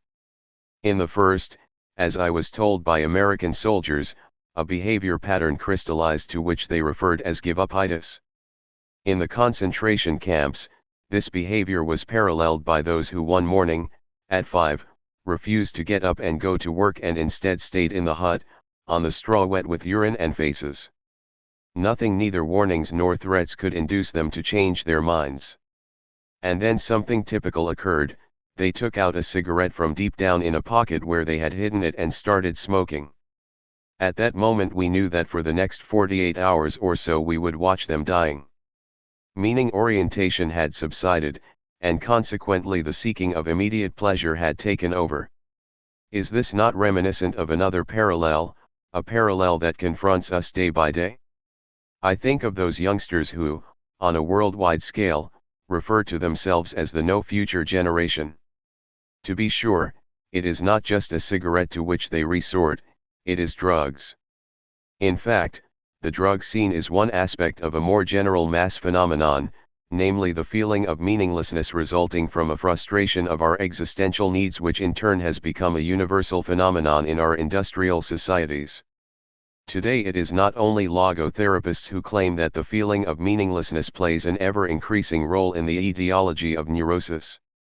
As Irvin D. Yalom of Stanford University states in Existential Psychotherapy, of 40 consecutive patients applying for therapy at a psychiatric outpatient clinic, 30% had some major problem involving meaning, as adjudged from self-ratings, therapists, or independent judges. Thousands of miles east of Palo Alto, the situation differs only by 1%. The most recent pertinent statistics indicate that in Vienna, 29% of the population complain that meaning is missing from their lives.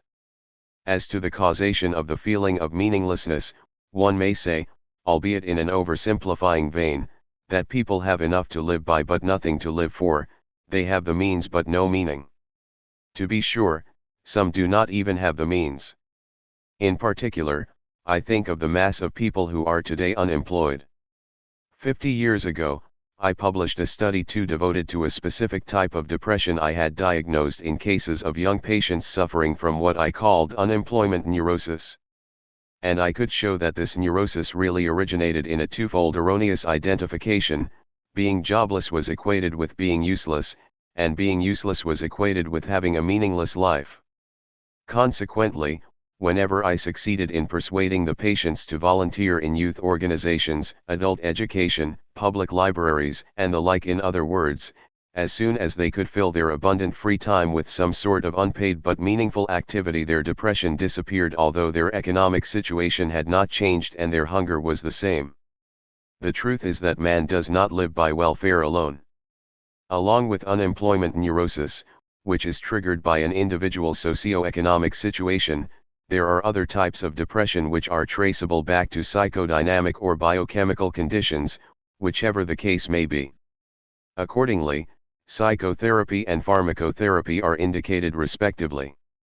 Insofar as the feeling of meaninglessness is concerned, however, we should not overlook and forget that, per se, it is not a matter of pathology. Rather than being the sign and symptom of a neurosis, it is, I would say, the proof of one's humanness. But although it is not caused by anything pathological, it may well cause a pathological reaction. In other words, it is potentially pathogenic. Just consider the mass neurotic syndrome so pervasive in the young generation. There is ample empirical evidence that the three facets of the syndrome, depression, aggression, addiction, are due to what is called in logotherapy the existential vacuum, a feeling of emptiness and meaninglessness. It goes without saying that not each and every case of depression is to be traced back to a feeling of meaninglessness, nor does suicide, in which depression sometimes eventuates, always result from an existential vacuum. But even if each and every case of suicide had not been undertaken out of a feeling of meaninglessness, it may well be that an individual's impulse to take his life would have been overcome had he been aware of some meaning and purpose worth living for. If, thus, a strong meaning orientation plays a decisive role in the prevention of suicide, what about intervention in cases in which there is a suicide risk?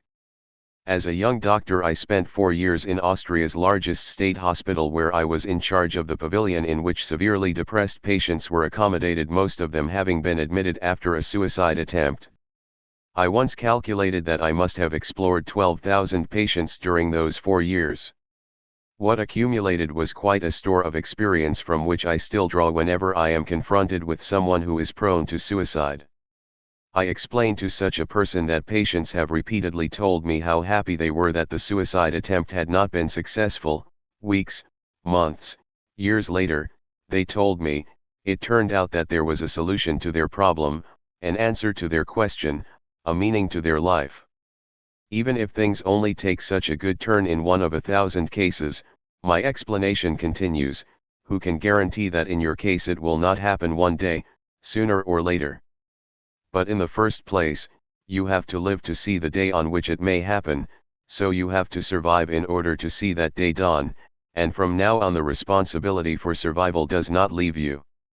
Regarding the second facet of the mass neurotic syndrome, aggression, let me cite an experiment once conducted by Carolyn Wood Sharif. She had succeeded in artificially building up mutual aggressions between groups of Boy Scouts, and observed that the aggressions only subsided when the youngsters dedicated themselves to a collective purpose, that is, the joint task of dragging out of the mud a carriage in which food had to be brought to their camp. Immediately, they were not only challenged but also united by a meaning they had to fulfill. As for the third issue, addiction, I am reminded of the findings presented by Anne-Marie von Forstmeyer, who noted that, as evidenced by tests and statistics, 90% of the alcoholics she studied had suffered from an abysmal feeling of meaninglessness. Of the drug addicts studied by Stanley Krippner, 100% believed that things seemed meaningless. Now let us turn to the question of meaning itself. To begin with, I would like to clarify that, in the first place, The logotherapist is concerned with the potential meaning inherent and dormant in all the single situations one has to face throughout his or her life. Therefore, I will not be elaborating here on the meaning of one's life as a whole, although I do not deny that such a long-range meaning does exist. To invoke an analogy, consider a movie. It consists of thousands upon thousands of individual pictures, and each of them makes sense and carries a meaning, yet the meaning of the whole film cannot be seen before its last sequence is shown.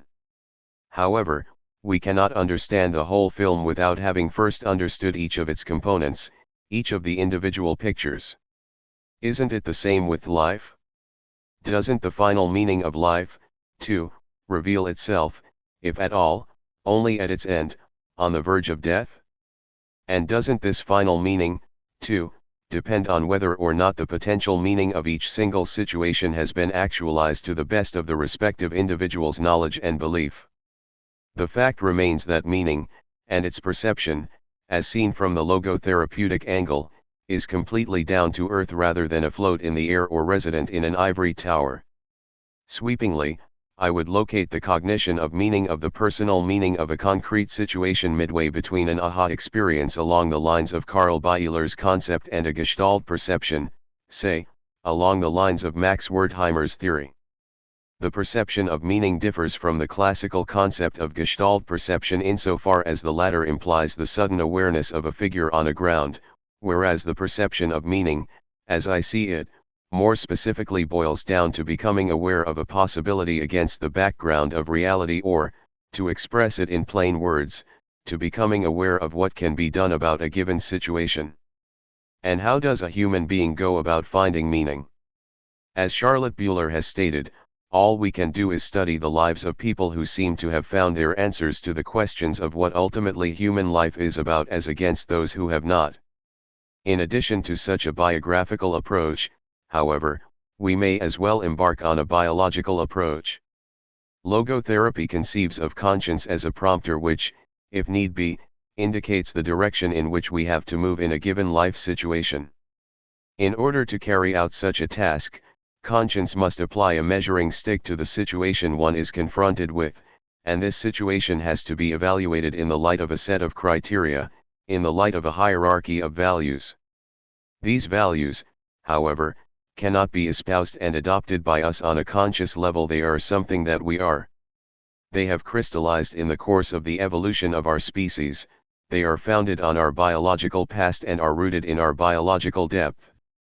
Konrad Lorenz might have had something similar in mind when he developed the concept of a biological a priori, and when both of us recently discussed my own view on the biological foundation of the valuing process, he enthusiastically expressed his accord.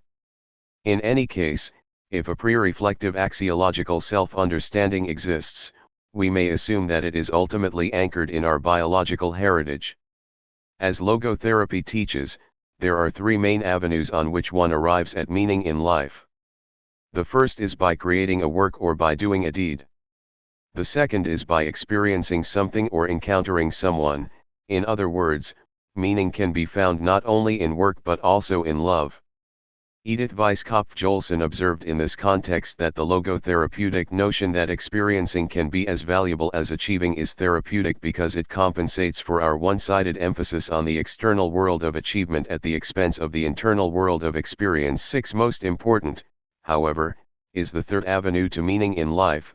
Even the helpless victim of a hopeless situation, facing a fate he cannot change, may rise above himself, may grow beyond himself, and by so doing change himself. He may turn a personal tragedy into a triumph. Again, it was Edith Weisskopf-Joelson who, as mentioned on, once expressed the hope that logotherapy may help counteract certain unhealthy trends in the present-day culture of the United States, where the incurable sufferer is given very little opportunity to be proud of his suffering and to consider it ennobling rather than degrading, so that he is not only unhappy, but also ashamed of being unhappy. For a quarter of a century I ran the neurological department of a general hospital and bore witness to my patients' capacity to turn their predicaments into human achievements. In addition to such practical experience, empirical evidence is also available which supports the possibility that one may find meaning in suffering. Researchers at the Yale University School of Medicine have been impressed by the number of prisoners of war of the Vietnam War who explicitly claimed that although their captivity was extraordinarily stressful, filled with torture, disease, malnutrition, and solitary confinement, they nevertheless benefited from the captivity experience, seeing it as a growth experience. But the most powerful arguments in favor of a tragic optimism are those which in Latin are called argumenta ad hominem. Jerry Long, to cite an example, is a living testimony to the defiant power of the human spirit, as it is called in logotherapy. To quote the Texarkana Gazette, Jerry Long has been paralyzed from his neck down since a diving accident which rendered him a quadriplegic 3 years ago. He was 17 when the accident occurred. Today Long can use his mouth stick to type. He attends 2 courses at community college via a special telephone. The intercom allows Long to both hear and participate in class discussions. He also occupies his time by reading, watching television, and writing. And in a letter I received from him, he writes, "I view my life as being abundant with meaning and purpose. The attitude that I adopted on that fateful day has become my personal credo for life. I broke my neck, it didn't break me. I am currently enrolled in my first psychology course in college. I believe that my handicap will only enhance my ability to help others. I know that without the suffering, the growth that I have achieved would have been impossible." Is this to say that suffering is indispensable to the discovery of meaning? In no way. I only insist that meaning is available in spite of, nay, even through suffering, provided, as noted in part 2 of this book, that the suffering is unavoidable. If it is avoidable, the meaningful thing to do is to remove its cause, for unnecessary suffering is masochistic rather than heroic. If, on the other hand, one cannot change a situation that causes his suffering, he can still choose his attitude. Long had not chosen to break his neck, but he did decide not to let himself be broken by what had happened to him. As we see, the priority stays with creatively changing the situation that causes us to suffer. But the superiority goes to the know how to suffer, if need be. And there is empirical evidence that literally the man in the street is of the same opinion. Austrian public opinion pollsters recently reported that those held in highest esteem by most of the people interviewed are neither the great artists nor the great scientists, neither the great statesmen nor the great sports figures, but those who master a hard lot with their heads held high. In turning to the second aspect of the tragic triad, namely guilt, I would like to depart from a theological concept that has always been fascinating to me. I refer to what is called mysterium iniquitatis, meaning, as I see it, that a crime in the final analysis remains inexplicable inasmuch as it cannot be fully traced back to biological, psychological, and/or sociological factors. Totally explaining one's crime would be tantamount to explaining away his or her guilt and to seeing in him or her not a free and responsible human being but a machine to be repaired. Even criminals themselves abhor this treatment and prefer to be held responsible for their deeds. From a convict serving his sentence in an Illinois penitentiary, I received a letter in which he deplored that the criminal never has a chance to explain himself. He is offered a variety of excuses to choose from. Society is blamed, and in many instances the blame is put on the victim. Furthermore, when I addressed the prisoners in San Quentin, I told them that you are human beings like me, and as such you were free to commit a crime, to become guilty. Now, however, you are responsible for overcoming guilt by rising above it, by growing beyond yourselves, by changing for the better. They felt understood. And from Frank E.W., an ex-prisoner, I received a note which stated that he had started a logotherapy group for ex-felons. We are 27 strong, and the newer ones are staying out of prison through the pure strength of those of us from the original group. Only one returned and he is now free. As for the concept of collective guilt, I personally think that it is totally unjustified to hold one person responsible for the behavior of another person or a collective of persons. Since the end of World War II, one have not become weary of publicly arguing against the collective guilt concept. Sometimes, however, it takes a lot of didactic tricks to detach people from their superstitions. An American woman once confronted me with the reproach, how can you still write some of your books in German, Adolf Hitler's language? In response, I asked her if she had knives in her kitchen, and when she answered that she did, I acted dismayed and shocked, exclaiming, how can you still use knives after so many killers have used them to stab and murder their victims? She stopped objecting to my writing books in German. The third aspect of the tragic triad concerns death. But it concerns life as well, for at any time each of the moments of which life consists is dying, and that moment will never recur. And yet is not this transitoriness a reminder that challenges us to make the best possible use of each moment of our lives? It certainly is, and hence my imperative, live as if you were living for the second time and had acted as wrongly the first time as you are about to act now. In fact, the opportunities to act properly, the potentialities to fulfill a meaning, are affected by the irreversibility of our lives. But also the potentialities alone are so affected. For as soon as we have used an opportunity and have actualized a potential meaning, we have done so once and for all. We have rescued it into the past wherein it has been safely delivered and deposited.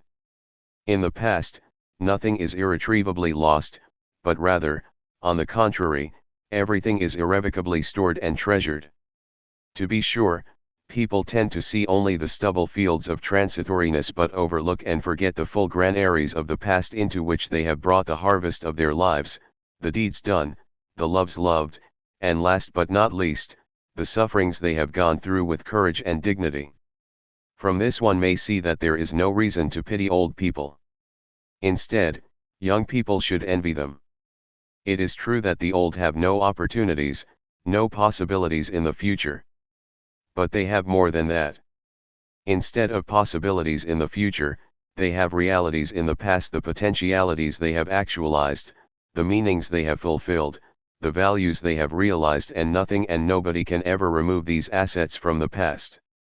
In view of the possibility of finding meaning in suffering, life's meaning is an unconditional one, at least potentially.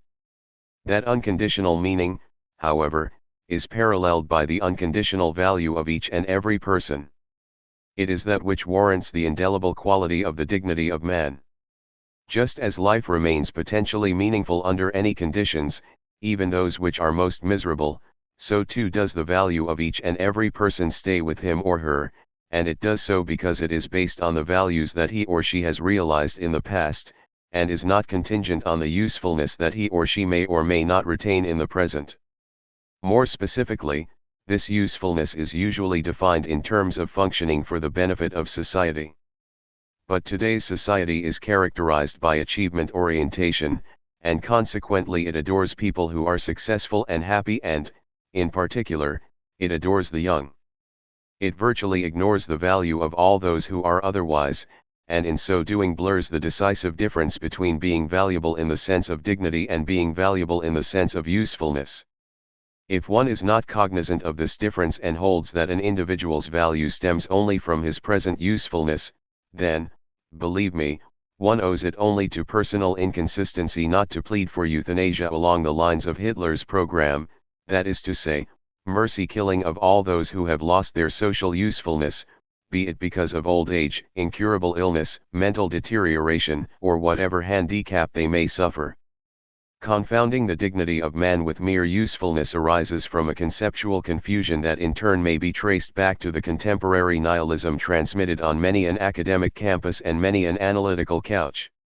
Even in the setting of training analyses such an indoctrination may take place. Nihilism does not contend that there is nothing, but it states that everything is meaningless. And George A. Sargent was right when he promulgated the concept of learned meaninglessness. He himself remembered a therapist who said, "George, you must realize that the world is a joke. There is no justice, everything is random. Only when you realize this will you understand how silly it is to take yourself seriously. There is no grand purpose in the universe. It just is. There's no particular meaning in what decision you make today about how to act." 13. One must not generalize such a criticism. In principle, training is indispensable, but if so, Therapists should see their task in immunizing the trainee against nihilism rather than inoculating him with the cynicism that is a defense mechanism against their own nihilism. Logotherapists may even conform to some of the training and licensing requirements stipulated by the other schools of psychotherapy. In other words, one may howl with the wolves, if need be, but when doing so, one should be, I would urge, a sheep in wolf's clothing. There is no need to become untrue to the basic concept of man and the principles of the philosophy of life inherent in logotherapy. Such a loyalty is not hard to maintain in view of the fact that, as Elizabeth S. Lucas once pointed out, throughout the history of psychotherapy, there has never been a school as undogmatic as logotherapy. And at the First World Congress of Logotherapy, San Diego, California, November 6–8, 1980, I argued not only for the rehumanization of psychotherapy but also for what I called the degurification of logotherapy. My interest does not lie in raising parrots that just rehash their master's voice, but rather in passing the torch to independent and inventive, innovative, and creative spirits. Logotherapy is not imposed on those who are interested in psychotherapy. It is not comparable to an Oriental bazaar but rather to a supermarket. In the former, the customer is talked into buying something. In the latter, he is shown, and offered, various things from which he may pick what he deems usable and valuable. Sigmund Freud once asserted, let one attempt to expose a number of the most diverse people uniformly to hunger. With the increase of the imperative urge of hunger, all individual differences will blur, and in their stead will appear the uniform expression of the one unstilled urge. Thank heaven, Sigmund Freud was spared knowing the concentration camps from the inside. His subjects lay on a couch designed in the plush style of Victorian culture, not in the filth of Auschwitz. There, the individual differences did not blur but, on the contrary, people became more different, people unmasked themselves, both the swine and the saints. And today you need no longer hesitate to use the word saints. Think of Father Maximilian Kolbe, who was starved and finally murdered by an injection of carbolic acid at Auschwitz and who in 1983 was canonized. You may be prone to blame me for invoking examples that are the exceptions to the rule. Sed omnia preclaritarn difficilia quam rara sunt, but everything great is just as difficult to realize as it is rare to find, reads the last sentence of the Ethics of Spinoza. You may of course ask whether we really need to refer to saints. Wouldn't it suffice just to refer to decent people? It is true that they form a minority. More than that, they always will remain a minority. And yet I see therein the very challenge to join the minority. For the world is in a bad state, but everything will become still worse unless each of us does his best. So, let us be alert in a twofold sense. Since Auschwitz we know what man is capable of. And since Hiroshima we know what is at stake. About the author, Viktor E. Frankl is professor of neurology and psychiatry at the University of Vienna Medical School. He is the founder of what has come to be called the Third Viennese School of Psychotherapy, after Freud's psychoanalysis and Adler's individual psychology, the school of logotherapy. His work has been called perhaps the most significant thinking since Freud and Adler by the American Journal of Psychiatry. Born in 1905, Dr. Frankl received the degrees of Doctor of Medicine and Doctor of Philosophy from the University of Vienna. During World War II he spent 3 years at Auschwitz, Dachau, and other concentration camps. Dr. Frankl first published in 1924 in the International Journal of Psychoanalysis and has since published 30 books, which have been translated into 23 languages, including Japanese and Chinese. He has been a visiting professor at Harvard, as well as at universities in Pittsburgh, San Diego, and Dallas. Honorary doctoral degrees have been conferred upon him by 27 universities, and the American Psychiatric Association has honored him with the Oscar Pfister Award. He has been a guest lecturer at universities throughout the world and has made more than 90 lecture tours throughout the United States alone.